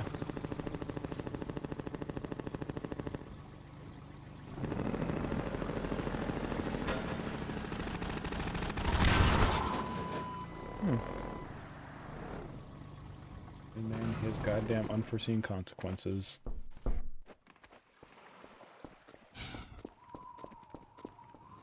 A Half-Life game is an ultimately linear experience, but we're always looking for ways to break up the player path and create non-linearity Where the at fuck level did you scale. all come from? This lambda cache, replaced with a zombie and headcrab ambush, was entirely optional and built only to add some of that non-linearity to this section of travel through the canals.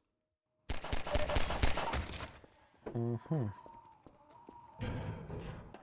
Yeah, optional just to get some free stuff. Yeah, pretty good.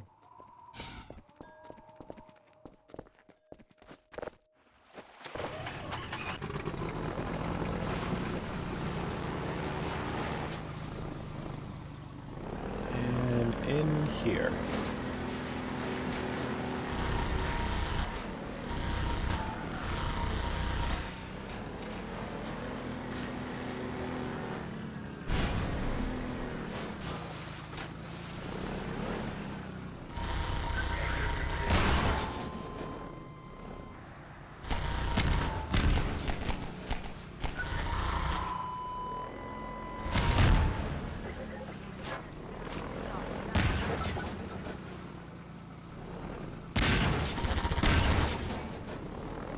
Can I go around the fire? Yeah. Never mind, it burns.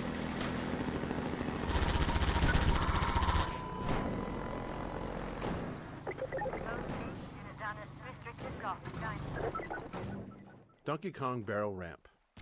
This particular area, the drainage ramp, originally started as just an interesting piece of level architecture. But during playtesting, we quickly saw how fun it was to slide the airboat up and around the slope, so we added more elements to enhance that experience. This included Metro Cops dropping barrels down toward the player, and a little nod to the classic arcade game, Donkey Kong. No, I never put two and two together. But I guess Donkey Kong technically invented the whole concept of, like, you know, barrels rolling down a slope. Yeah.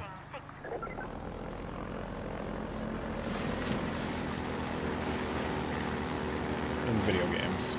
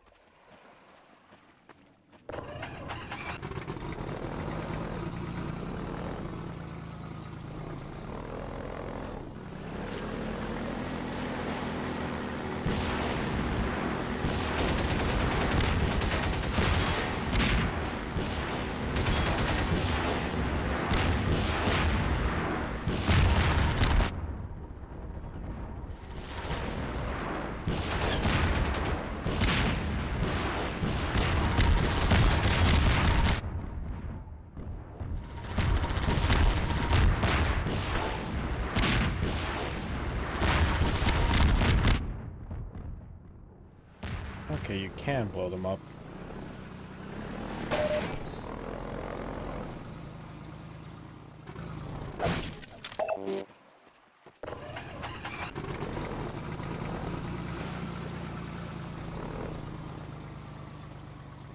Okay, gotta get around from there.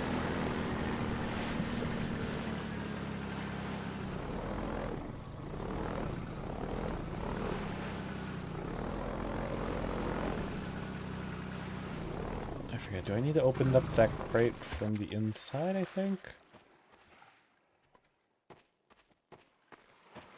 Yeah.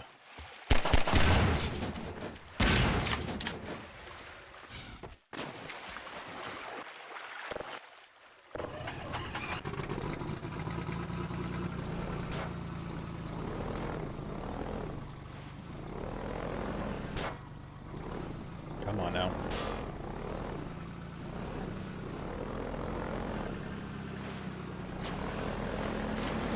There we go. Alrighty.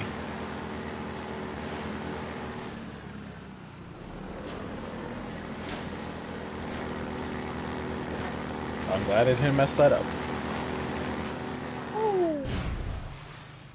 Alright.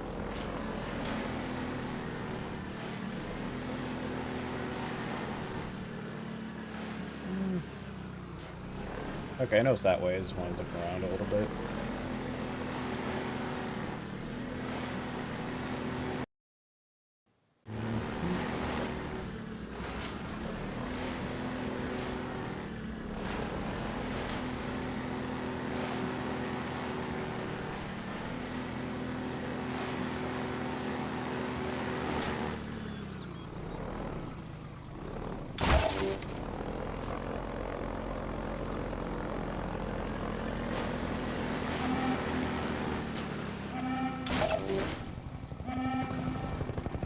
Helicopter Megabomb Origin.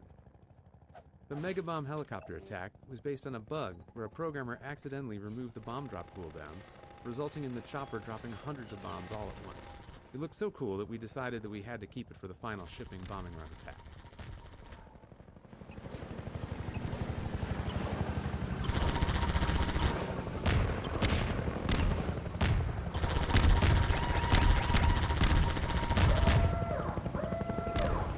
Oh, they're on their last leg. Oh boy, I better get going. Wah, wah.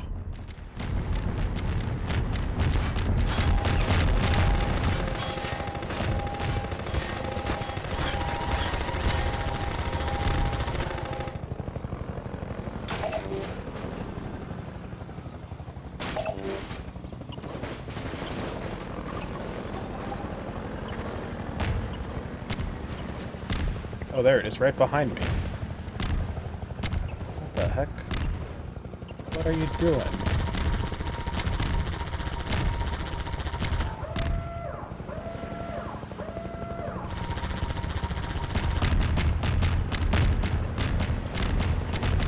Nothing for the follow. Hold on. Come on. Oh, there you go. Down to the count.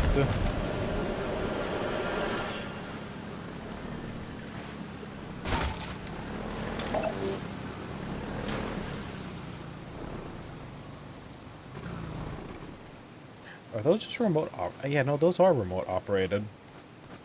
Okay, yeah, I was gonna say, can I see the Combine pilot inside this thing, but yeah. I don't know, maybe they just didn't put anyone in the cargo seat. Yeah, no, it's a robot.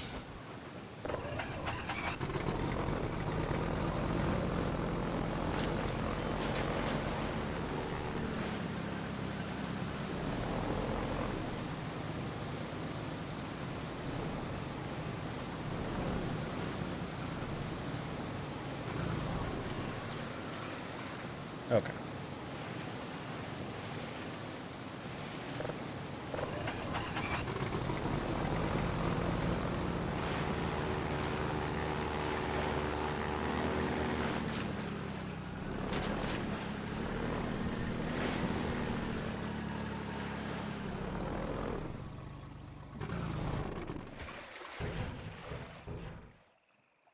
Arena Exit Gate. The wheel mechanism to raise the exit gate was added specifically to force the player to defeat the helicopter before they can move forward. We often refer to elements like this as gating the player, using design elements to keep them from progressing until they've completed a necessary task. Here, it's quite literally a gate. Okay.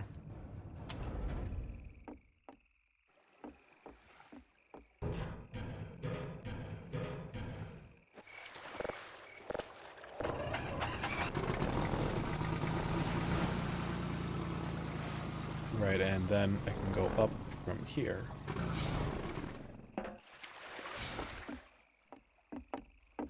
Or I could have just taken the ladder.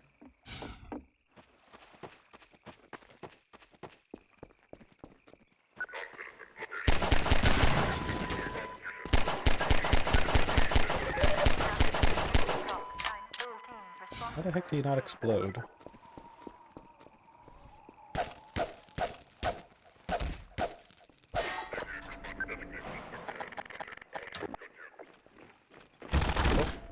There you go.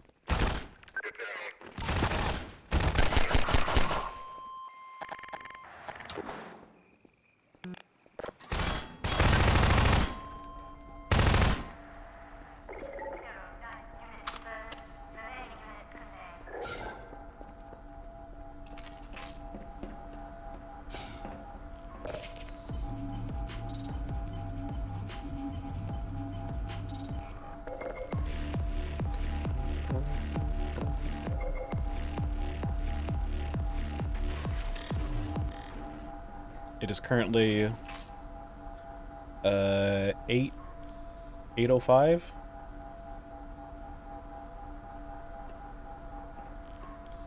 Yep.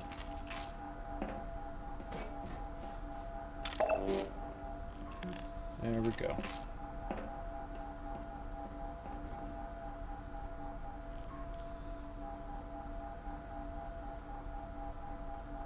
Wait, which one's a little hand?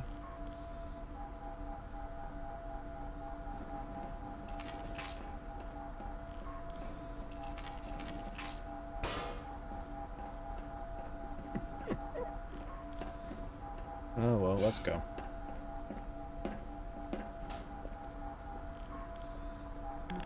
There we go.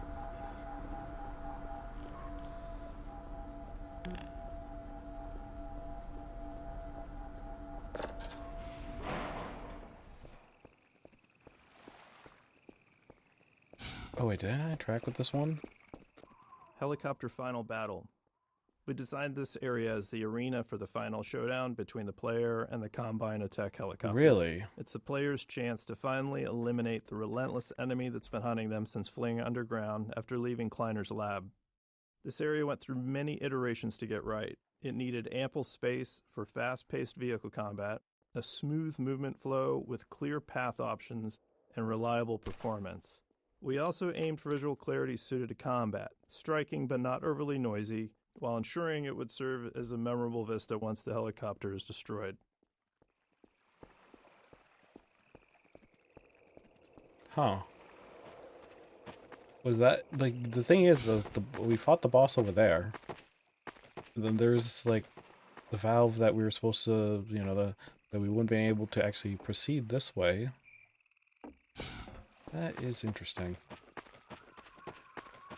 Huh.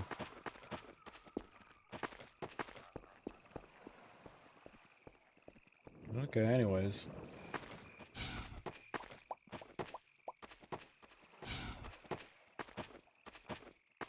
Where did I leave my boat again?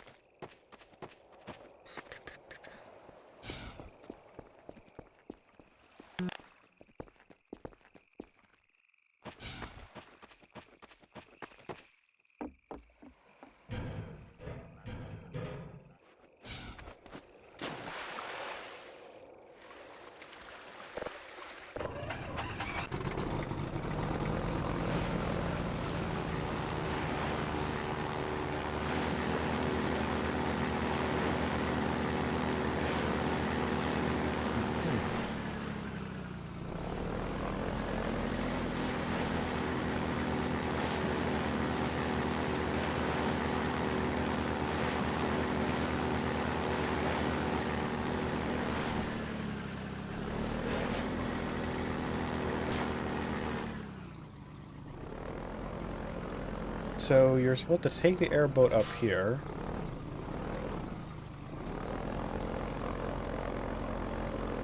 How? How was I supposed to have a final boss battle with the helicopter up here?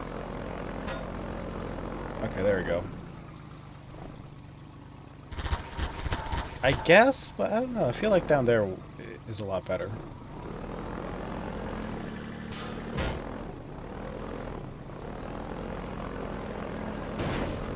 Like, yeah.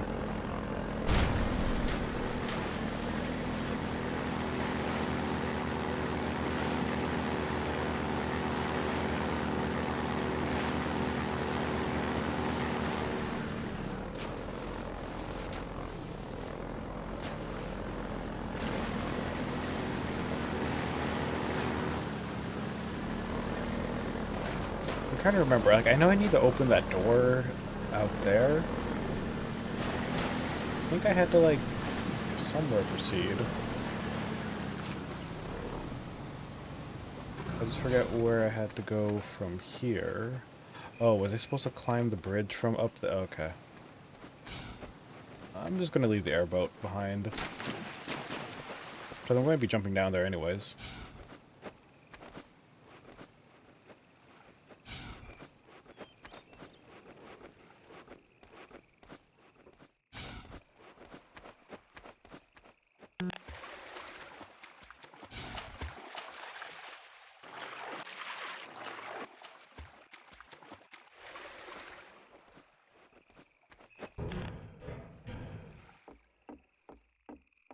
Also, I have one chatter that's saying, please don't ban me, and then just starts saying a bunch of, like, sort of trauma dumping. I'm gonna just let my mods decide your fate.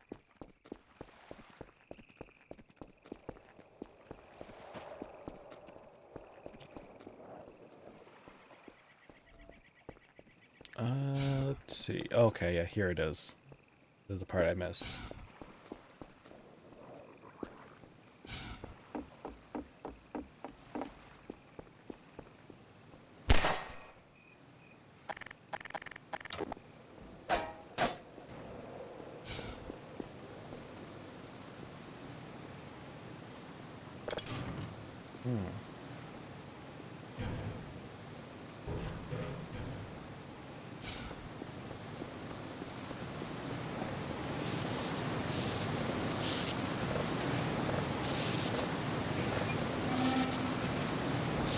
There you go.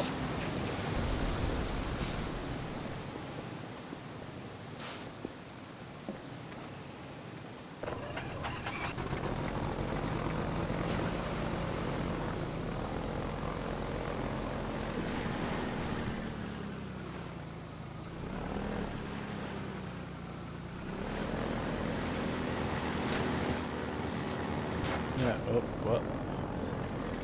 I was get sent flying in the air during that. Whee. Black Mesa East.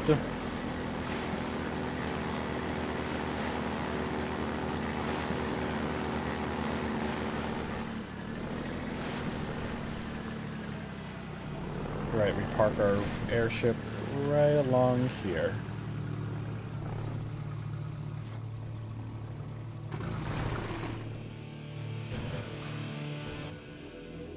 Airboat wreckage. Originally, we destroyed the airboat in the jump over the dam. Really? So this level opened with the player amidst the wreckage of their beloved airboat. In a team-wide playtest, people felt disappointed to lose the vehicle they had spent so much time in. There was a lot of internal debate about whether that feeling of loss was a valuable experience. I feel like or they not. should have kept it. Ultimately, You won't we be decided using it to leave past the this airboat point. intact to allow for the possibility of the player reuniting with it someday. Some say that airboat is still out there, waiting for you. Yeah. And some people say Half-Life 3 as well is out there. Ah, man. There we go.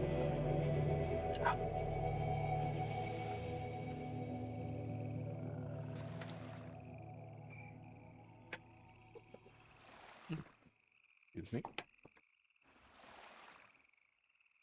Okay.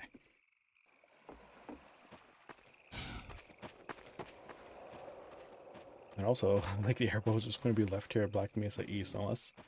it'd be cool if it actually makes a comeback in, like, a future game.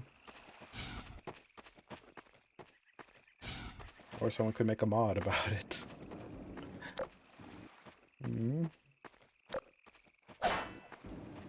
Alex and Mossman. In our early plans for Half-Life 2's narrative, we wanted to take on the challenge of doing something less explicitly game-focused. Not just a story about the obviously good player defeating the obviously evil enemies. Instead, we aimed to focus on characters and their relationships. We thought it would be interesting to explore family as a central dynamic unit of Half-Life 2. The tension between Alex and Mossman emerged from that idea, and we liked it because it felt relatable, something players could understand and empathize with.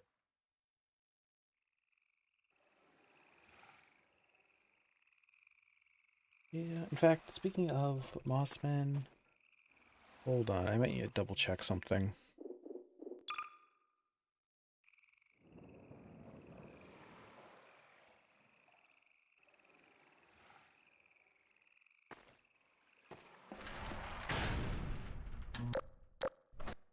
I've got something.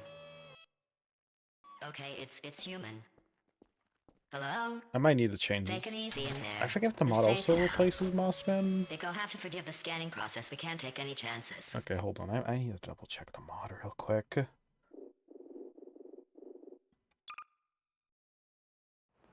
Because I forget if I installed like 2 mods that if it replaces her with the yeah extra workshop.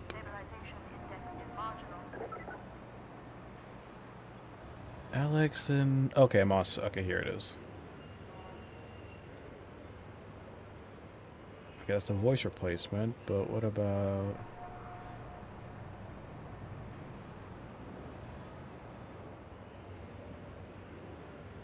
Huh, that's odd.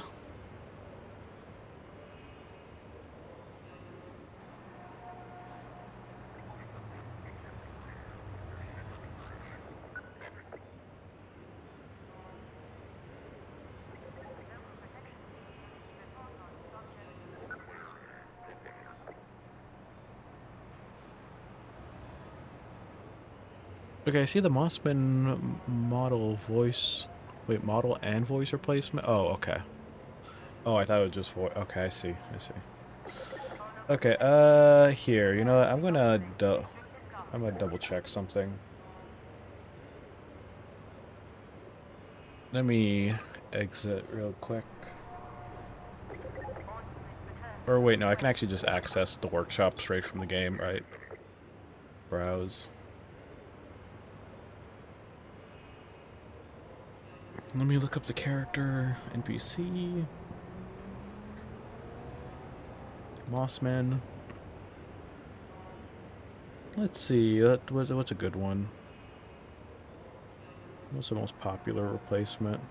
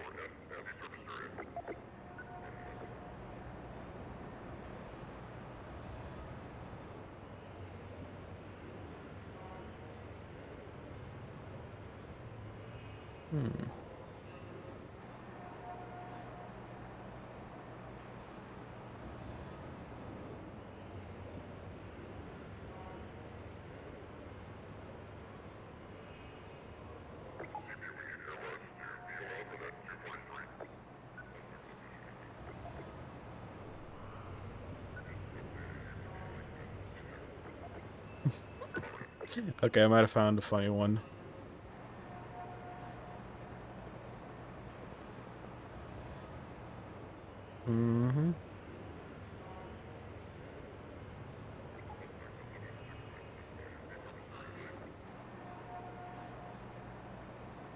Yeah, let me add that one.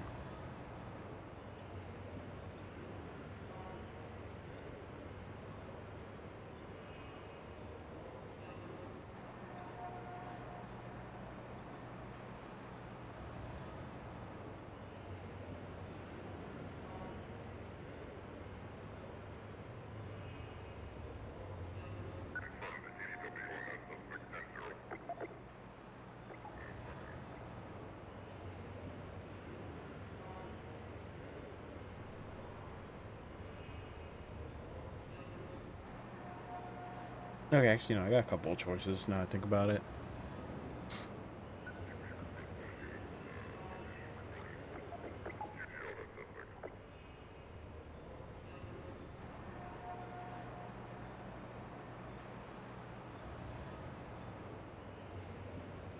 Okay.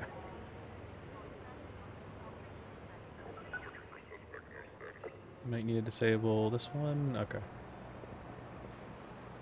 Mm-hmm.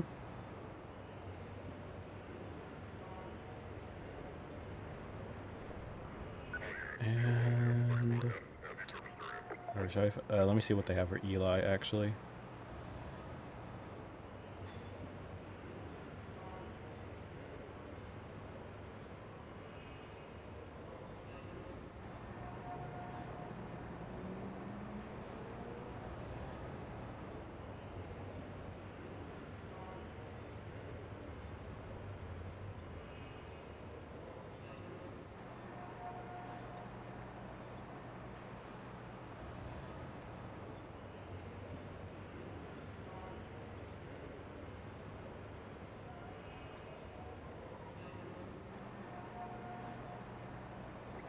Oh, I know one of you customers might actually like this one when we get the Raven home. Mm-hmm.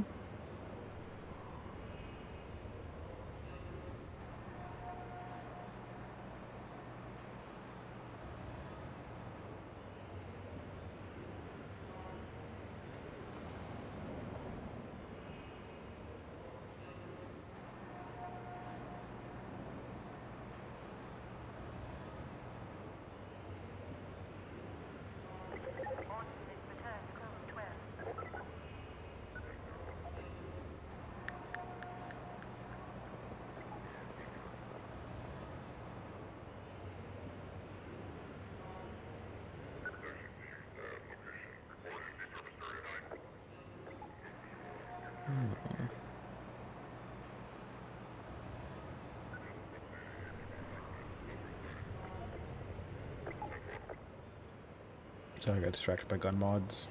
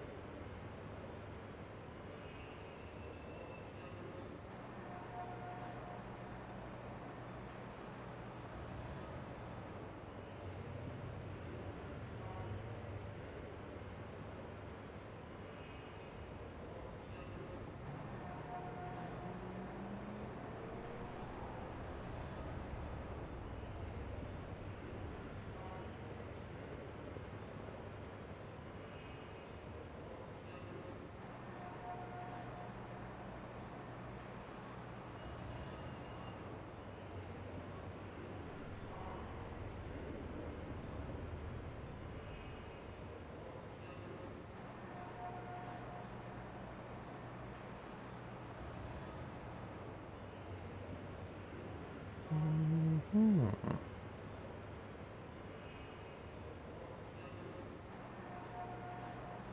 I'm really tempted on maybe replacing them with the Half-Life Alyx ones.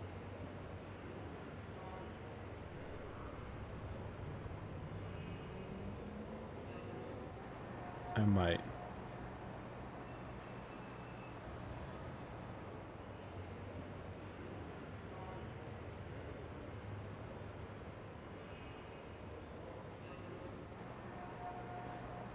Okay, let me see. Wait, there's actually a mod for the pigeons? Oh, Jesus. This is one that compresses everything into a JPEG. JPEG life. Oh, that looks horrendous.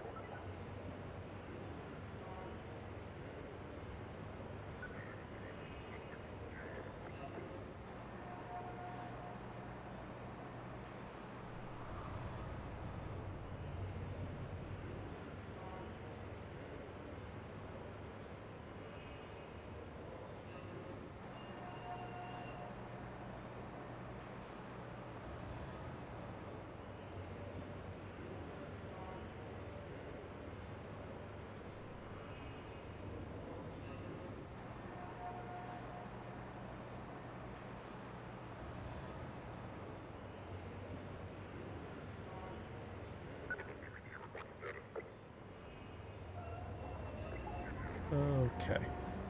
Let me double check this one. Yep. Actually, is there anything for the fast zombies? Fast zombies. I don't think there is. Yeah, I'm not seeing any. Oh.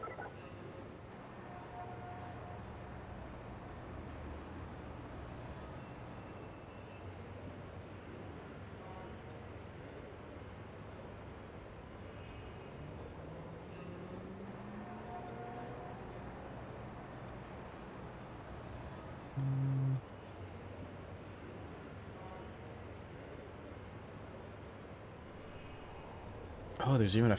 oh, there's one that increases the pitch. Okay. Perfect.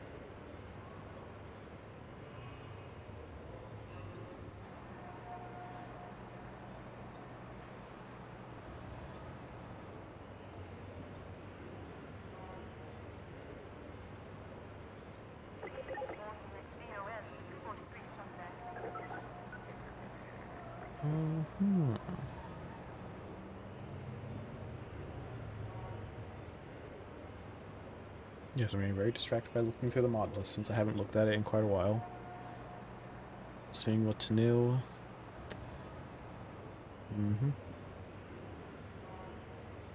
Now, I would also show this on stream, but just trying to be safe.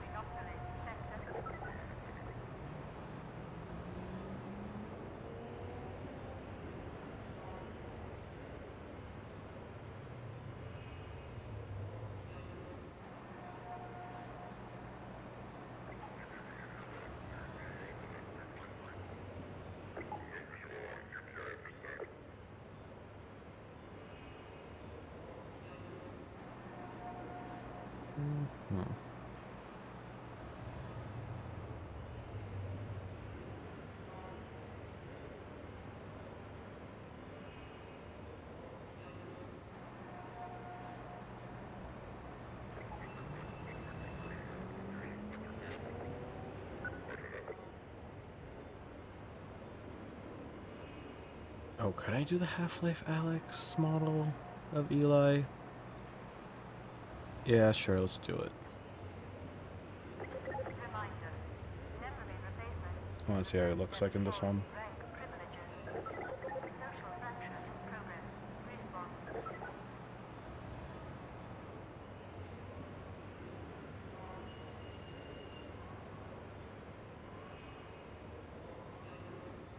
Okay, I think we'll be good.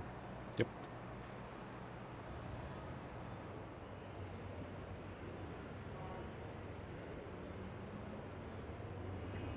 Alright.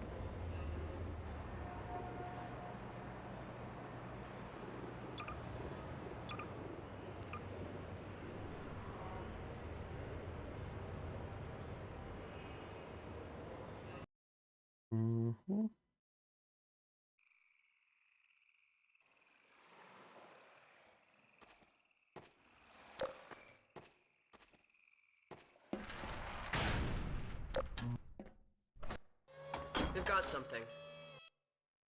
Okay, it's human. Hello? Take it easy in there. You're safe now. Oh my god, Ruse the Bat. You'll have to forgive the scanning process. We can't take any chances. Dr. Freeman? Hello. Freeman? Is that you? You've made it here this quickly while Eli is they have going to be eye amazed, express. not to Wow. mention relieved. I'm Dr. Mossman, Dr. Judith Mossman. I've been hearing about you since long before the Black Mesa incident.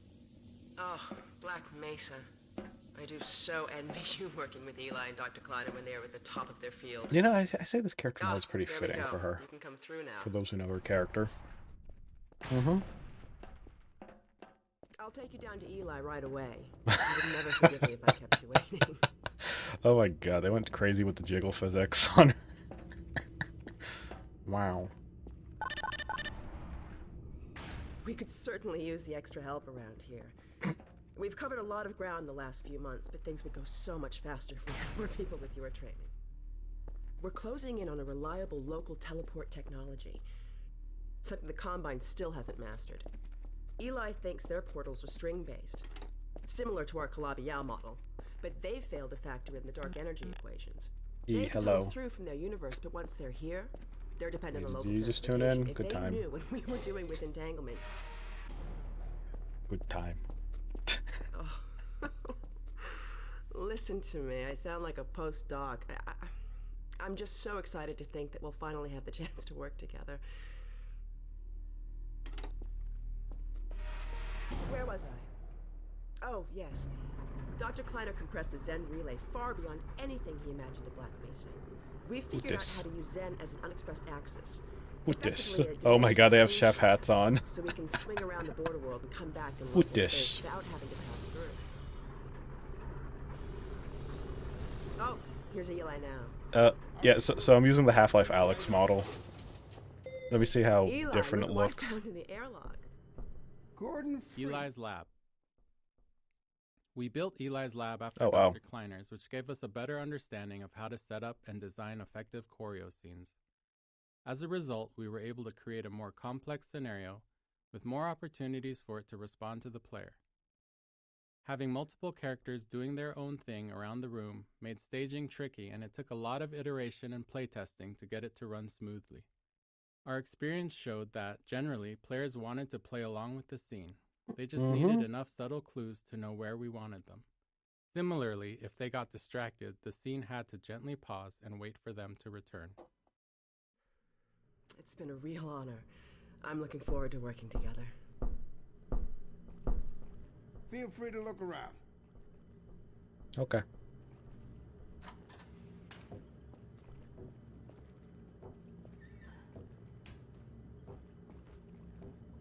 Hey, put this. We are pleased that the Eli Vance thinks so highly of the Freeman. We're still not sure what that does. Alex brings in the strangest things. You remember my wife, Ozian, don't you? That picture and Alex were all I managed to carry out of Black Mesa.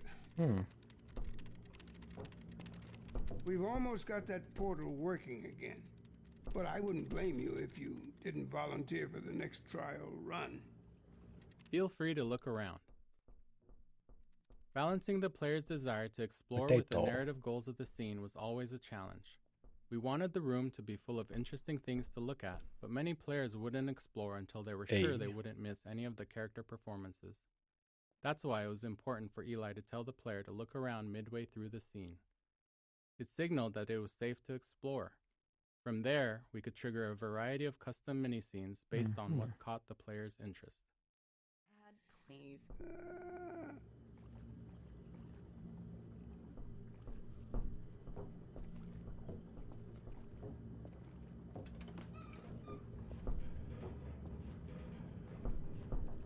Take a look at this, Gordon. I'm looking.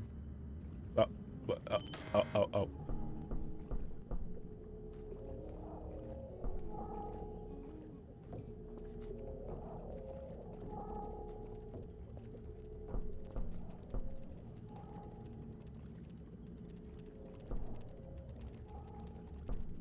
Hugs and pickups. Sometimes even little things can be a nightmare to get working. For example, getting a character to hug another character, or even more simply, just to pick up an object from a table, can cause a lot of issues. Even worse, in our dynamic environment, where the characters and objects aren't in preset positions, and the player is running around getting in the way, these require a level of synchronization that can be quite tricky. They're made harder because humans handle them without thinking. Where'd you come from? As you're moving to the table to pick up a cup, you're doing all kinds of preparation with your body to get your feet and hands in the right position. You're allowed to do it comfortably.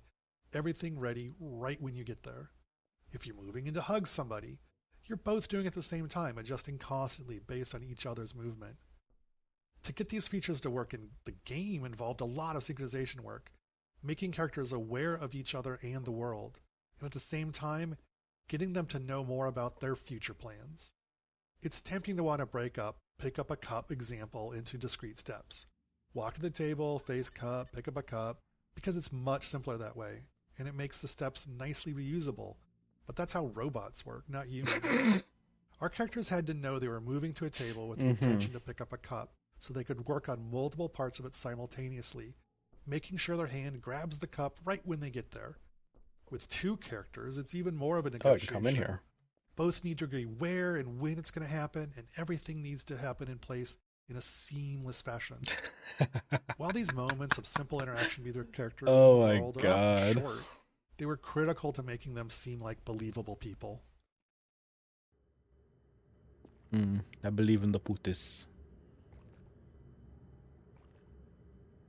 Your boobs are huge. Go on, Gordon. Go with Alex.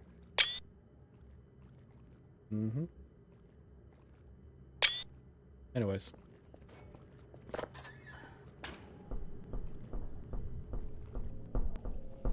We want to put this dense chunk of visual story here because it's the place the game is most explicit at telling players to explore a space. Even though its primary job is world building, we still take strides to highlight the relationship between Eli and Bray, Combat 1. giving context to the world's central conflict.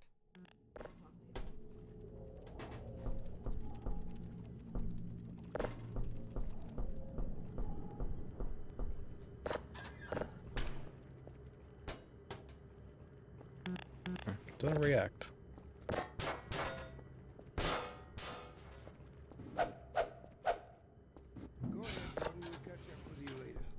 Okay, thank you, Eli from Half-Life Alex. I seriously question what Valve's going to do if they do release a brand new single-player campaign for on the Source 2 engine. See you in a little while, Gordon. I say a single-player campaign, but who knows what it's going to be. Thank you for rating. Hello, welcome. How you doing? I don't know if any of my mods are in to give you a shout-out. I might have to alt-tab and do it myself. Go ahead, Gordon. We'll catch up with you later. Anyways, we're playing my totally legit vanilla copy of Half-Life 2. Oh, thank you, Shadow.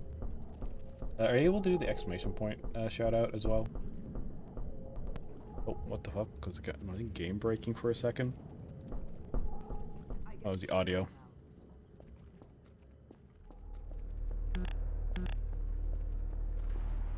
So I see you've met Dr. Mossman. She's one of the main reasons I spend so much time outside. You should hear her drone on about how it should have been her in the Black Mesa test chamber that day. I'm sorry, I shouldn't be talking behind her back. Yeah, I was there. Claustrophobic. You wouldn't want to be there. Mossman. Judith Mossman was originally based on a character we had planned for a section of Half-Life 1. That section was cut from the base game and reused in Uplink, but without the character. We consider her the most complex character. I'm doing the commentary version. We knew we'd be walking a tightrope with how the player felt about her even before Nova Prospect, because the player's trusted sources don't agree. Eli likes her, but Alex doesn't. We recognized there was a limit to how much complexity we could pull off in relationships, but we felt that a stepmother-daughter dynamic was something players would understand. Whether or not you agree with Mossman, she's doing something heroic. She risks being a double agent to get the information she needs to protect Eli and Alex. Okay. She just didn't plan for Gordon. We don't go there anymore. You don't say. Actually, that reminds me, I need to actually look into another mod. Well, because I know the next segment that's coming up with dog, so 1 second. I'll quickly make a quick save, and yeah, let me actually just go back to the main menu. I'm adding a little bit of spice to this commentary LP. It's just me just having an excuse to dick around with the workshop.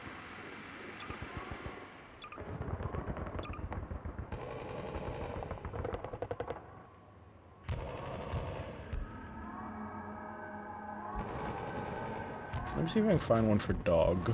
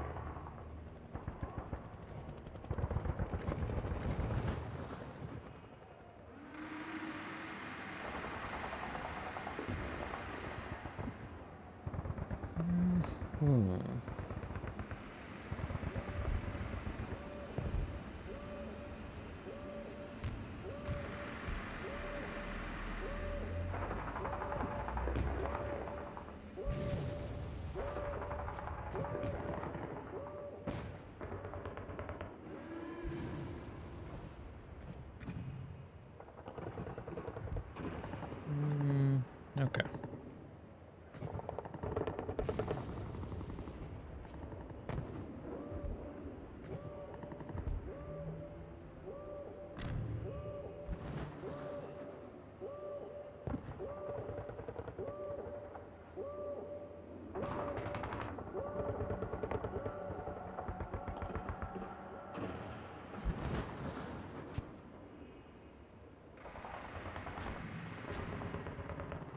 Let me try this HD version.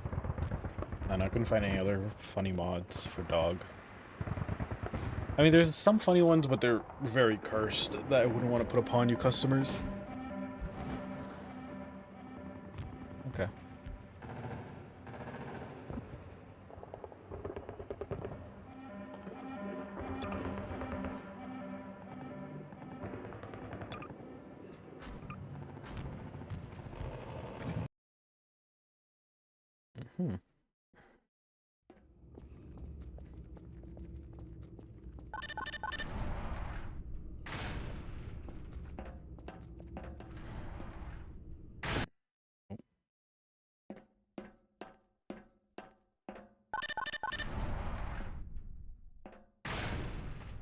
So, here we are.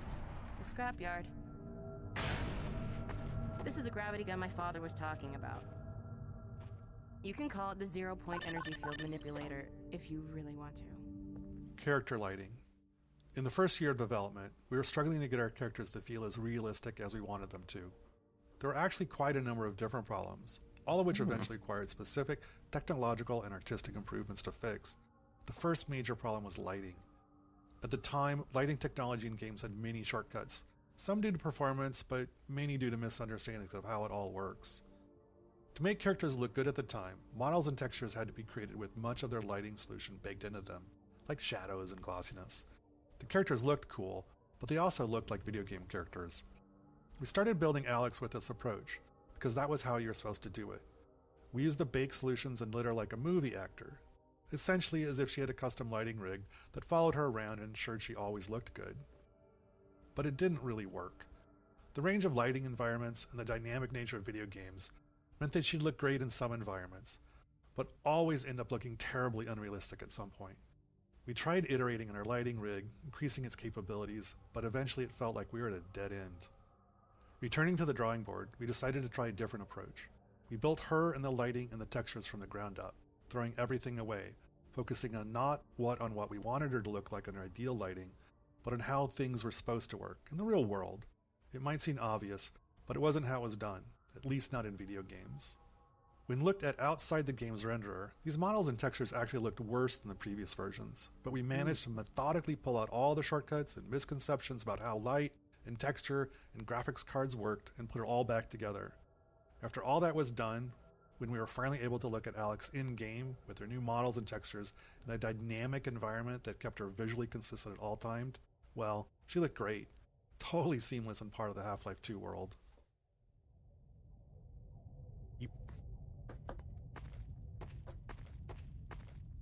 Facial technology. We wanted players to care about our characters, and to even have a chance at achieving that, we knew we had to invest a lot of technology for our characters' faces. It's well understood that humans are wired to pay attention to faces, subconsciously reading all kinds of information from them, so it's an extremely high bar, and if we couldn't reach it, we'd probably push players away from our characters, not towards them as we hoped. We started out doing a lot of research. It was not heartening. The best examples we could find weren't anywhere near close to being able to be run in real time, while the best real-time ones weren't close to the quality we wanted. We wanted to look as good as an animated movie, but they often took hours to render frames and were totally linear, authored by up to 100 animators, whereas ours had to be dynamic. A character might be trying to speak dialogue or have a facial move derived from a player's actions and created by just a handful of artists. These requirements eventually led us to Dr. Paul Ekman's facial acting coding system, a system for taxonomizing human facial movements done back in the 1970s.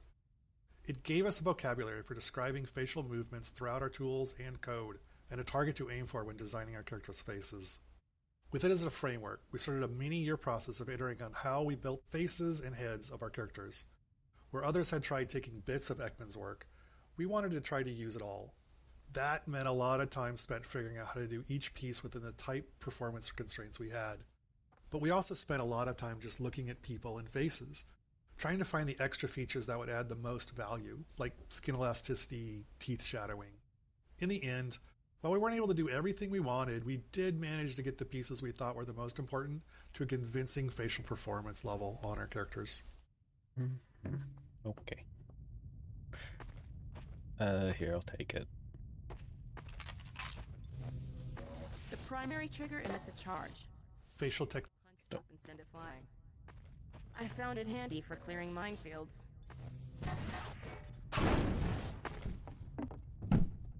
Actually reminds me, in this segment, I think there's a thing over here I could actually grab. The secondary trigger lets you grab things. You can throw them with the primary. Once you've picked something up, you can drop it gently by pressing your secondary trigger again. Pick up some stuff and toss it. Ah. Yeah.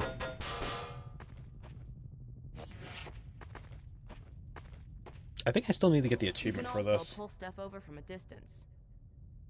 Hold on. Try grabbing those barrels. Let me quickly go back here. I want to get the achievement for this.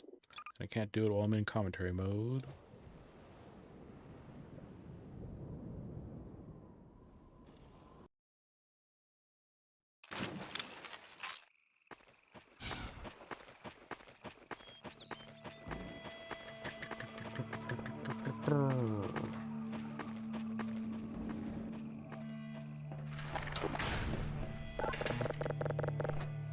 You've got something. Okay, it's human. Hello? Take it easy in there. You're safe now. You'll have to forgive the scanning process. We can't take any chances. Dr. Freeman? Gordon Freeman? Is that you? You've made it here Yes, this quickly. it's me. Well, Eli is going to be amazed, not to mention relieved. I'm Dr. Mossman, Dr. Judith Mossman. I've been hearing about you since long before the Black Mesa incident. Oh, Black Mesa. I do so envy you working with Eli and Dr. Kleiner when they were... You shouldn't. Everyone died. Ah, there we go. You can come through now. I'll take you down to Eli right away. You would never forgive me if I kept you waiting.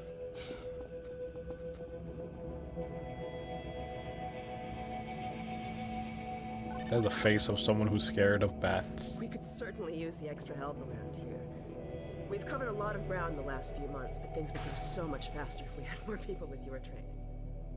We're closing in on a reliable local teleport technology. Something the Combine still hasn't mastered. Eli thinks their portals are string-based, similar to our Calabi-Yau model, but they've failed to factor in the dark energy equations. They can tunnel through from their universe, but once they're here, they're dependent on local transportation. If they knew what we were doing with entanglement... Oh. Listen to me. I sound like a postdoc. I'm just so excited to think that we'll finally have the chance to work together. Where was I? Oh, yes. Dr. Kleiner compressed the Zen relay far beyond anything he imagined at Black Mesa. We've figured out how to use Zen as an unexpressed axis, effectively a dimensional slingshot, so we can swing around the border world and come back in local space without having to pass through. Oh, here's Eli now. All right, good. You keep right up. Eli, look who I found in the airlock. Gordon Freeman. Let me get a look at you, man. My God, you haven't changed one iota. How do you do it? Now, let's see. The last time I saw you, I sent you up for help after the resonance cascade. I never thought it would take you this long to get back to me. Welcome to the lab, anyway. It's not Black It's been Mesa, 20 years. but it served us well enough. It's going to be a lot more like Black Mesa with Gordon here to help. Right you are. I wouldn't want this place to be like Black Mesa. These days. Resin We'll Cascade get you out of happened. that hazard suit and back into your lab coat where you No, belong. you won't. Let me just finish up some work and I'll see what I can dig up. Dr. Freeman, it's been a real honor. I'm looking forward to working together. Feel free to look around.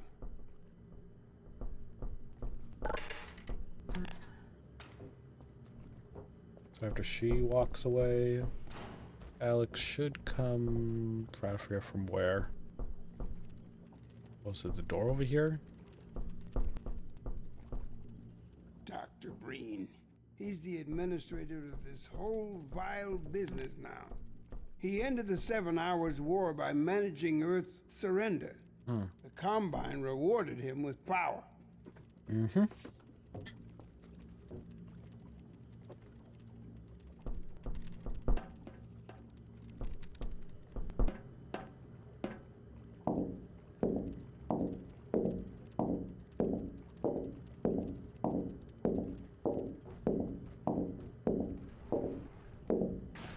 Oh, Gordon. Oh, that the Vortigaunt door. said you were here.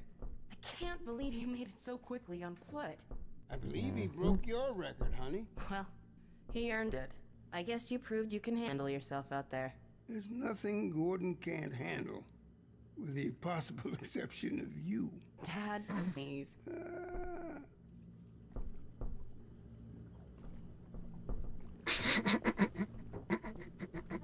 I can't get over Eli's facial expressions. Take a look at this, Gordon. Huh? Is she humming?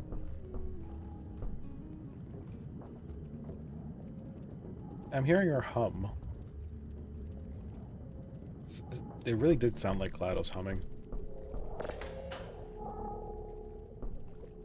The little crystal fragment.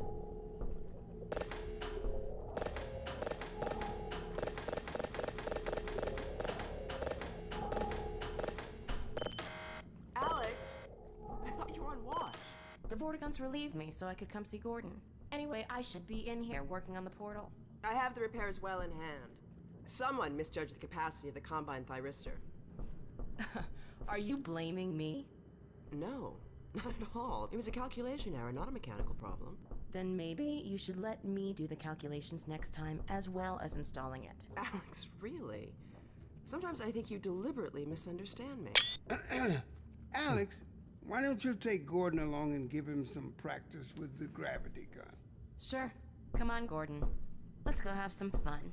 The zero-point energy field manipulator is not a toy, Alex. Ugh, let's get out of here.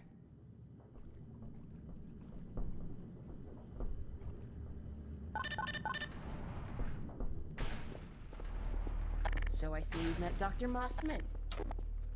She's one of the main reasons I spend so much time outside. You should hear her drone on about how it should have been her in the Black Mesa test chamber that day. I'm sorry, I shouldn't be talking behind her back. It just gets a bit claustrophobic down here. That's the old passage to Ravenholm. We don't go there anymore. Mm-hmm. Come on.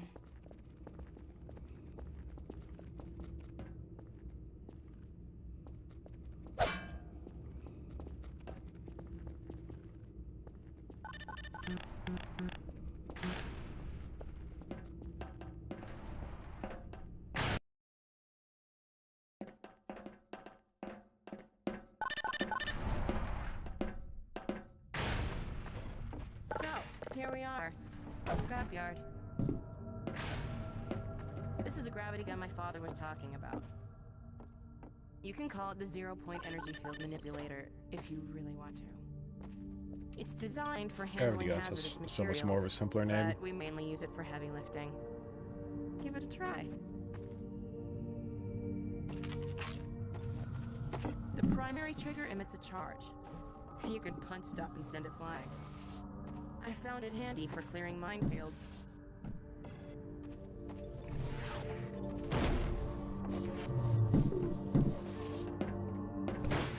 The secondary trigger lets you grab things. You can throw them with the primary. Yep, there you go. Pick something up, you can drop it gently. The ATV suit charger. Pick up some stuff and toss it. I'm surprised that, I mean, yet again, this is Black Mesa East, so stuff like this would be around.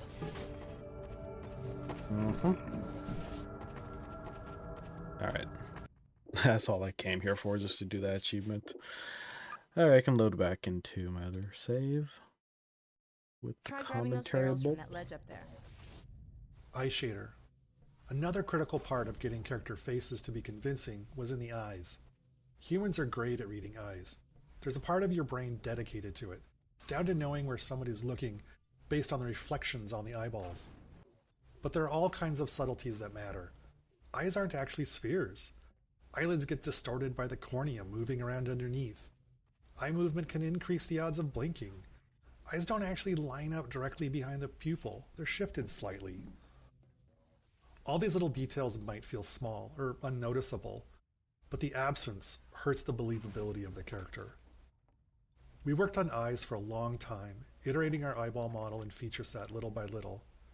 Some things required external interfaces, like what things in the environment were interesting to look at, where others were automatic, at a subconscious level in the AI, like blinking, an obvious requirement, but one that's subtly confusing if it's wrong. Eye reflections had a particularly large impact.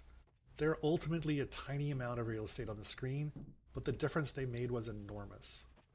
We knew we were finally done when we reached the point where, with our eye shader off, a character looked like a doll, human-like, but unconvincing in some way that was hard to describe. But when we turned it on, suddenly it felt like a human was looking at us. Yeah, and it only got better after Half-Life Alyx. Try grabbing those barrels from that ledge up there. Oh, the barrels. Wait, what ledge? Barrels where?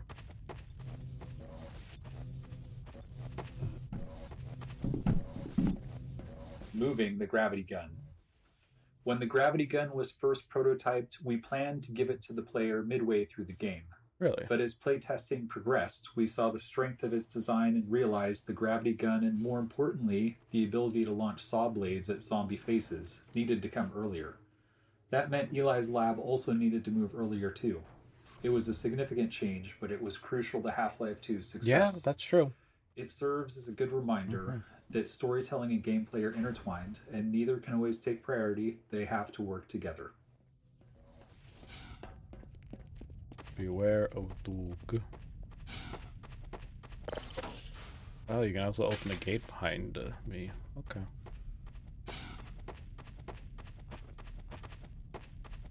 Don't know if anyone tried that. Oh. Dog, come!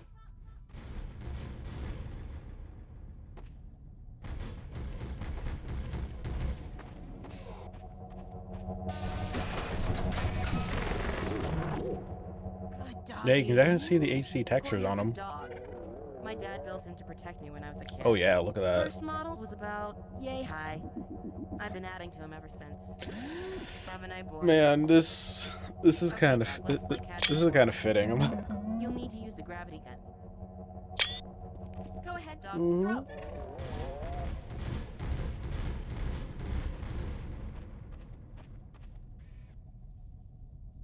Hold on, I want to check something. Was there any achievements with dog that I missed?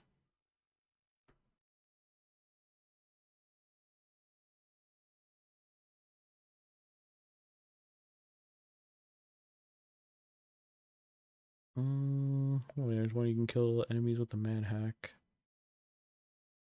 Oh, probably with the gravity gun, yeah.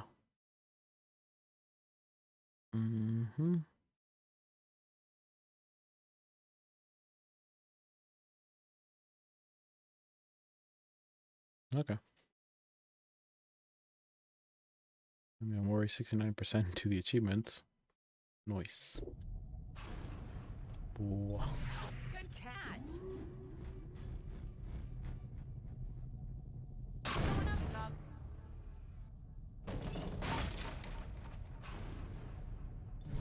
I can only throw these so far.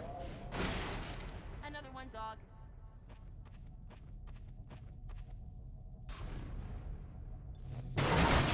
Ow. Go ahead, dog. Throw. Risk. Looking back on Half-Life 2 now, 20 years later, it's sobering to reflect on how terrifying it was throughout much of the development. Game development is hard. You never really get what you'd like to have, which is be able to validate risk before you start to pile more on top of it.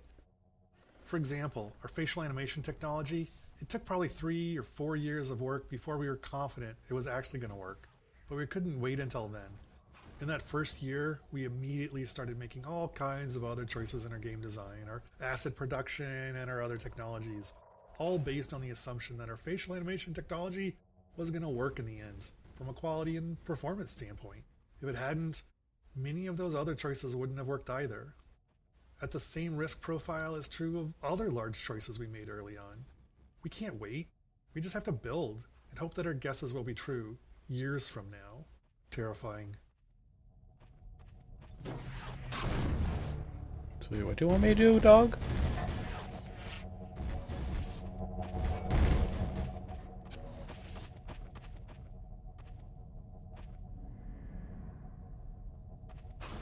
Good throw.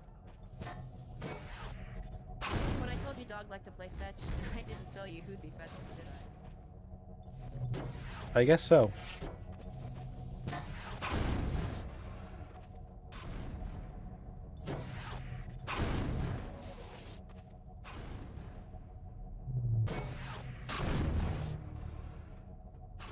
Okay, Gordon, let's try something else. Dog, throw something bigger.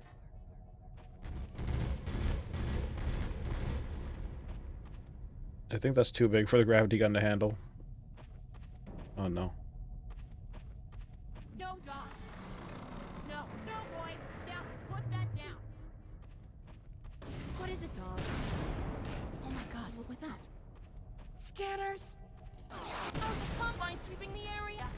Gotta head back to the lab. Come on, Gordon.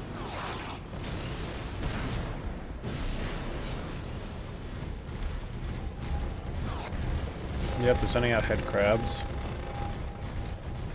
Oh, God damn it, it's you again? Oh wow. They're just sending them right down the tunnels. Oh boy. Come on, Gordon. Dad, Alex, do you read? Alex, honey. What's going on in there? Where are you, Alex? We're in the scrapyard airlock, stuck in a full auto cycle. Is Gordon still with you? He's right here. Good. I want you to... Dad. Oh, she glows. Take Gordon out of here. Head for the coast. Do not go through Rafe. Dad. Dad. Ah, the East Coast. Doc, open the airlock. Get us out of here. Hurry, now. Just get it open. Yep. That's enough, dog.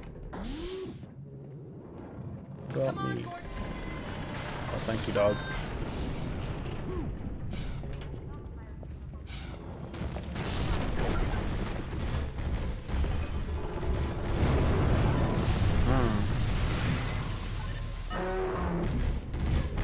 Gordon, you need to get out of here. I can't leave my father. Doc, take Gordon to the Ravenholm tunnel, then circle around and try to meet up with me. Hurry! Yeah, the Putis will keep her safe.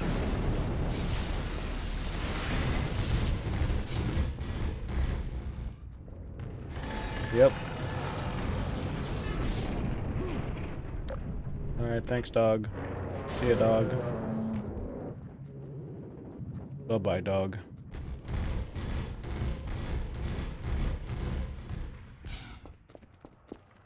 He was a good dog.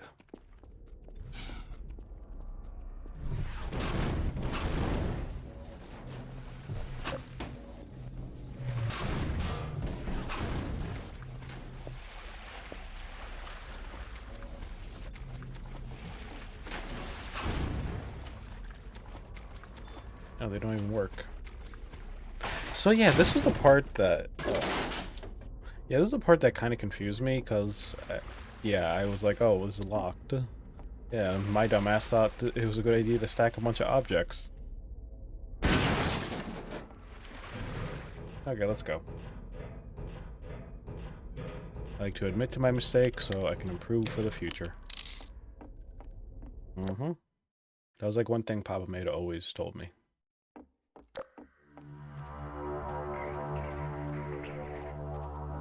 Ravenholm. As we finished up our work on Ravenholm, we couldn't shake the feeling that the transition from Eli's lab just wasn't working.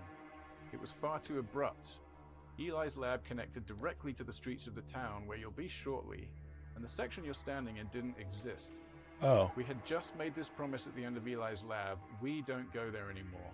And we liked the overall build-up we'd created, but when the player got to Ravenholm, they were immediately dropped into combat with zombies without any room for tension building. Pants. So we built this section and the subsequent tight corridors to address that in a way we were happy with. We slowed the pacing, focused on art and lighting, and got you ready to experience why we don't go to Ravenholm anymore. So you can hear in... I recently installed a mod pack that... yeah, it ups the voices.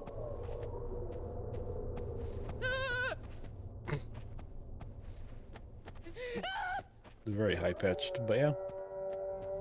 No, it makes sense.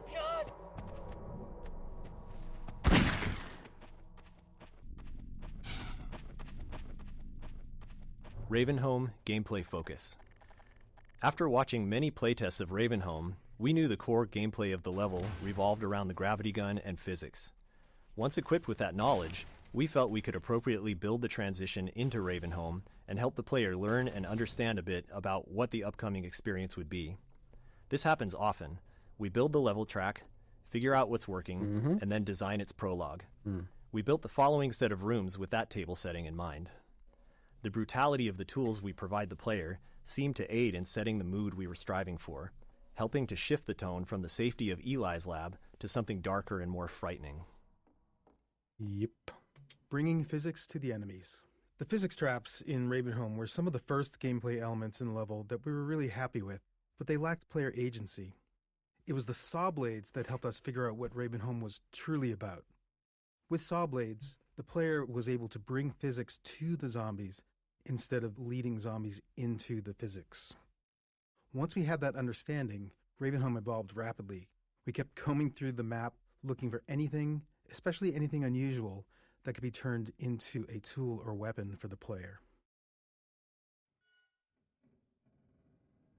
And so we had buzzsaws. Player tools. By this point in the game, players have a lot of experience with Half-Life 2's physics, but they've just received the gravity gun, which provides a whole new way to interact with the physics objects in the game. We iterated on a variety of the physics objects that the player could play with, things like saw blades, the catapults, explosive canisters, traps, spears, and so on, and honed in on the ones that worked well with the physics gun and cut the ones that didn't. Then we went about stripping the levels of ammunition items so that the player had to rely on these objects to survive. I literally painted her short white. Oh wow.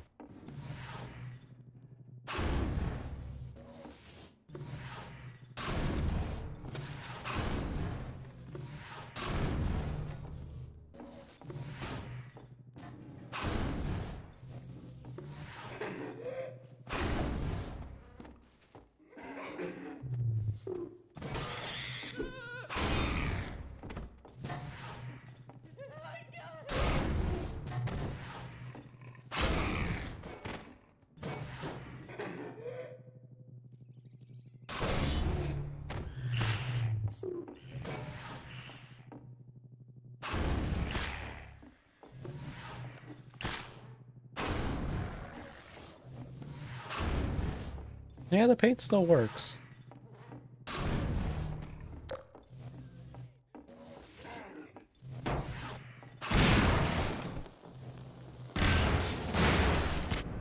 Ow.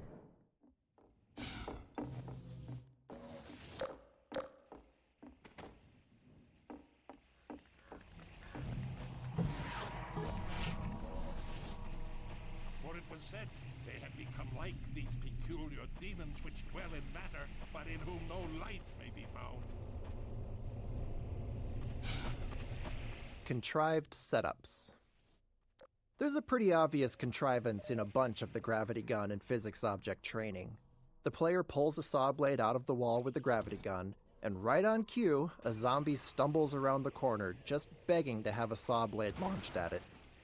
Then the player crawls under a spinning blade trap to turn it off, and suddenly 3 zombies appear, taunting the player to switch the trap back on. We didn't have much time to iterate on this section, so we needed setups that worked for all players, not more open-ended ones that relied on them making the right move. While this kind of design has the potential to reduce players' creativity, in this case, we found that they didn't seem to mind that we forced their hand a little bit. Paint cans. Once we started to succeed at making the gravity gun and physics gameplay the core of the Ravenholm experience, we started to go through the levels and look for objects that we might have overlooked as we were busy working with the really aggressive things like saw blades and exploding canisters. One of the things we found was the paint can, and it was simple enough for us to sort of reinforce player expectations by having the paint can splatter paint on the zombies when you threw one at them.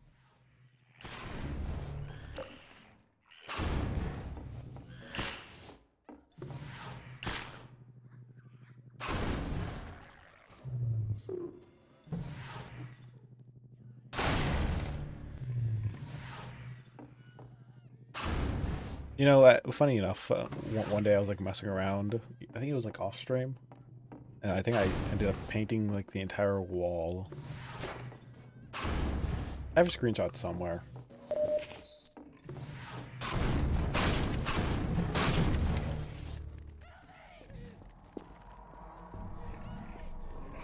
Ravenholm's development. We began developing Ravenholm early in the production of Half-Life 2, so it went through more than one full development pass.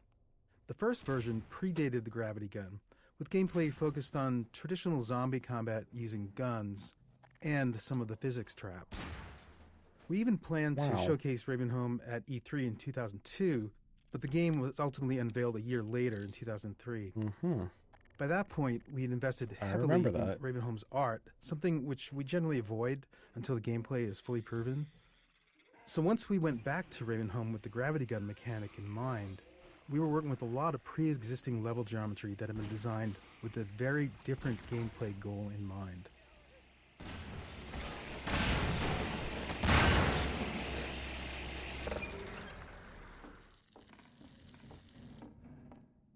Misteaching flinches. Another memorable playtest and example of the danger of misteaching players occurred in Ravenholm. One of our design principles is for the game to respond to the player as much as possible. So when designing the gravity gun, it seemed obvious that if the player pointed it at a zombie and pulled the trigger, something should happen. It was simple enough to make it zap the zombie for a tiny amount of damage, causing the zombie to play its flinch animation, which felt good and responsive. Later, we watched a playtest where the tester discovered this interaction immediately upon arriving in Ravenholm, and interpreted it as a feedback that the gravity gun was hurting the zombie, which it was, just not very much. So they zapped the zombie again, repeatedly, shocking it over and over until it died.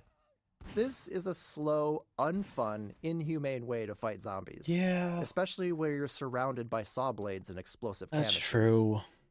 Having learned our lesson, we removed that flinch animation, even though it meant losing that interaction between They kept the it for zombie head and the crabs, gravity though. gun. In this case, it was better to not have the simple interaction, rather than give the false impression that the gravity gun was an effective way to fight zombies. Even simple principles can require trade-offs when you get into the details. Grigori Plaza. This open plaza is one of the areas that was fully detailed in our first development pass, and when we returned to it, we wanted to preserve as much of the existing art as possible while designing a new player path that used all 3 dimensions, moving players up and down, through windows, across rooftops, and between buildings. It wasn't a large space, so we had to squeeze as much track out of it as possible, and since that started as an art-focused area, it was light on gameplay and we needed to address that playtesters tended to fly right through it. And to top that off, it was already pushing our rendering performance budget with little room left for anything new. The challenge became finding small additions to slow the player down by adding threats around corners and into every nook and cranny of the level.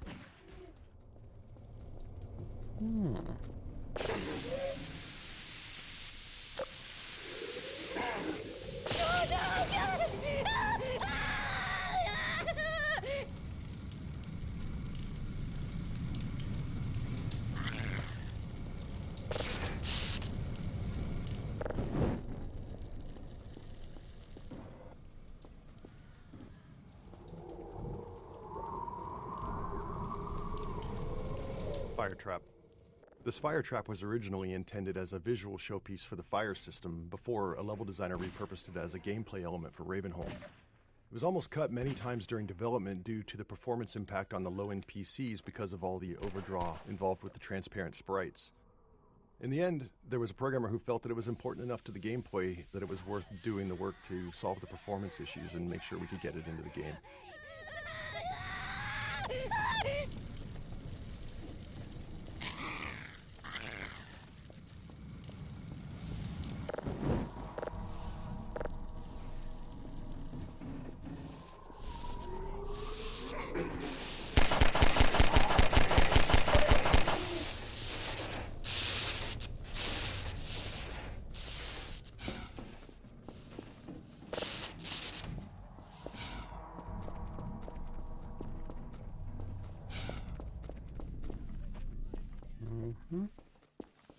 Alright, let's see. Oh.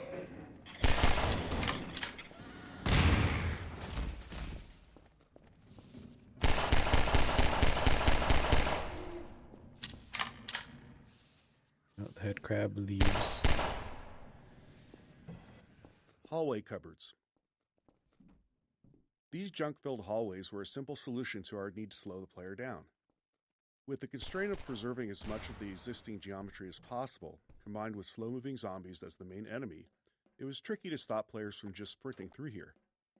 Luckily, having Grigori as the crazed inhabitant of Ravenholm made these setups easy to justify. It makes good sense that he'd clog the stairwell to keep himself safe on the rooftops. In the end, Grigori's solution and ours were one and the same. Just throw a bunch of furniture in the way, because if it stops zombies, it'll probably slow the player down too.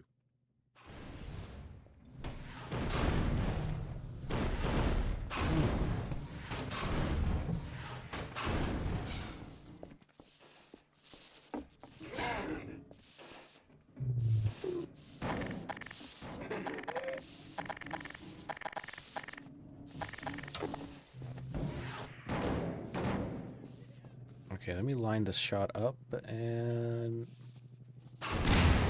there you go.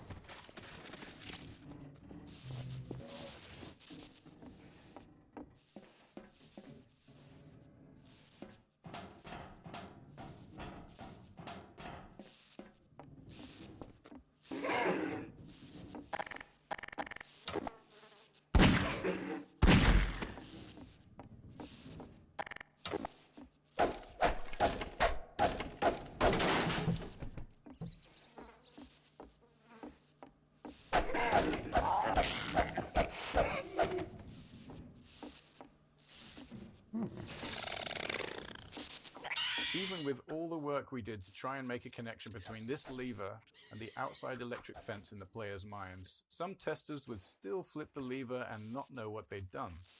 They'd even wander around, flip the lever back on, and wander around some more. With not much time to spend on making the connection clearer, we elected to just have the lever break off. This prevented players from undoing their progress and added to the feeling that Ravenholm was an unreliable and decaying environment. I did a good job with that. Poison head crabs. This room unintentionally introduces poison head crabs. We'd spent a lot of time crafting their proper introduction later in the level, but once we saw how well they were playtesting, our excitement got the better of us, and before too long we'd scattered them throughout the level. By the time we realized they'd appeared before their intro, it was really too late to rework it. Fortunately, a tight room of poison head crabs works as decent training, because their design avoids a common issue with combat training. Typically, players are stressed and they can get frustrated if they die repeatedly without understanding why. And sure enough, we encountered that problem when trying to train the player with both poison head crabs and their source, the poison zombie. However, poison head crabs can't kill the player by themselves, so while stressful, a room full of them at least avoids that frustration.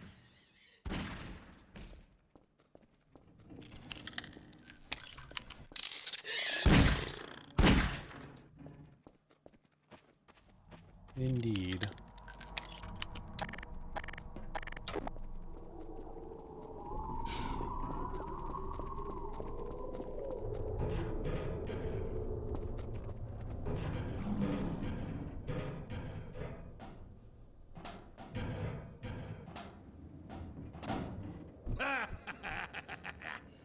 Well done, brother.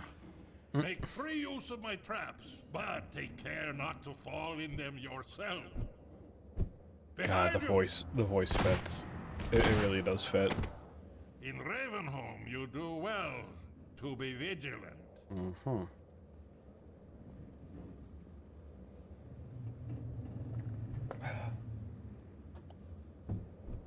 Alrighty.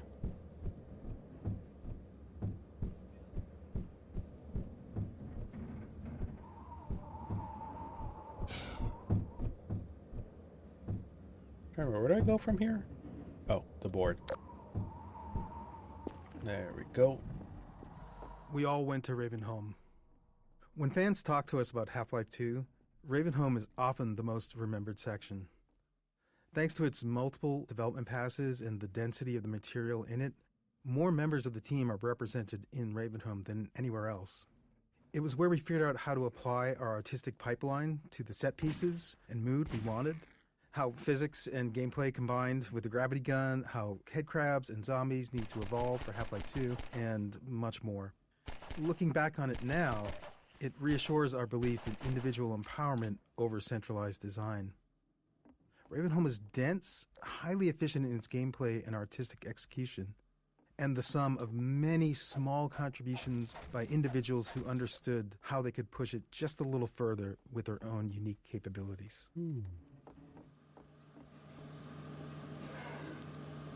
Car crushers. These car crushers required some adjustments and quite a bit of work to our physics damage system. There's always a challenge when big physics objects interact with non-player characters. For instance, if the physics can push the NPC, it might shove them somewhere they're not supposed to go, leaving them unable to recover. This isn't a big issue for something like a headcrab, which can just hop out of a tricky situation, but for something like a zombie, it could mean they get stuck and end up helpless, flailing away in whatever gap they manage to wedge themselves into, which kind of kills the survival horror mood we're going for here. Car crusher lifts. Getting the car crushers to lift the player was also tricky. See, the player is always being simulated by both the physics system and the game's movement system. Each time we update the player's state, we compare the results from both systems and decide which one is right, then sync them up and repeat. This allows the two systems to influence each other. Like when the player stands on a seesaw, the physics lets the board give way, or when they stand on the car crusher, it lifts them up. While more complex, this dual system approach was easier to tune than trying to handle both physics and player movement in a single system. By keeping them separate, we could fine-tune the player movement system to feel good on its own, only reconciling the two when physics was affecting the player.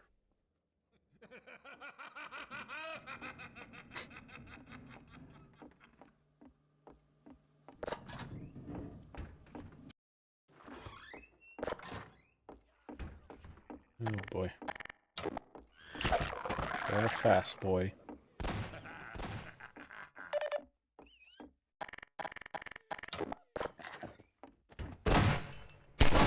Nope. Damn. Ah, it is you, brother. I apologize. But no harm done. My bullets are the least of your concerns. Ah. Morphine administration. Minor laceration. Vital signs. Oh, what the fuck? Emergency. Imminent.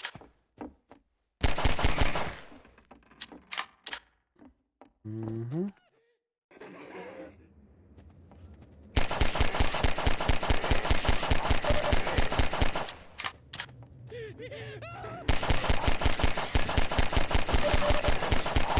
Son of a...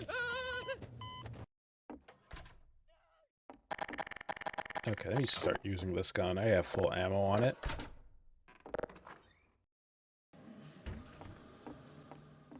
Oh, I went to the wrong exit.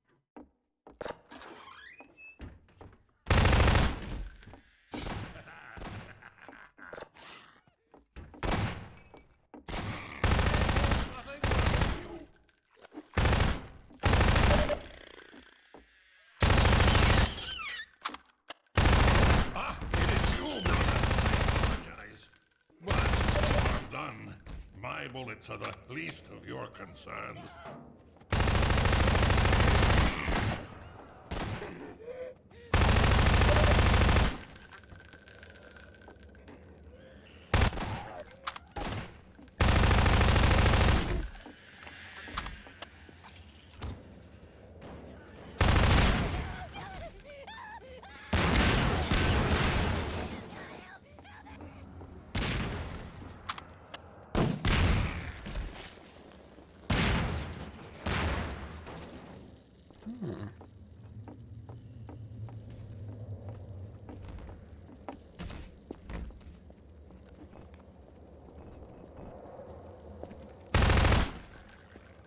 Pacing switch.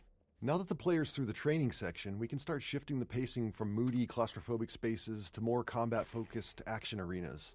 With the player familiar with the various physics tools in the environment, we can start mixing those into open spaces and just give the player the freedom to choose their approach. Yeah, they really do let me move around and find stuff. Let's see, anything else around here?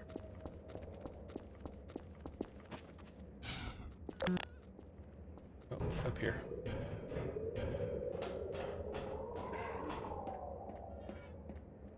Although they call me crazy, I care not.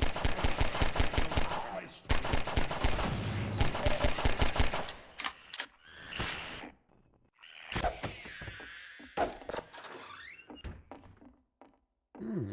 Tables and bodies.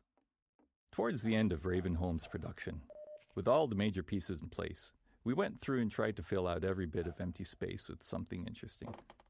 In doing so, we had to be careful to use what we already had and not create anything new, as we couldn't risk introducing more bugs. Okay. Often, as in this room, we were trying to add new moments of gameplay, while also adding more detail and storytelling to the area. Small scenes like this allow an attentive player to think about what they're seeing and what it might mean for what they'll encounter next. So, dissection? Saw blades? Hooks? Oh.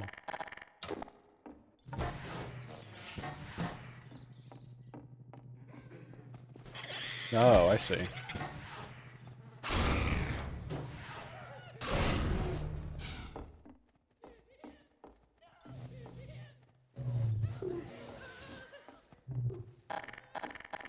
I do have grenades.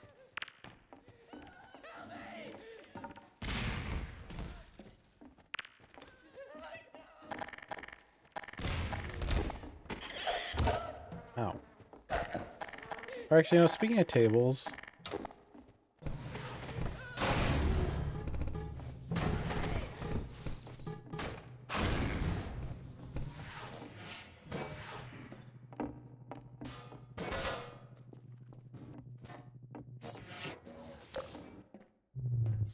there might be more.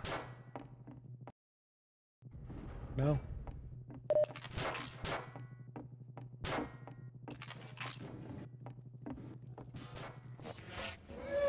Fast Zombie Introduction. This space was another area originally built for E3 2003, where it showcased the player fighting against a squad of Combine soldiers. When we returned to use it to introduce the Fast Zombie, we tried to keep as much of the previous work as possible. We wanted an iconic moonlit shot with zombies leaping past the moon like werewolves to draw the player's eye. Once that like beat is over, we werewolves. introduced the first Fast Zombie to the player space and send it at them. It took a lot of iteration to find the right balance of lighting for the scene to look good, while ensuring it also worked for the gameplay goals. Yeah, they did a good job making the lighting up. Can a head crab stop bouncing on my blade? Physics object consistency. All physics objects have a variety of parameters that define their behavior: their mass, the amount of damage they take before breaking, what they break into, and so on. During development, these parameters were specified by level designers for each item, which is how most things in the game worked. But later in development, we realized we'd created a problem for ourselves. There were thousands of physics objects in the game, and no method to ensure consistency across them. As a result, a cardboard box might break apart with a single pistol shot in one level, and be completely invulnerable in another. Internally, we generally referred to these inconsistencies as level designer crimes. To fix these, and to deliver some justice, we built a system that enforced consistency on all physics objects based on their visual model. Since most of the game had already been built, we were forced to allow level designers to explicitly opt out of this system for rare edge cases where they needed to do something criminal to preserve what they'd designed. Internally, we refer to these designers as recidivists, some of whom perpetuate their life of crime at Valve to this day. You don't say. Mm-hmm.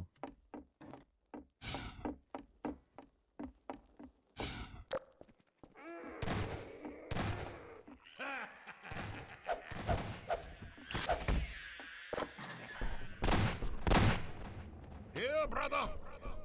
Hello. Come closer. You've stirred up hell. A man after my own heart. Here, I have a more suitable gun for you. I don't You'll think need it. here's a prequel game with Father Gregory. Good. Now, keep it close. Yeah. My advice to you is aim for the head. Hush. They come. There is no rest in Ravenholm. Move on and I will meet you at the church. Balm for your affliction, child.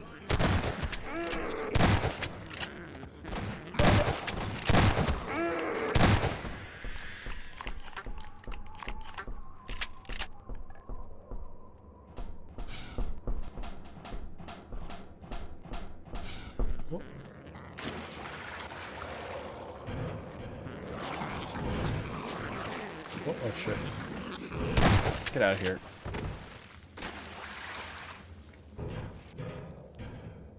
There we go.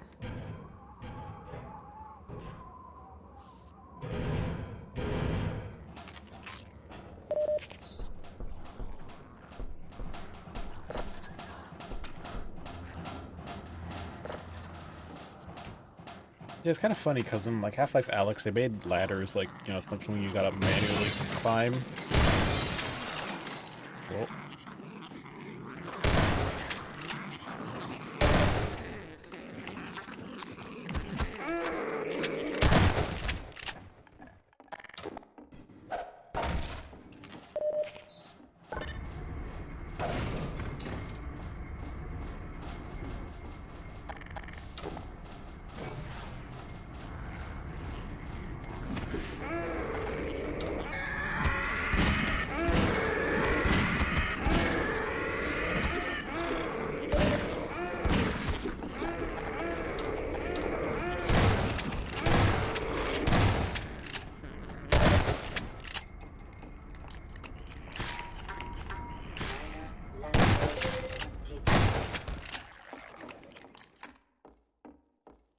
Poison Zombie Introduction. Constraining the player in a tight space while providing them with a view outward is a useful way to increase the chances that they'll notice something we want them to see. Here, we draw the player's attention with the sound of a whale before the poison zombie itself becomes visible. Oh. Originally, this encounter was also the first time players faced poison headcrabs, but as mentioned in an earlier node, we got far too enthusiastic in proliferating poison headcrabs around the level and ended up spoiling their joint introduction here. In the end, however, these first encounters worked better as separate instances anyway.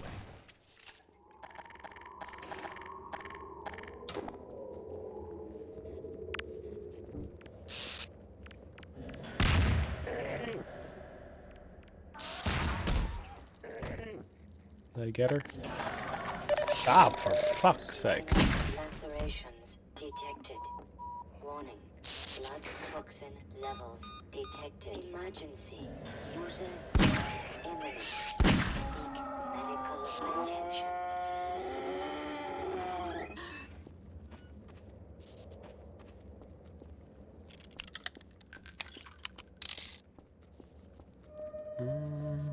Let's see.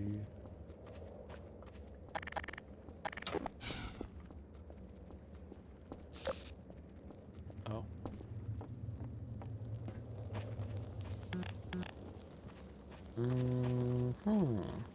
Oh, right over here.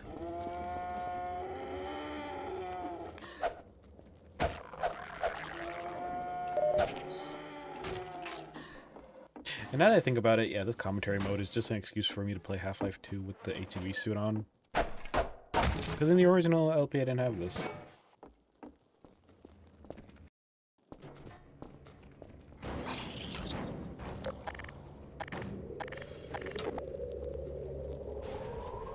Gamma correction. Our game engine has a rendering system that's responsible for taking the entire state of the game and calculating a color value for every pixel on your screen to represent that state. But code and software from other people are involved in the process of calculating those pixels as well. As an example, the software and hardware in your GPU and monitor. At one point during development, we were unhappy with how our characters looked. In particular, we thought that they looked waxy or sickly. Their skin was wrong. We spent some time tuning our lighting, but we just couldn't get both our characters and our world to look right. Luckily, we still had a fully featured software renderer, which allowed us to run the game without a GPU, because this was an era where many players still didn't have one. Looking at the game on that renderer, we noticed that our lighting didn't have the same problem. So we went through our code with a fine-tooth comb, trying to figure out where our rendering code was doing something wrong when it was working with a GPU.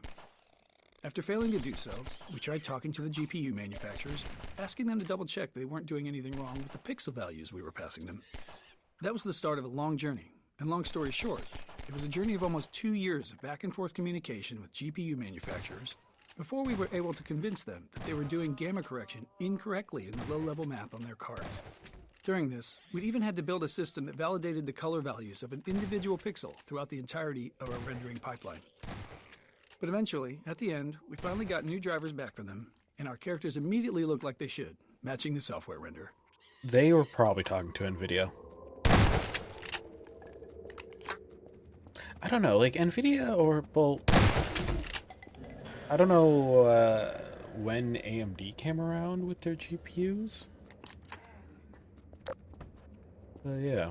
At this point in Ravenholm, the player has learned all the gameplay elements available to them and can predict their interactions. This allows us to build more complex setups, providing a greater level of threat and more freedom in how the player can approach each scenario. This arena is a I toss the deliberately barrel and I do entwined the space shoot. the player will need to explore, and we use that exploration time to slowly ramp up combat intensity. The faster the player explores, the faster we ramp it up. The freeform nature of this design made it challenging to tune, given the large dynamic range in how players played through it. God damn. I didn't know that actually popped out. I mean, it still works.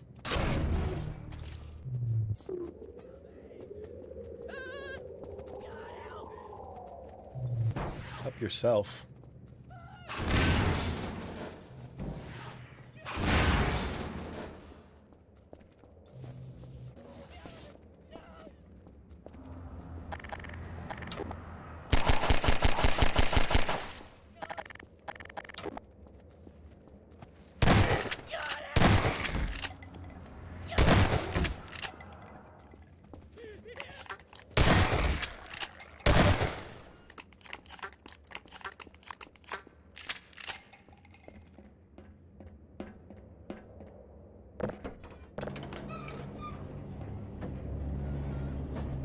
So this is a part I somewhat missed.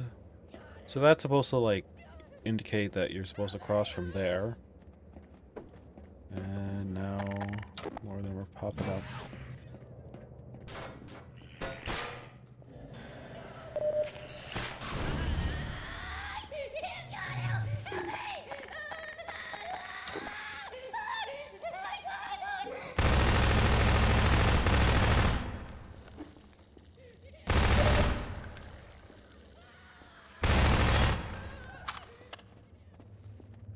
There's two of them.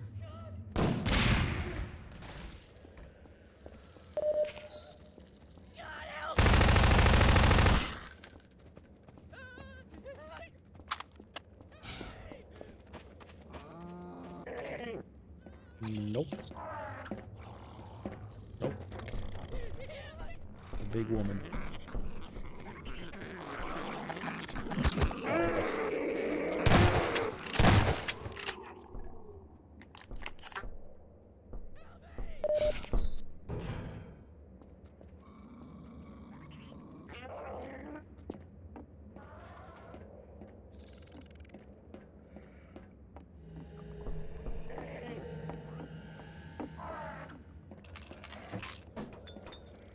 playtester archetypes.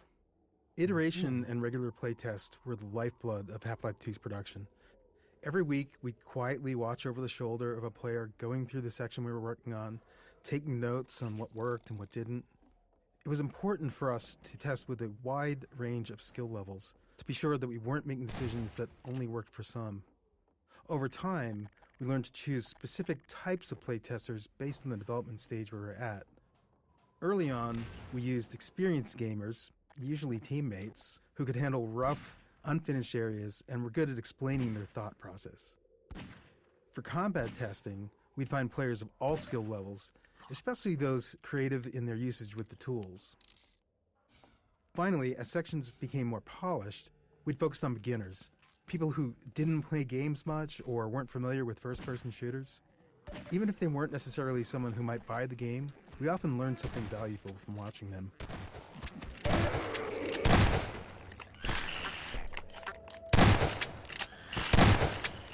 Get over here. Oh, what the fuck? Levels detected. Basic medical systems engaged. Morphine ammunition depleted.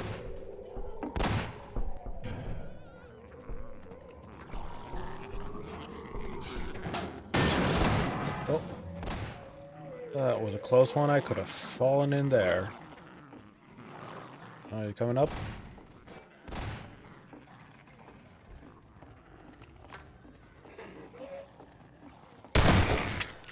Oh wait, hold on. There's saw blade in the other room.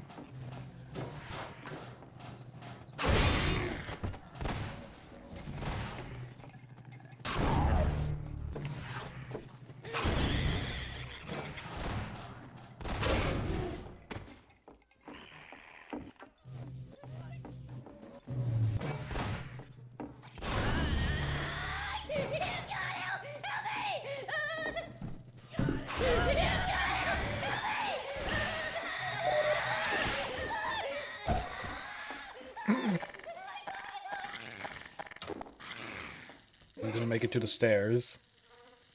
That one.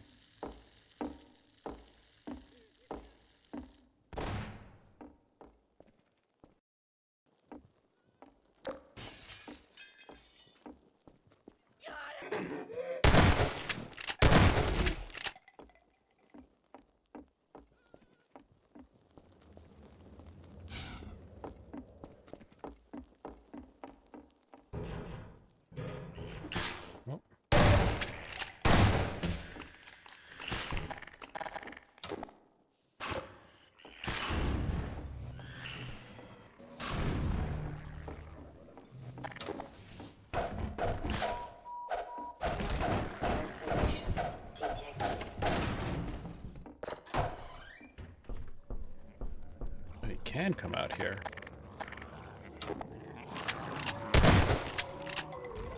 Oh boy, coming over here. What the? Jesus. Talk about the knockback. Okay.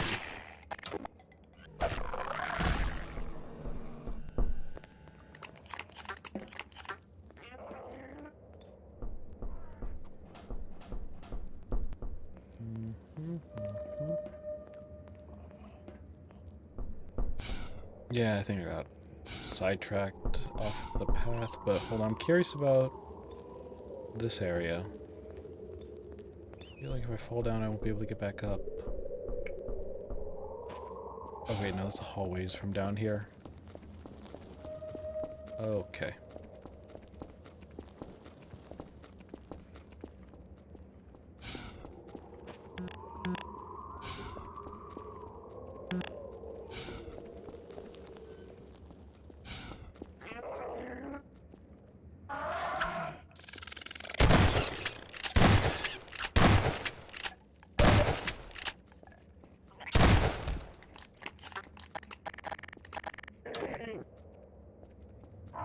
I have this.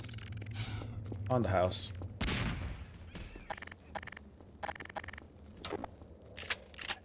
Still alive?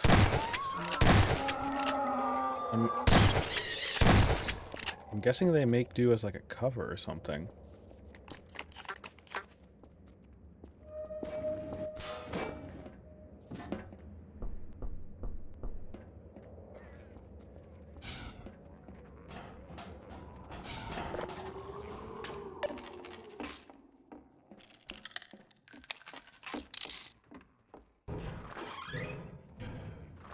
There we go. Final arena. When we finished the first pass over Ravenholm, this rooftop was intended to be the culminating fight. Like other spaces in Ravenholm, it had begun life as a space purely focused on being an interesting visual location. We felt it was important that, as the player left Ravenholm, they had a moment to look back over the town they had just survived and get a glimpse of where they were headed next. Multiple gameplay groups took a shot at building a fight here, but the tight geometry and performance constraints meant we never really created a finale we were happy with. It's too small. Not unlike the Half-Life saga itself, it seemed as if Ravenholm was destined to not have a real ending. Yeah, but it could have a continuation.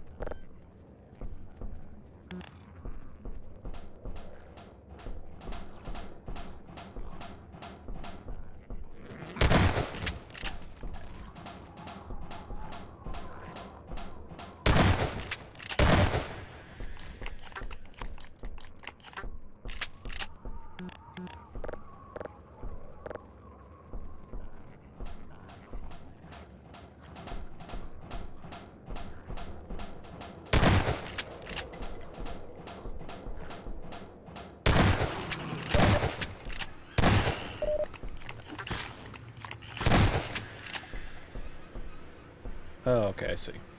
The lift.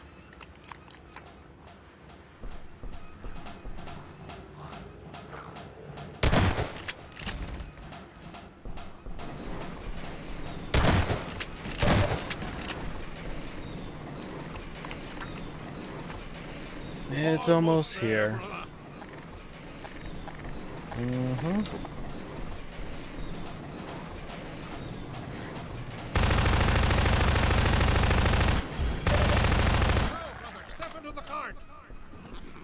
Thank you. The handbrake, brother. Release it and come down.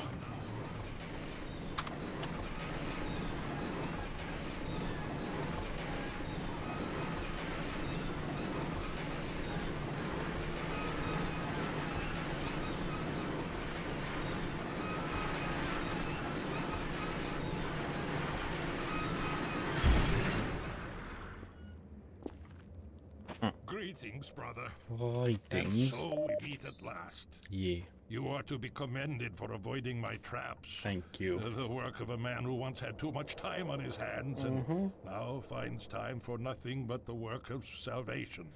I suspect you have little wish to remain in Ravenholm, so I will show you to the mines. Thank you. As for me, a shepherd must tend to his flock, especially when they have grown unruly. Follow me, brother, and tread lightly, for this is hallowed ground. Thank you, Father.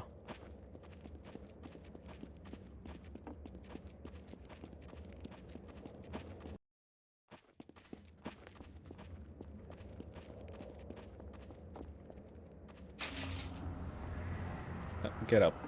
Come on. Response rules. We knew early on that we wanted a lot of dynamic dialogue in-game, so we needed a system to handle it effectively. We aimed for a system that allowed sound designers to add and tweak lines without involving programmers, made the dialogue tightly responsive to the game's state, and minimized repetition. With these requirements, we created the response rules system. Whenever a character speaks outside of a choreographed scene, this system determines which line to deliver.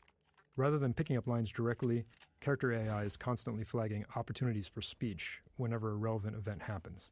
Spotting the player, getting hurt, firing a last round in a gun, encountering overwhelming enemies, and so on. With each opportunity, it sends the response rule system a packet of data about the game's current state, and the system returns the most fitting dialogue line, if there is any. This setup allowed our sound designers to create a detailed decision matrix for dialogue.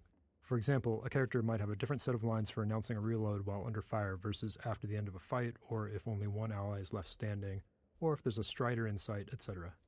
By the time we shipped Half-Life 2, we felt we'd only scratched the surface of this system's potential. It became a core feature of Episode 1's Alyx, and went on to power the dynamic dialogue in our later games, including TF2's classes and the cast of Left 4 Dead. Okay, that's actually a nice mention.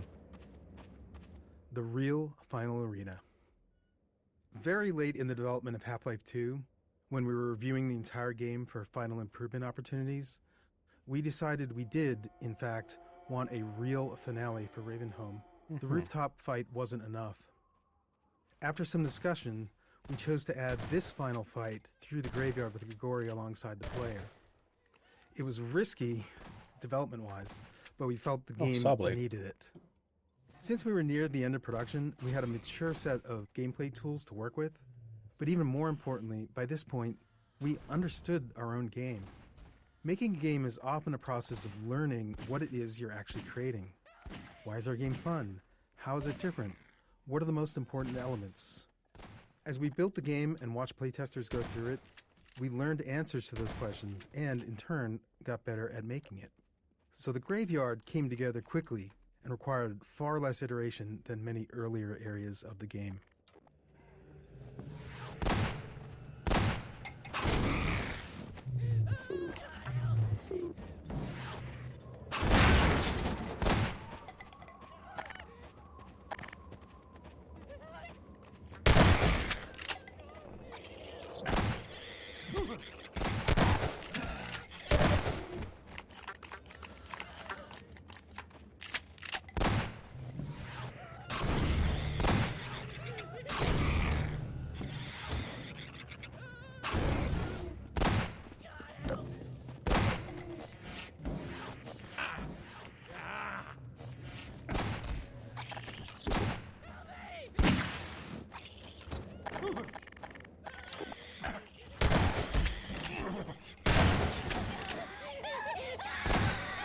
Oh, fuck.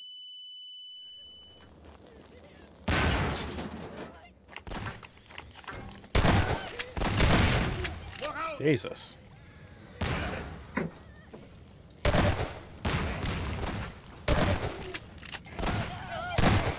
will end your torment.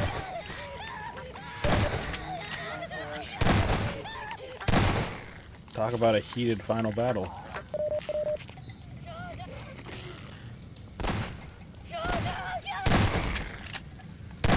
This was a bonding moment between us.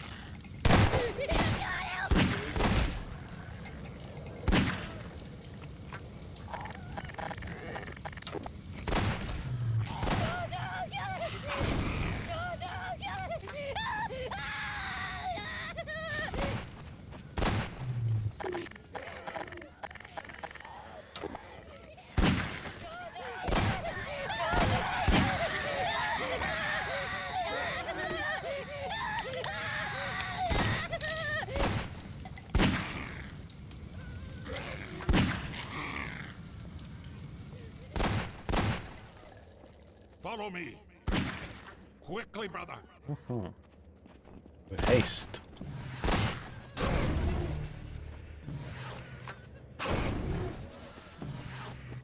I remember your true face.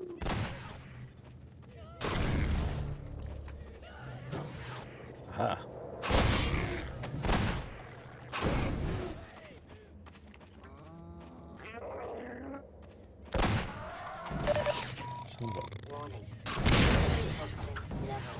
Hi.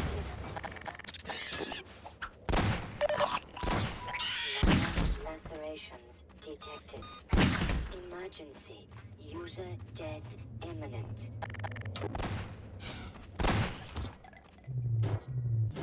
Oh, thanks. Right back at you.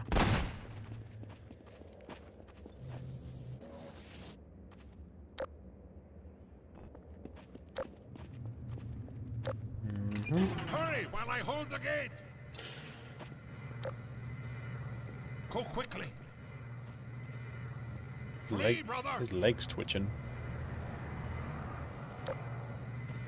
Oh, the gate. Onward to the mines.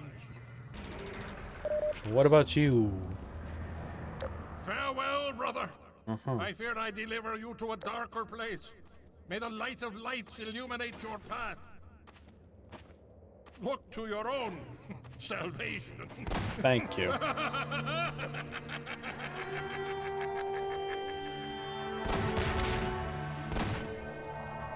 Damn, he's fighting him in the fire.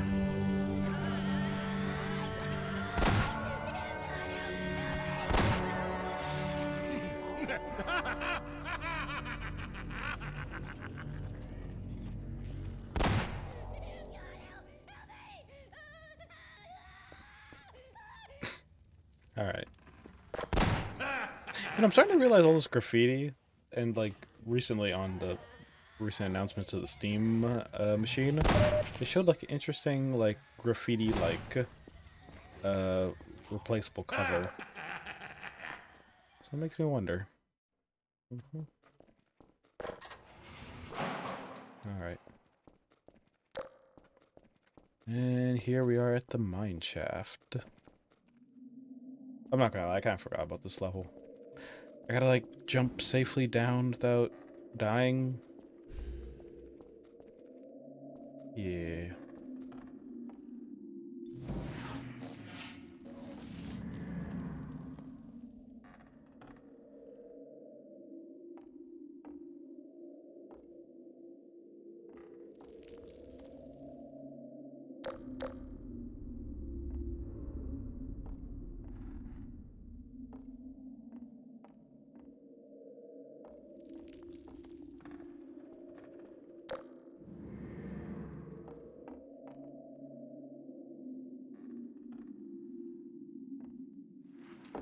Ah, okay.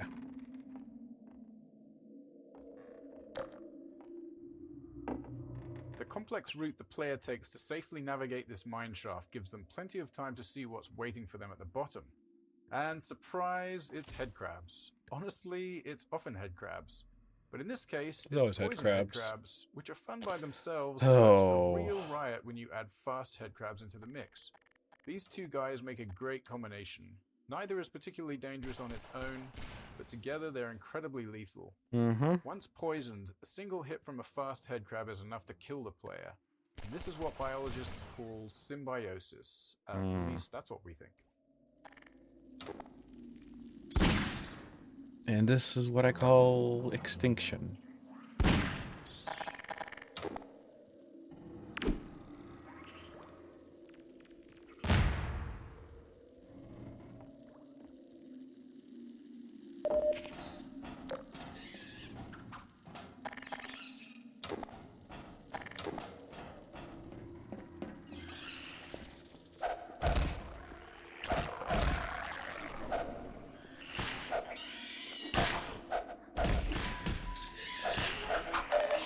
Oh, fuck.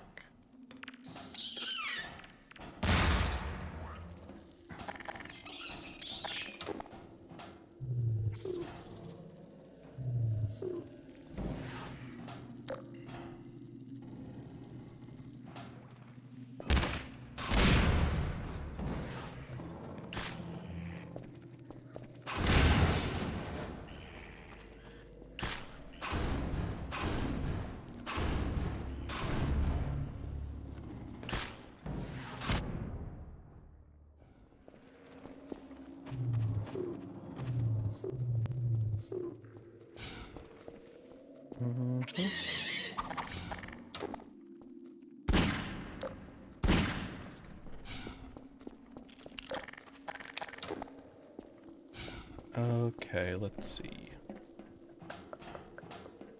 Oh, is it through here?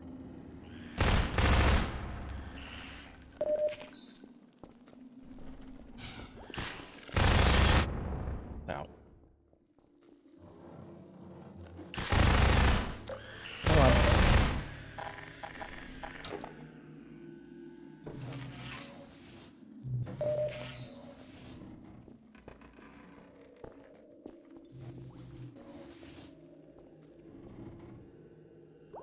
Oh, okay, well that didn't hurt me, surprisingly.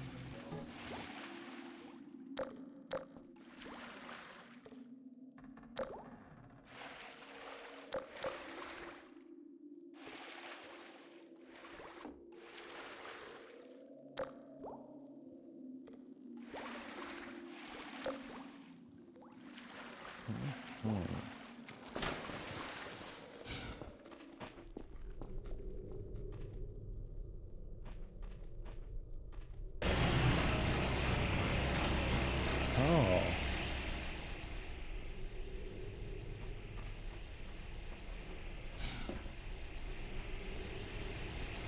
Oh, okay. That is really neat. Oh, so deadly. Oh, so deadly.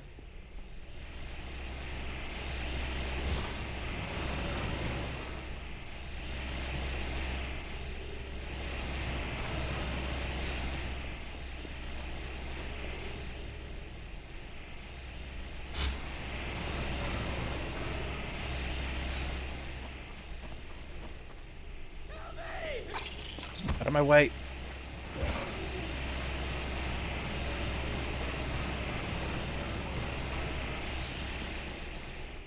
Hello, and... Oh.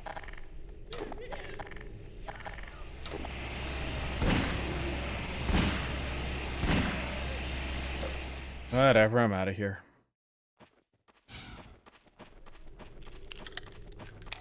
Out of the mines, and... Man, that's crazy to think that we just came through a mine. It was very small. Or short. But yeah. Make me think I was in like a cave system or something on an island. Sniper Alley. This section of game track was added late in development, after we moved Eli's lab and Ravenholm to come before Coast. While you might think that we build the game linearly, we actually split up into 3 different groups and worked in parallel on different sections, starting mostly in the middle of the game. Each group's first pass focused on nailing down the core of their section before they moved on.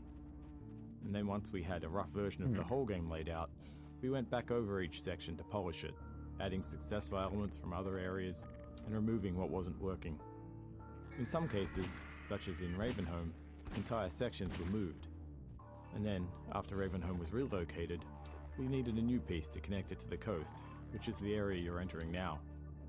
Given the time constraints, this short section was built using existing, proven gameplay elements, like snipers and combine soldiers.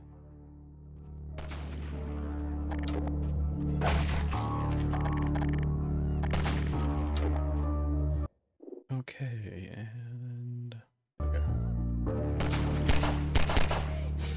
Half-Life 2's physics gave us a variety of tools to make combat more exciting.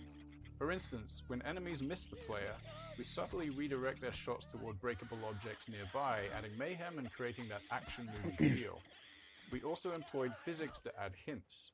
We created what we called ragdoll magnets across the game to make enemy corpses fall in interesting and dramatic ways, such I'm as so dead after off this. ledges or into the path of the train.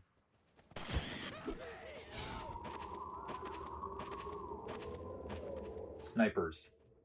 The Half-Life 2 team was never very large, so we were always looking for ways to create new gameplay without high asset production costs.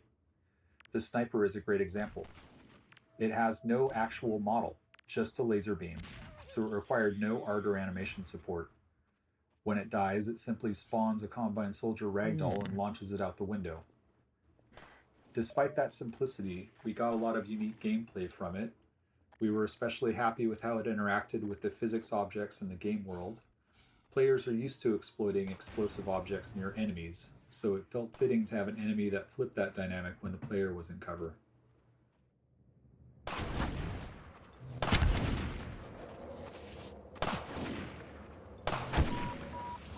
Blood loss details.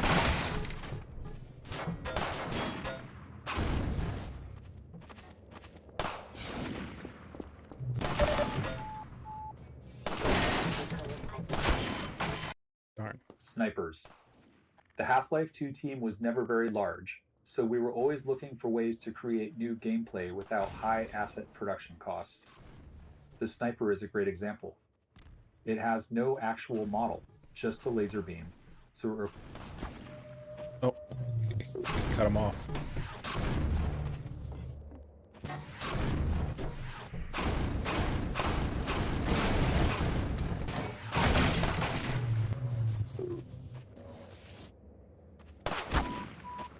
Blood loss details.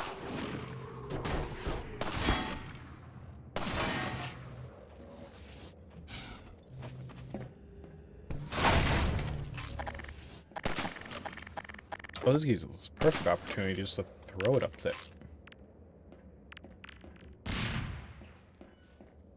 Up there.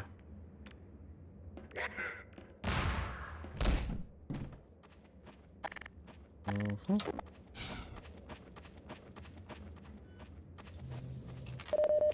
How many snipers are on this map? Because there's an achievement to kill them all.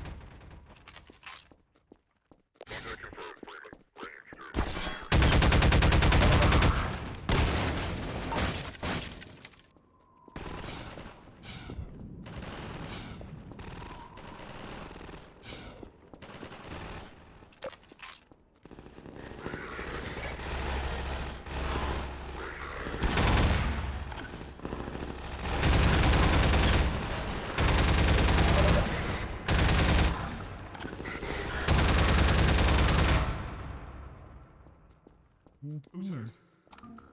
Hey, it's a resistance. Winston's been hit.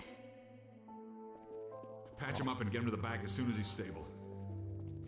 Gordon Freeman. It's incredible you made it.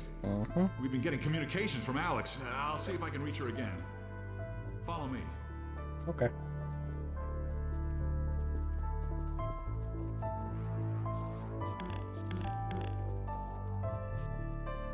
It's Leon. We're all clear.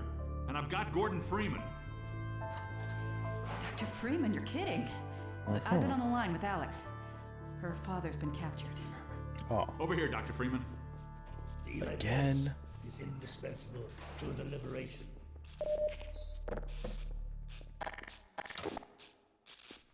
Alex, it's Leon. And I've got Gordon Freeman with me. Oh, that's a static PNG. Coast kickoff.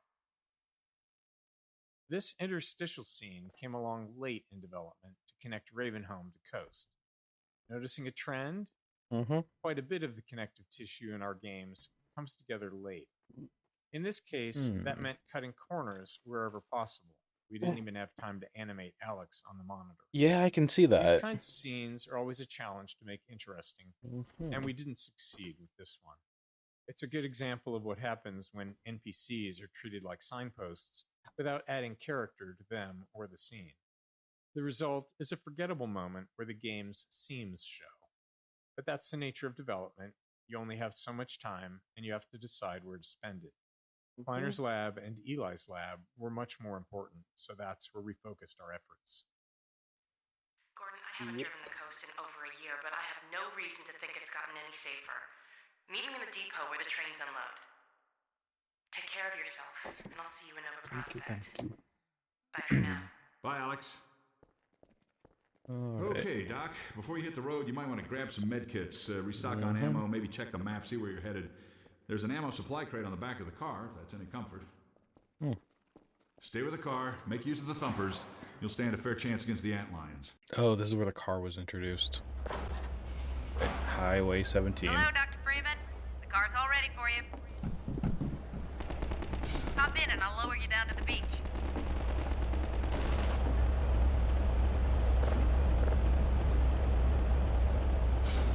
Buggy model. The Buggy's model went through many iterations before reaching its final version. We cycled through designs that satisfied both our artistic and physics simulation needs, but then hit an unexpected issue. Many playtesters, even experienced FPS players, were getting motion sick while driving it. Along with some simulation tweaks, we discovered that altering the buggy model helped. The more the model obscured the world, the worse the motion sickness became. So we began stripping away parts of the model, removing more and more of the body until players stopped feeling sick. In particular, being able to see the ground through the missing undercarriage made a noticeable difference. Oh, so that's why it was this entire frame? Oh wait, no, it's a fucking. God damn it! I wanted to see the extra. That thing. That I gotta go back. Okay. Hello, Dr. Freeman. The car's all ready for you. Hop in and I'll Buggy model. Buggy introduction. We wanted something more engaging for the buggy's introduction than just having the player hop in and drive away. The crane helped with that. Crucially, we needed players to learn how to recover the buggy when it flips over, and this sequence forced them into that situation. Training under pressure is always tricky. We wanted to emphasize the outline infestation as the reason to stay inside the buggy. So we kept the outline threat active and provided a couple of citizens on mounted guns for support. A small bonus, players also get the experience of being lifted by the crane just before they'll get to operate one. Okay. Wow, are you kidding me? Upside down? What happened to... What happened to staying in the vehicle? Buggy training course. This training section was designed to let the player play around with her buggy. I can't even At the time flip Half-Life it. 2 was released, this level of physical simulation in the vehicle was novel, so we wanted to give players ample opportunity to experiment with it. What the The hell? player has also just left the tight confines of Ravenholm, and we liked giving them the contrast Uh. to move quickly through a large buggy training course. Hold on. I think something messed up. That wasn't supposed to happen. Hello, Dr. Freeman. The car's all ready for you. Buggy model. Buggy introduction. Good, here we go.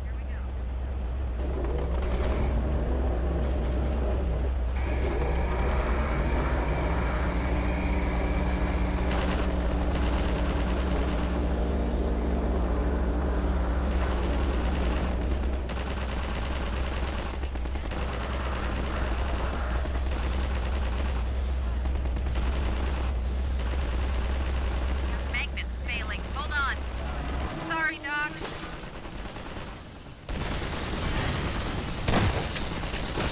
Buggy training course. This training section was designed to let the player play around with her buggy. At the time Half-Life 2 was released, Ow. this level of physical simulation in the vehicle was novel, so we wanted to give players ample opportunity to experiment with it. The player has also just left the tight confines of Ravenholm, and we liked giving him the contrasting reward of being able to move quickly through a large space, feeling safe inside a vehicle. I think I know They what made sure to mod might be require a messing turbo this jump up. to get out of this area, which doubled as a test to make sure they'd reached a level of comfort in their driving, and I think I know what mod is. Power up, right? Get the hell out of here. Yeah, I can't flip it.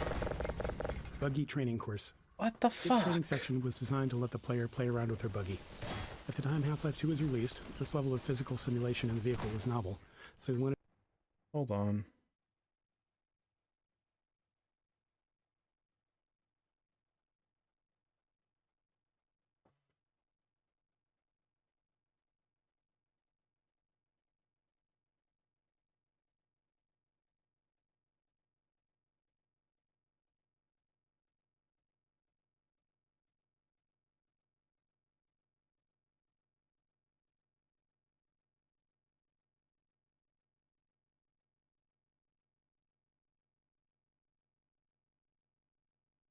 to give players ample opportunity to experiment with it. The player has also just left the tight confines of Ravenholm, and we liked giving him the contrasting reward of being able to move quickly. Okay, let me actually... Let me see if I can fix this. Because I think I know what mod is messing this up.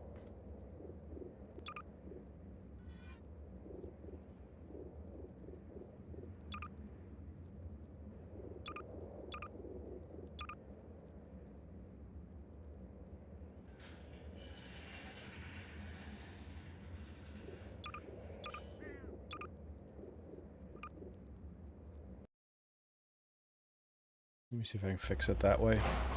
Hello, Dr. Freeman. The car's all ready for you. Buggy. Buggy introduction. Down to the beach. Good. Here we go.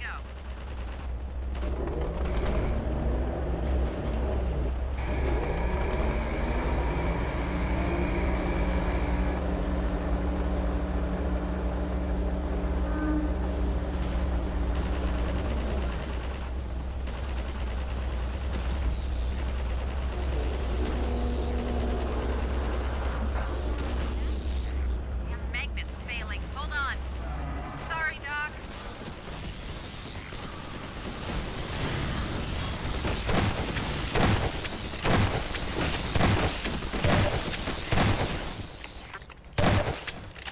Okay, seriously, I thought it was one of my mods.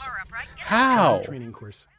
This training section was designed to let the player play around with her buggy. Right, with the At the time gravity gun. Half-Life 2 was released, this level of physical simulation in the vehicle was novel, so we wanted to give players ample opportunity to experiment with it. Okay, never mind. The player has also just left the tight confines of Ravenholm, and we liked giving him the contrast and reward of being able to move quickly through a large space, feeling safe inside a vehicle. We made sure to require a turbo jump to get out of this area, which doubled as a test to make sure they'd reached a level of comfort in their driving, and also That's a ensured laser that they cannon. didn't leave their buggy behind. You could have mentioned something about, like, when it's flipped over, the character's supposed to use the gravity gun.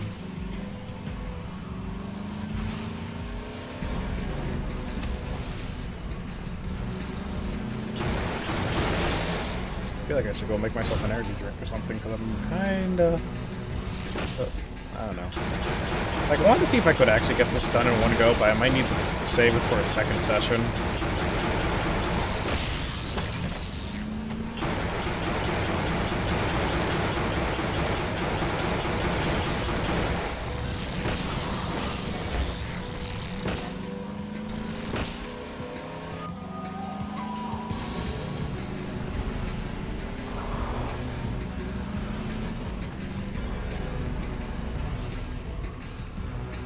Buggy physics.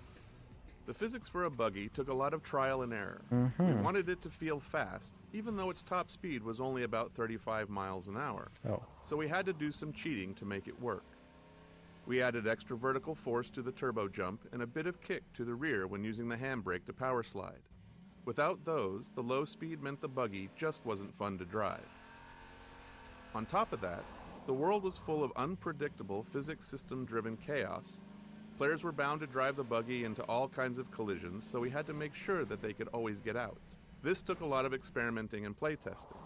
In the end, we settled on a pretty goofy, unrealistic simulation that made the buggy more forgiving and harder to flip.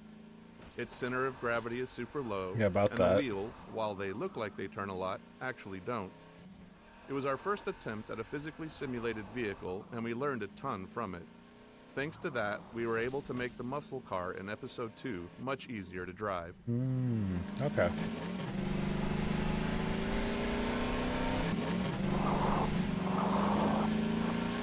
Okay, I remember the cards. I wasn't too sure if it was in here or the episodes.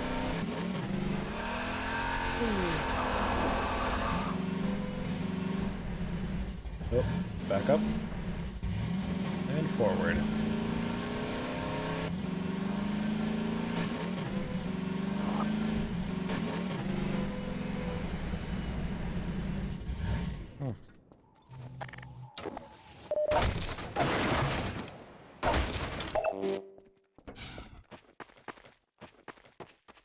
Transition tunnels. Building the coast required us to develop a way to handle level transitions.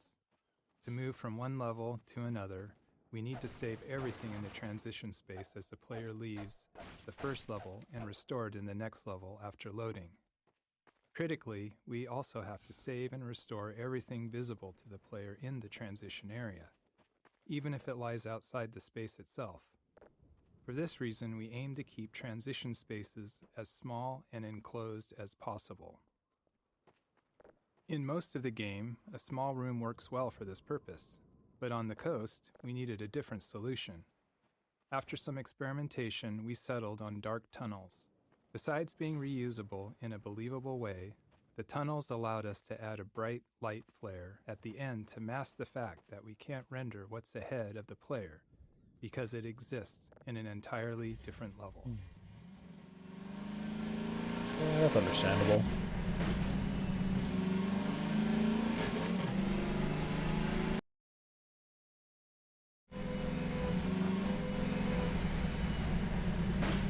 Whoa. Okay, I didn't flip over that time.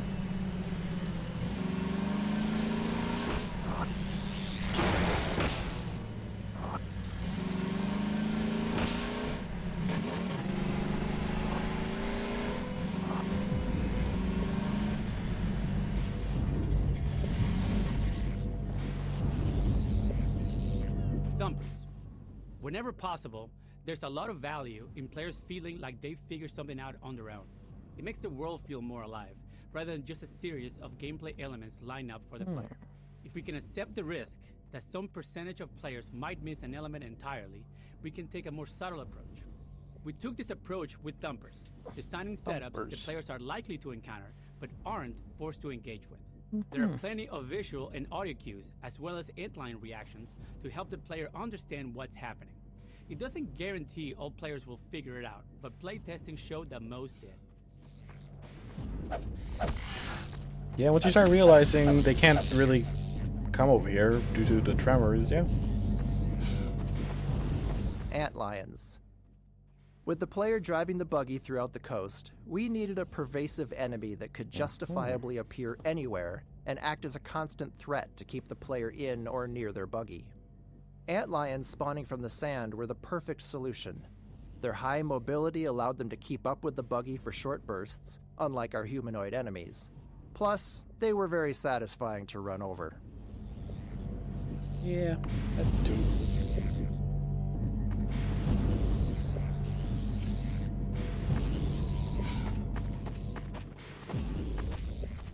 What's up with this house? Coast. We wanted a wide open section of the game for the buggy, but we still needed a way to constrain the player's movement. Choosing a coastline gave us a natural boundary along one side of the map while still feeling open and expansive. It also helped visualize the effects of the Combine's extraction of Earth's resources. Playtesters still tried to swim out to sea, so we added leeches to deter them. The leeches couldn't be a real avoidable enemy that players felt they could fight, so they're a bit magical. Players generally understood that they were pushing the game's boundaries, so we didn't overdevelop them.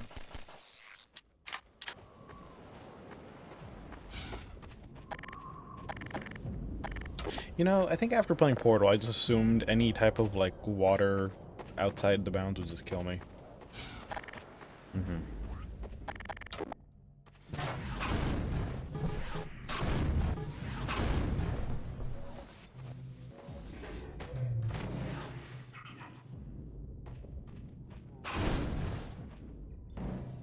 Grenade House. A lot of a Half-Life game is about giving players slightly novel combat experiences around each corner, even if they're just small tweaks on previous ones. They don't all have to be skill-based challenges. Sometimes they can just be fun moments where the player gets to enjoy themselves. This Grenade House is one of those moments, with the twist being that we've inverted the usual setup. Instead of letting the player drop grenades on enemies below, we've put the enemies above. The unlimited grenade box is a somewhat clumsy way to encourage players to engage with the scenario, but its invulnerability also ensures the players can still climb up to the floor above, even if they've blown up everything else. Hold on, let me... I hear it in there. Am I stuck on something?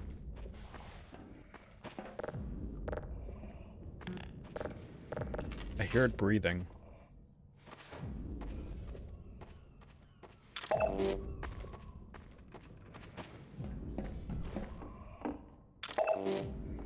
Right there.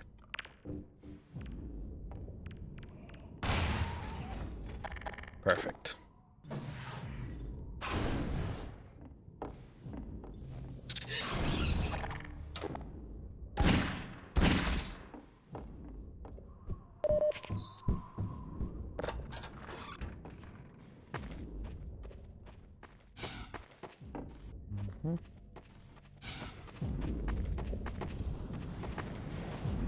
Keep going from here.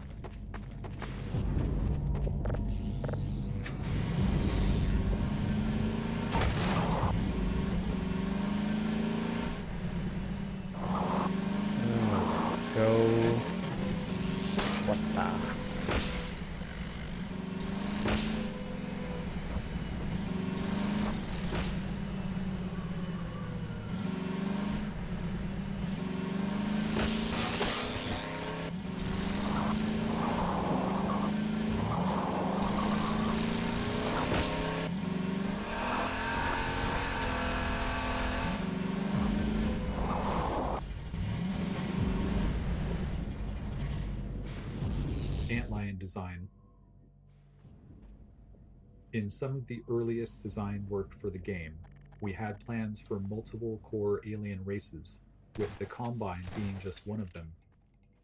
One of the other races was a religious insectoid species, and antlions were part of that. I heard about this, actually. Later, as we developed Coast, we started viewing them more as pests that came through the Zen portals, along with head crabs and other creatures. While they aren't actually from Zen, they infest the corners of any world they enter, Really? a lot like cockroaches. Okay. If you're not from Zen, just roaches. Buggy sound design. Hmm. The sound design for the buggy was based on samples from an old 1968 Camaro. No, and really? We chose that car because they have these amazing V8 engines with just huge pistons. Oh, and wow. there's not really another sound like it. It has this sort of gutsy, visceral sound that we were looking for. The transmission also has this really wonderful mechanical whine when it stops accelerating. Mm-hmm. And that combination felt really responsive within this basically binary input system that we had to work with. So the fake engine transmission wasn't modeled after a real-world car. Instead, it was just designed as a simple system to reward the player for holding down the accelerator. Mm-hmm. So it's like a looping escalator that produces a rising tone, constantly building tension and shifting gears whenever the tone needs to restart. And since the player would quickly run out of space in our relatively small maps, the goal was just to make accelerating fun for a short period of time. Okay, that makes a lot of sense. Buggy birds. In one memorable Coast playtest, a player returned to their vehicle after exploring a house and happened to see a bird flying past.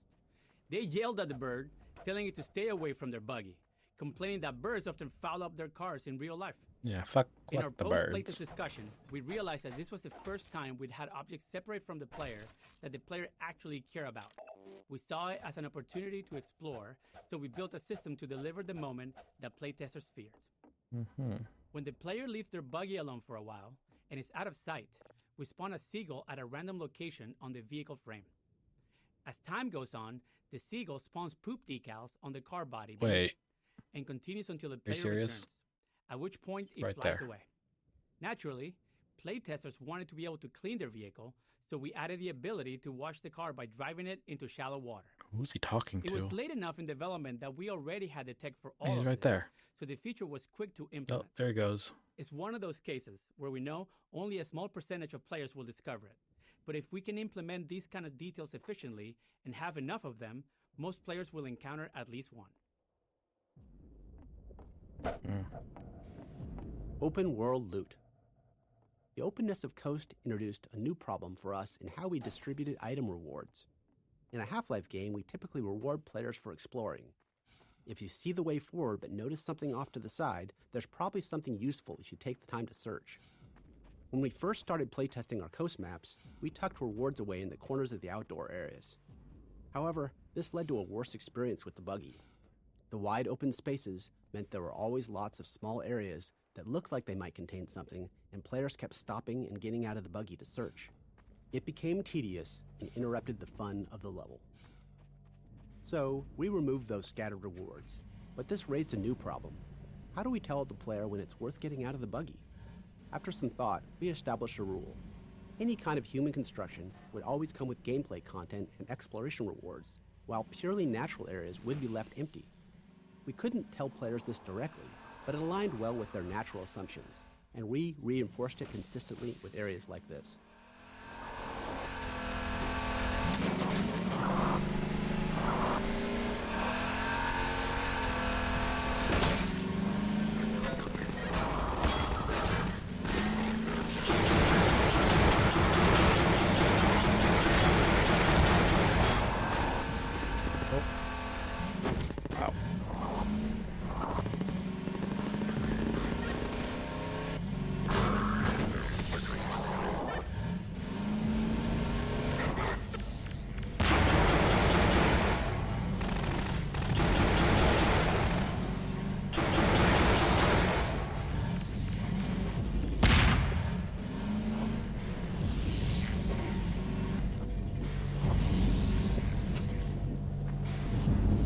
Boathouse.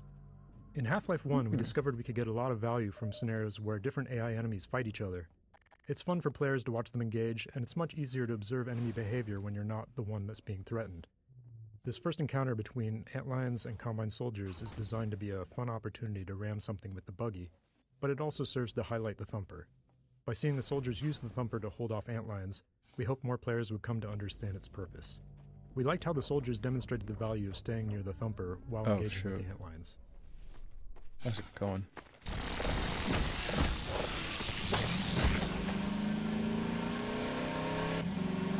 Yeah, I didn't know you could actually turn those off.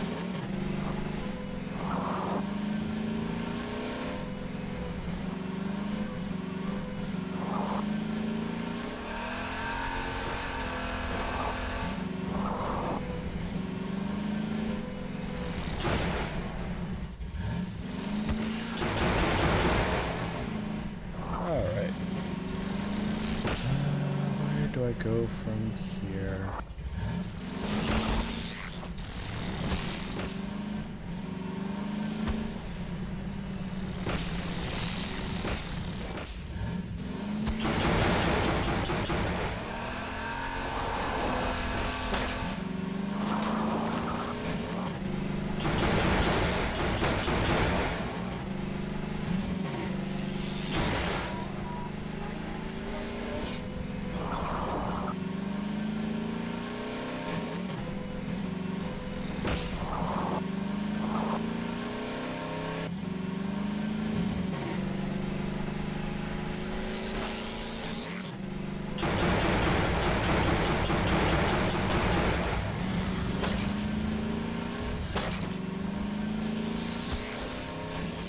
Oh, okay, over here.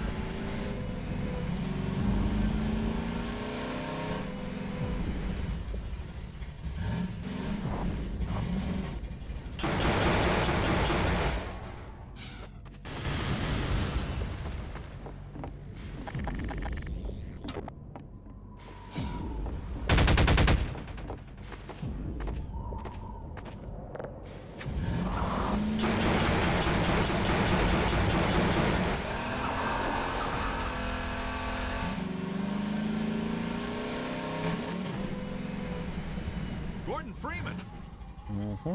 It is I. Hurry, get in the basement. We're expecting gunships at any moment. Colonel Cubbage will be glad to see you made it. In the basement! We're making sure everyone has what they need to hold off an attack. Where is the basement? I think it's part of the red building. Combine gunship. The gunship was an interesting problem. We had a helicopter flight model already and didn't really have time to build something completely new. So we tuned the helicopter's flight model until it felt different enough, and then derived the gunship's organic animation state from the values coming out of that simulation. We also tried to keep it as truthful as possible. For example, there's a limit as how much it can turn its head to aim its cannon, and if it needs to aim beyond that, it has to alter its flight path to bring the cannon around to bear. It's not allowed to just cheat. The other key feature was its engine sound.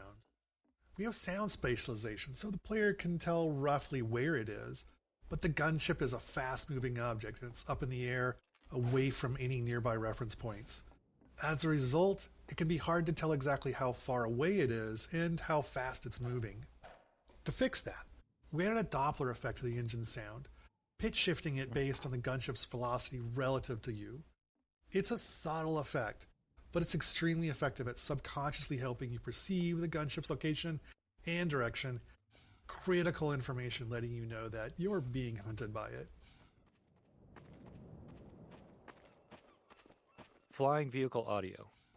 The large flying enemies in the game present a unique audio challenge.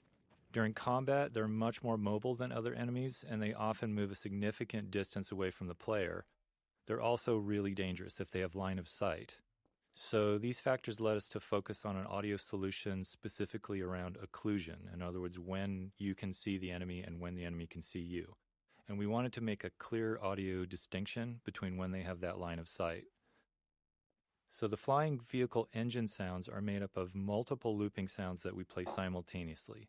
And some of those loops are processed by the DSP system based on the space you're in, while others are played directly and unprocessed. So the DSP system adds more of an environment echoing effect when we run sound through that system.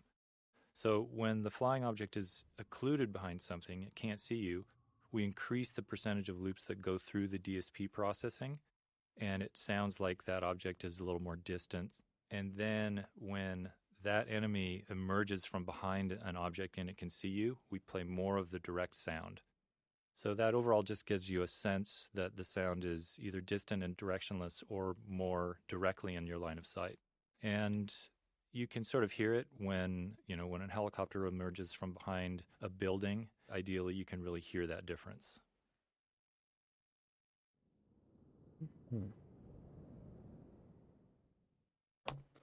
Odessa Cubbage. Odessa Cubbage is an example of the kind of cameo character we found works well. He's an entertaining guy with some entertaining details, living inside his own little bubble. Since he doesn't leave his scenario, he's free to be exaggerated enough to stand out. We started with his model, which was repurposed from a cut section of the game, and named him after the title of a spam email we received. The model was originally a Norwegian fisherman, and it didn't quite fit as an Englishman, so we slapped a mustache on him, and in that moment, Odessa's character was born. He's ultimately a charlatan, with everything about him being fake. His accent, his mustache, everything. He would never put himself in danger, making him the perfect person to hand Gordon the RPG and explain exactly how to use it.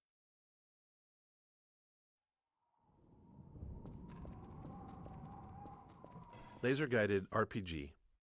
The laser guidance feature of the RPG was a huge headache for us because it was difficult to teach. Many playtesters would fire the RPG and then immediately duck behind cover, which meant they didn't see the rocket's flight path. Even worse, they didn't realize the rocket was now turning around to fly back at them. We tried various HUD elements and laser dot indicators to help, but found that most players overlooked them, focusing on the enemy instead. We made as many small improvements as we could, like emphasizing the feature in Odessa's speech and enhancing the audio and visuals around how the gunship shoots down direct RPG shots. While these changes helped some players grasp the feature, we never reached a point where we felt confident that almost everyone understood it.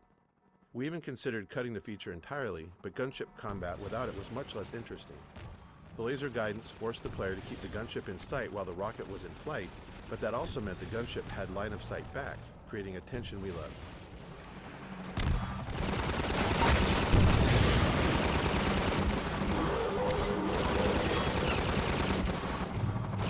Where's the extra missiles?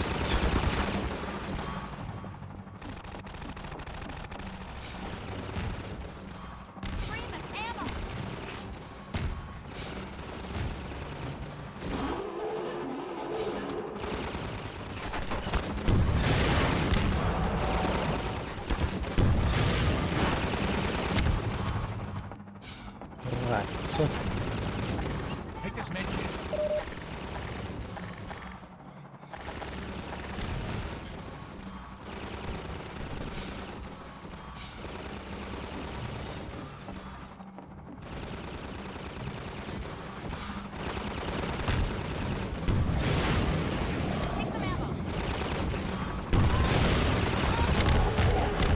There we go. I knew it was like one hit away. Got to you, organic bastard.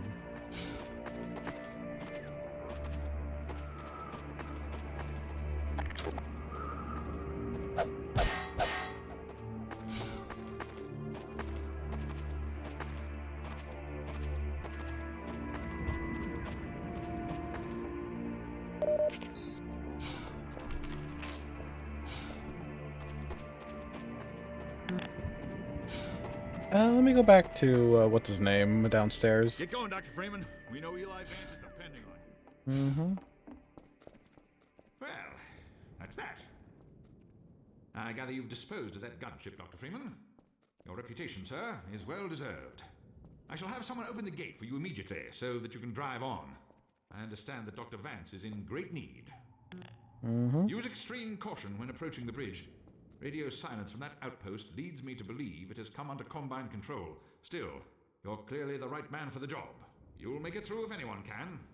Farewell. That's what they say. And please tell Dr. Vance that Colonel Cubbage regrets not having been able to rescue him in person. All right. The Freeman must now hurry on. The Eli Vance is held in distress most dire. Thank you, The Putis. reason for delay. No. NLO to Lighthouse Point. NLO to Lighthouse Point. Come in. This is Colonel Cubbage. Come in, please.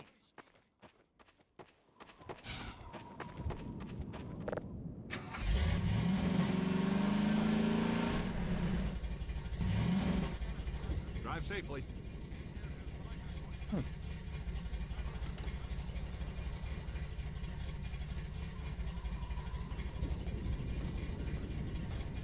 Do you need something?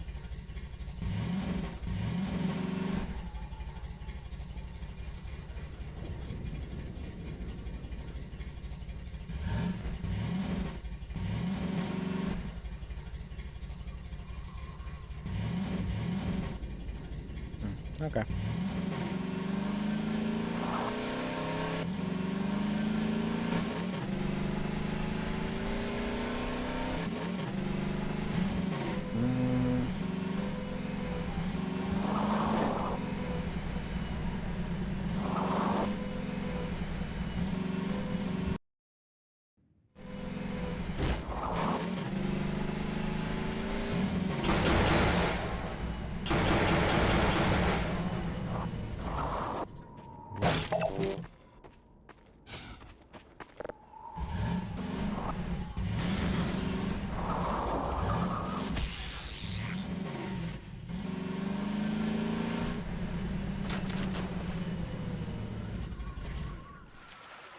D2 Coast 04. This map... Oh. D2 Coast 04. This map was actually the first area of coast that we built, before the crane and other elements existed. The drained seabed and rusted ships were some of the earliest pieces of art direction we developed. Years later, we showcased the map in our 2003 E3 demonstration, though much of the gameplay was still being figured out at the time. As a result, when we began building out the entire coast section, that demonstration became a useful vision for us to work toward.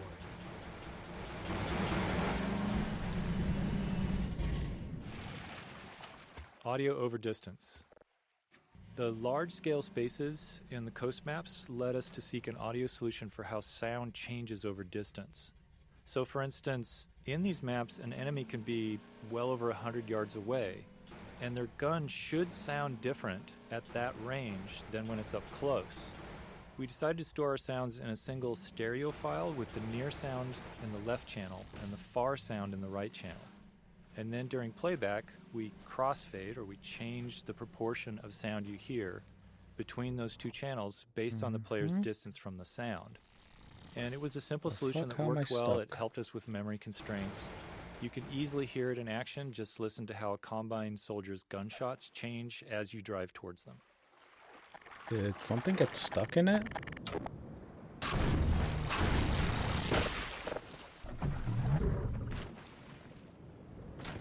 Is it flooded?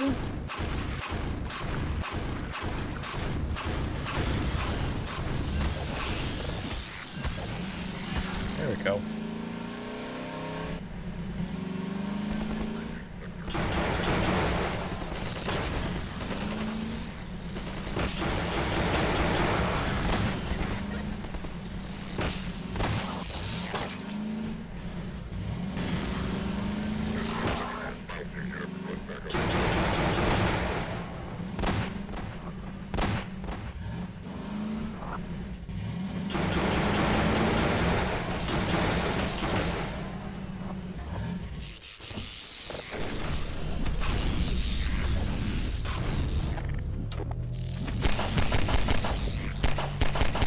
Now they back away. It takes a second.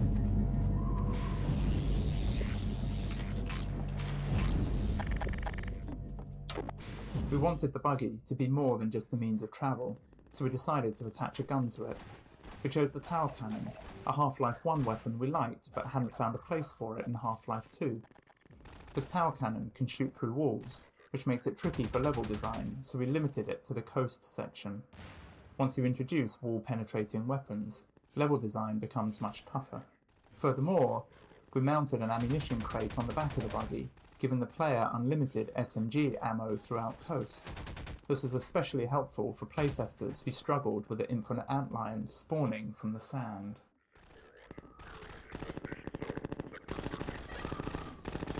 I'm really shooting antlions.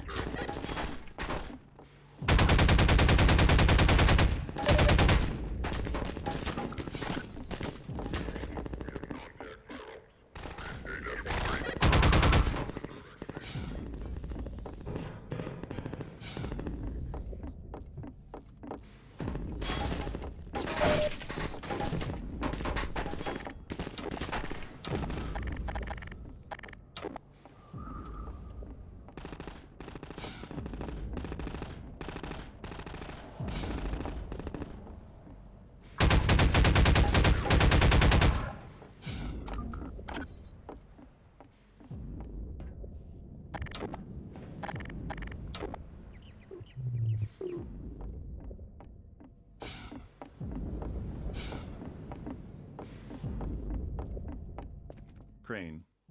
The crane took a lot of fine-tuning to get right. Something that needed to generate so much physical force was always risky, given the limitations of our rigid body physics and destruction technology. For example, the magnet was never going to fully meet player expectations for something with that much mass. But because the crane was stationary, we could carefully choose everything within its range and fine-tune as needed. Fortunately, most players didn't seem to notice its rougher edges, likely because of the sheer novelty of interacting with something like it in a vaguely realistic physics environment. There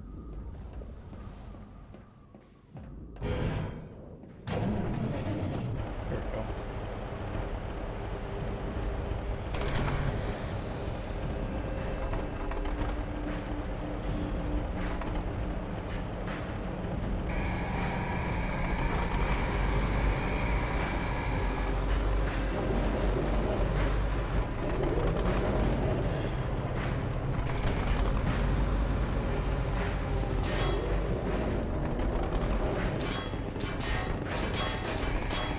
Back up. Okay, I see.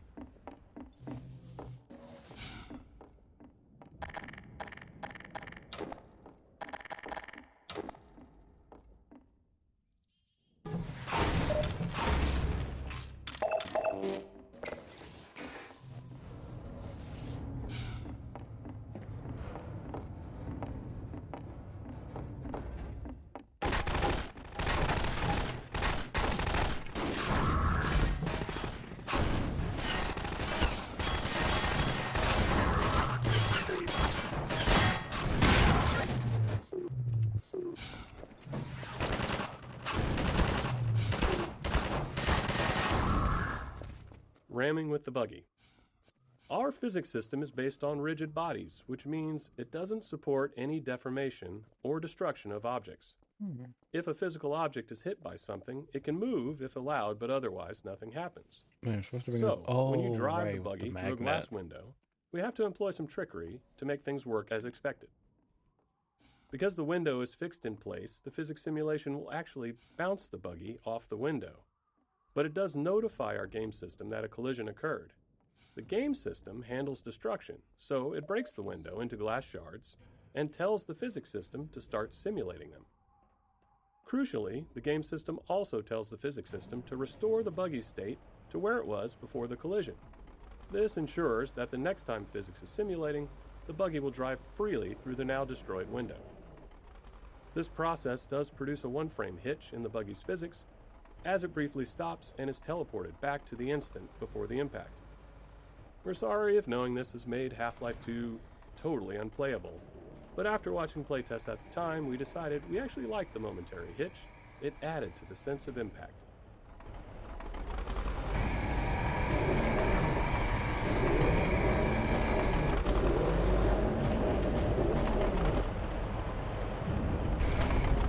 The water texture's freaking out in the background.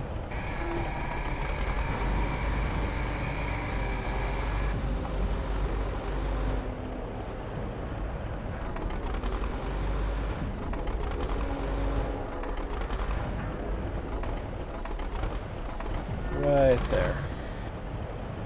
Perfect.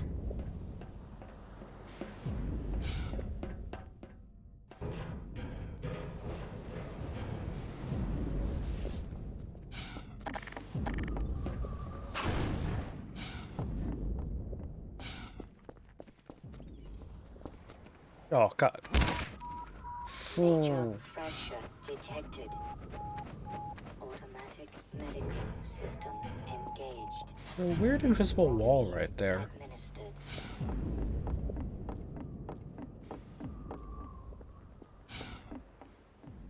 He's off to the corner.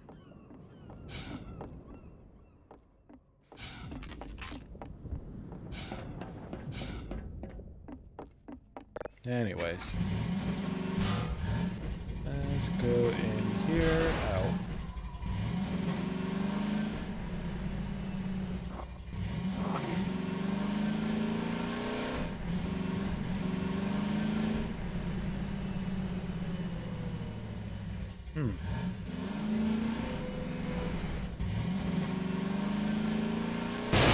Oh.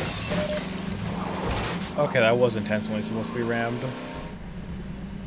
Is there anything behind me, like a cache or anything?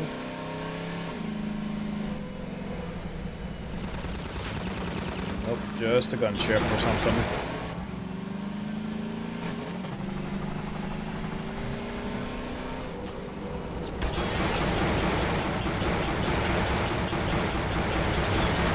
Can't even shoot it from there?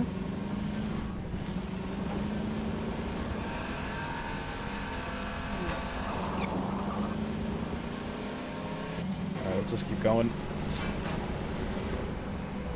Oh boy. Opportunistic moments.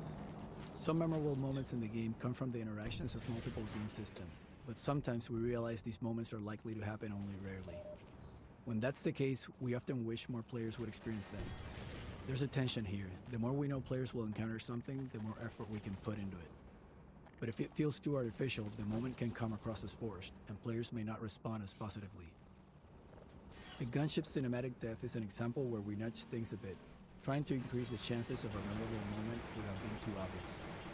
The design of this area and the gunship's flight path make it likely that the player and the gunship are in the right spots when it dies. If they are, we trigger the gunship's crash into the cars. If not, it dies in the usual way. It's totally gamey, but playtesters didn't seem to mind when the moment played out well. Question is, can I actually destroy? Oh, okay. I got some more missiles.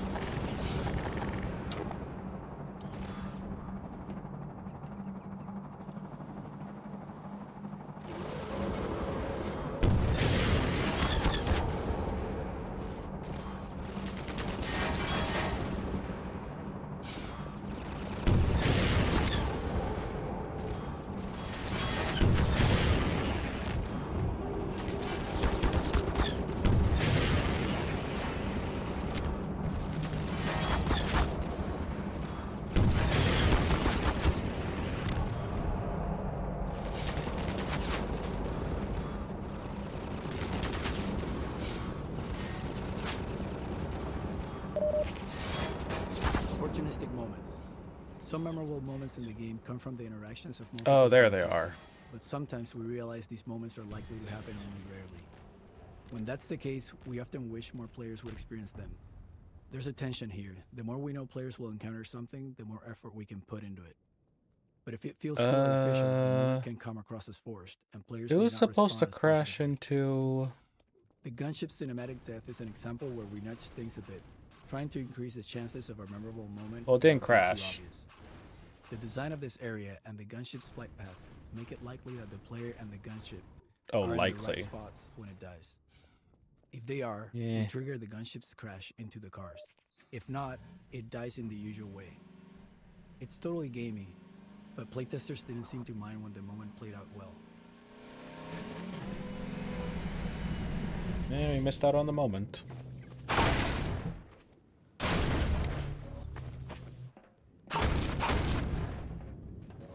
Alright, nothing but health.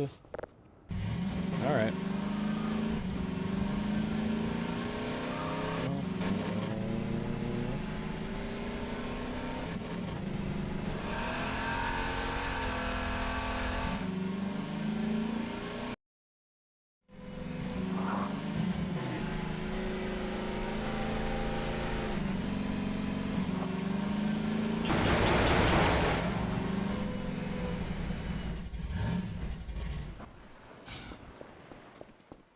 Roller mines. Roller mines were created to fill the need for an enemy that could threaten players while driving the buggy. Since the player in the buggy was essentially a fully physically simulated entity, we thought it would be interesting to also have a physically simulated enemy. The manhack had already shown us how this approach could lead to an enemy with lots of interesting interactions with the world. So we built the roller mine, a ball whose movement is entirely driven by generating torque on itself, and iterated on its behavior until it was fun to drive against. Roller mines aren't particularly dangerous to the buggy, but if you let them stack up, they can become a problem, especially near a cliffside. We also made sure they worked well when the player is on foot, allowing level designers to get a few extra encounters out of them.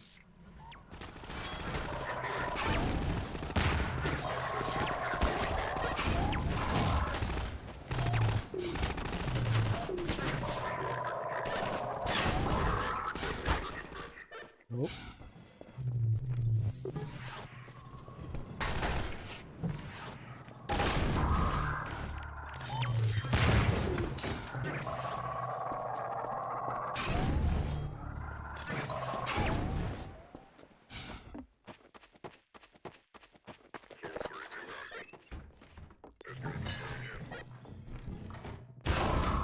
Hello.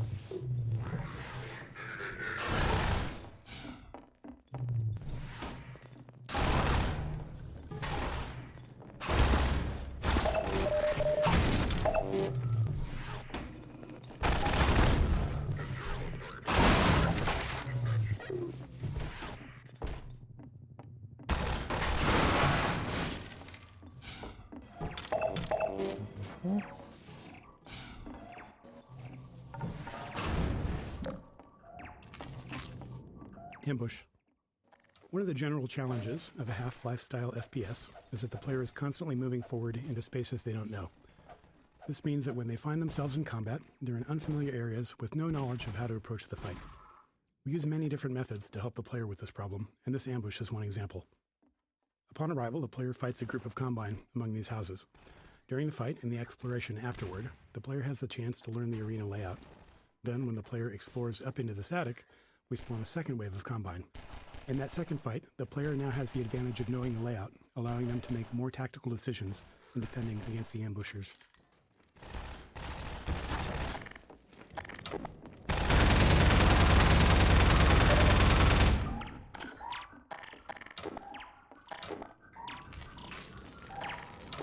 Get out of here.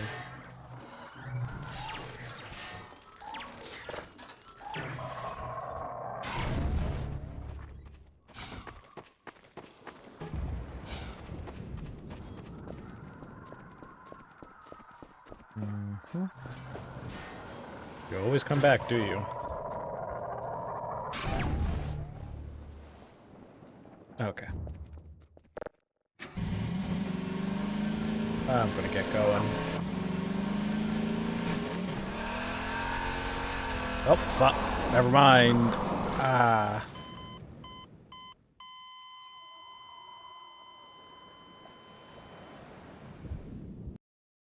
Ambush. One of the general challenges Dang of a it. Half-Life style FPS is that the player is constantly moving forward into spaces they don't know. This means that when they find themselves in combat, they're in unfamiliar areas with no knowledge of how to approach the fight. We use many different methods to help the player with this problem, and this ambush is one example.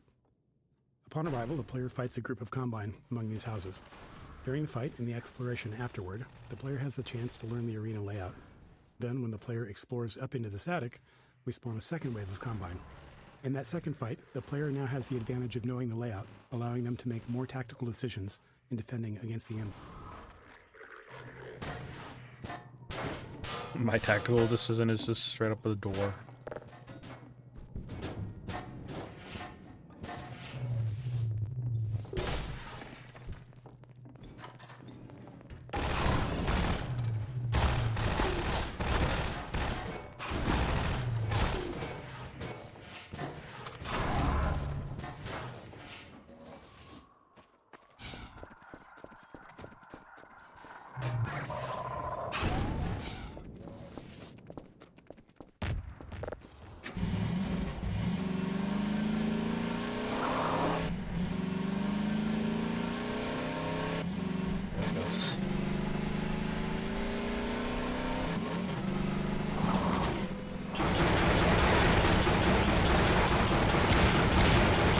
Oh, fuck. That got none of them. Oh, shit.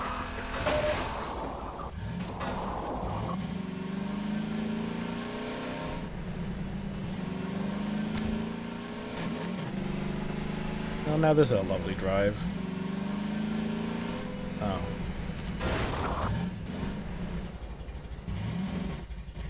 Now, would I have to go around or... Okay, no, just eat the cars.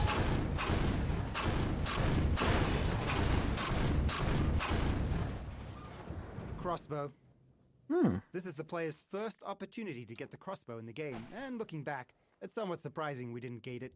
It's entirely possible for the player to drive right past it. Yeah, it To make that is. less likely, we set up the roadblock and vantage point to encourage players to get out of the buggy, at which point they'd spot the crossbow and item crate. Playtesting showed that almost every player stopped and collected the weapon, but this is a case where the difference between playtesting and real play might matter.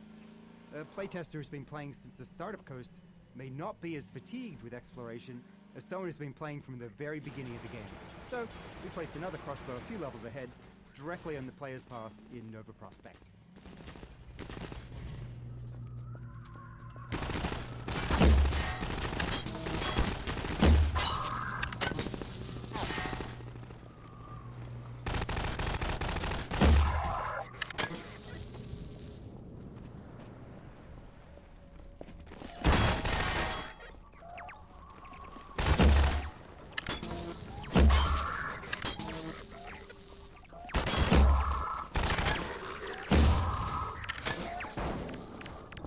Wait a minute. Oh, fuck.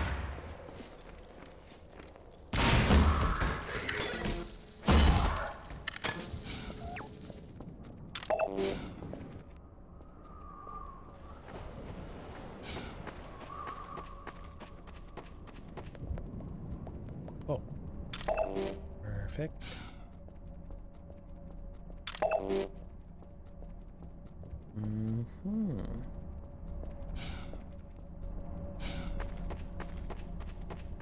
Gas station. We had grand plans Oh, for that's this what this encounter. was.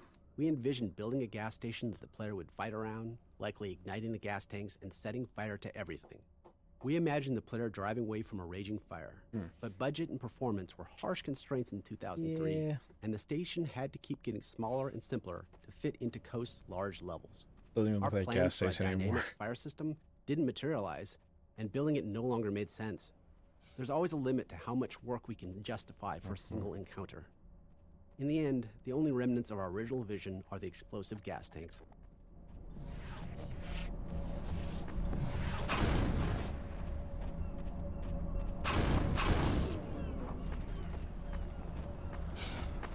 Okay.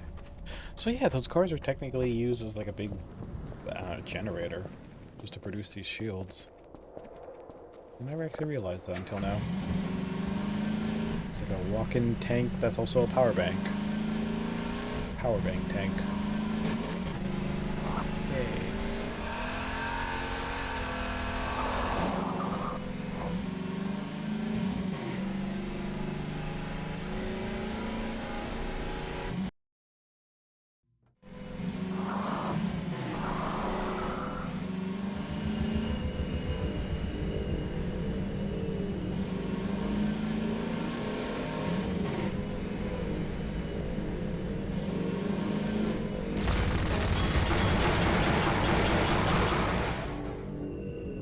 Occlusion. In Half-Life 1 and much of Half-Life 2, the world consisted mainly of enclosed tunnels and corridors, which worked well with a binary space partition, or BSP tree. Essentially, this tech allowed us to quickly sort through the geometry and determine what might be visible in the player's I missed view. one. But the open areas and coast and other outdoor sections didn't suit that approach, so we needed some new tech.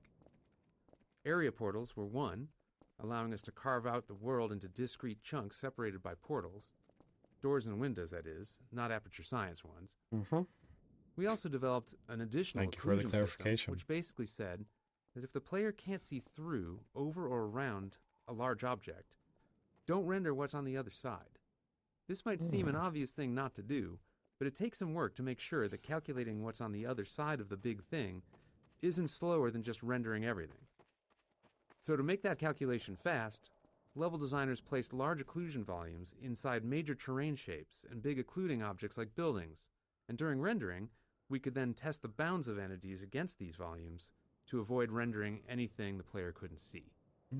Okay. Area portals. One performance challenge we faced in Coast was handling wide open spaces that included buildings with highly detailed interiors, or at least they were detailed by 2003 standards. When the player was outside, we wanted to allocate as much of our budget as possible to rendering that space, without losing resources to the building interiors. But unless we were willing to board up every window and door, the player could still see inside. To solve this, we created a feature called area portals, placing one in every open window and door. An area portal pre-computes a flat image of the building's interior, and during play, when the player is some distance away, the area portal displays this pre-computed image over the window or door, allowing us to skip rendering the actual interior. As the player approaches, we smoothly crossfade between the area portal's image and the building's actual contents. With careful use, area portals helped us to meet our performance goals on Coast, along with the occasional door that closed itself behind. Okay.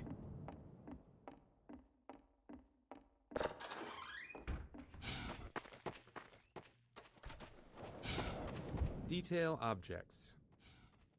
Once we had outdoor sections running, it was clear they needed some form of high-frequency detail, so we added small foliage elements, like grass and shrubs, across the displacement terrain. But we knew we couldn't afford, which is to say we didn't have the time, to hand-place them all. So we built the detail object system, which generates small foliage elements automatically based on the displacement material. Each material specifies the type of foliage to place, along with a set of parameters. At map compile time, the system calculates random points on the surface and selects foliage to place there. Given performance constraints, there was still a fairly complex hand-authoring process for foliage texture sheets, allowing us to render all of them in a single pass.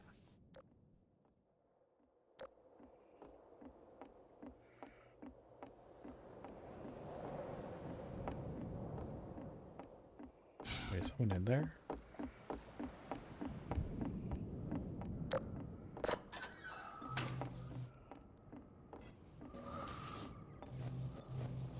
What the heck? Who's been grinding the meat?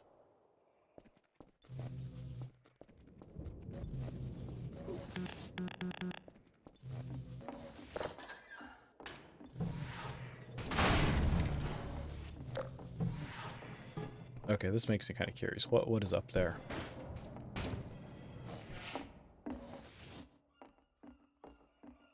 More loot. Oh, what the heck? Oh, Jesus.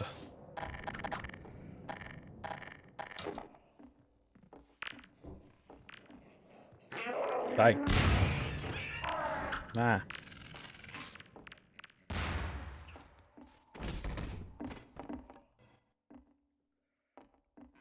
Oh, oh.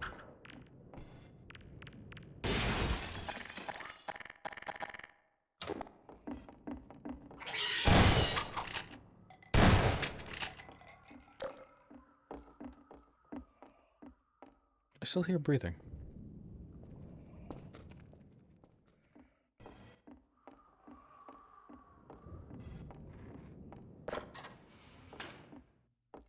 Must be a ghost.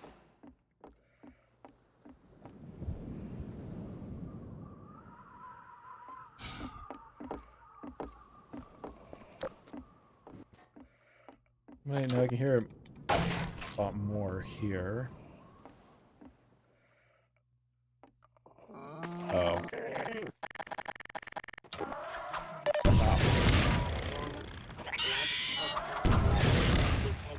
Oh my god.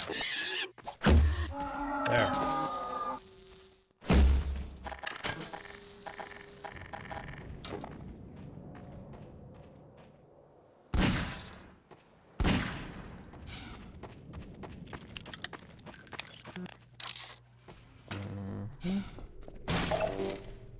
There we go. Yeah, I'm not too sure if I'll be able to beat this game in a single sitting, as I was hoping to, because I'm looking at the time. Yeah.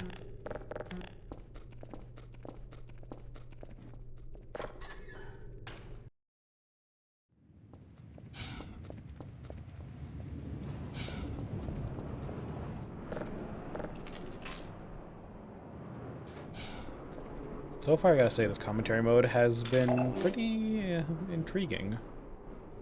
The bridge. This bridge section was inspired by the Deception Pass Bridge, just up the road from Valve's office. We initially built this section as a pure navigation puzzle, gradually layering more gameplay into it. It also became the primary test case for our players' edge friction. In our movement system, we subtly increase friction on the player's deceleration as they approach the edge of a surface. Players have never noticed it, likely because it aligns naturally with their goal of stopping at the edge to look down, matching human tendency to move more slowly and carefully near a drop. Yep. But it's a critical feature for this part of the game. We know this because at one point during development, we accidentally broke it, and suddenly all of our playtesters started repeatedly falling to their deaths. Fascinating. Oh, man. Yep.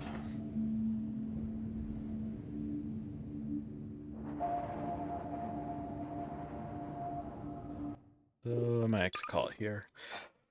I don't know if you guys want me to try to finish it on the next stream. Yeah, they added this and also additional ones to 1 and 2. And this is just a good excuse for me just to replay Half-Life 2 with the HUE suit on. So yeah. So anyways, I think I'll call it here since I'm getting gradually more and more tired.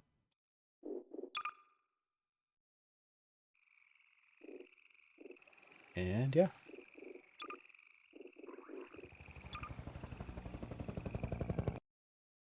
Yeah, that's a great way to celebrate the Half-Life's birthday. Also got 2 achievements that I've been meaning to get for a bit. Here. Do I not have the album downloaded? Okay, that's fine. But anyways. Yeah, I'm so tired. This is like around 12 right now. AM. Anyways. Yeah, I recently made a salad last night, so I actually might, there's some more lettuce I might go make use of. So let me go send you customers off somewhere before I go sleep. Let's see.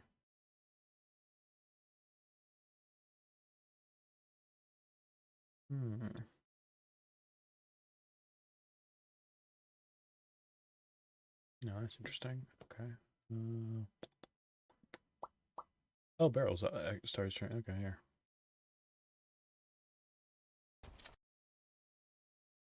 Send you customers to barrel again. I didn't expect them to be up this or start stream this early. Actually, hold on, let me double check. Is anyone else playing TF2 or source based game? Okay.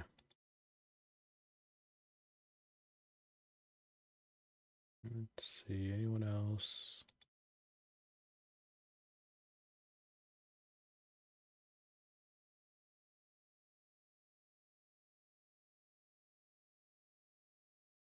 No, I'm one of the few Half-Life streamers that decided to play the game on its birthday. Man, I stand out in the category with my ATV suit. Okay, well, here, I'll just turn your customers off then here.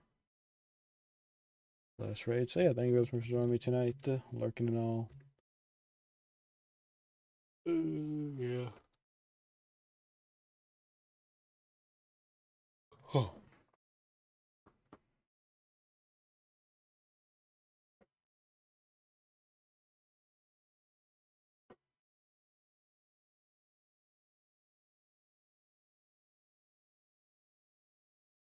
Mm-hmm.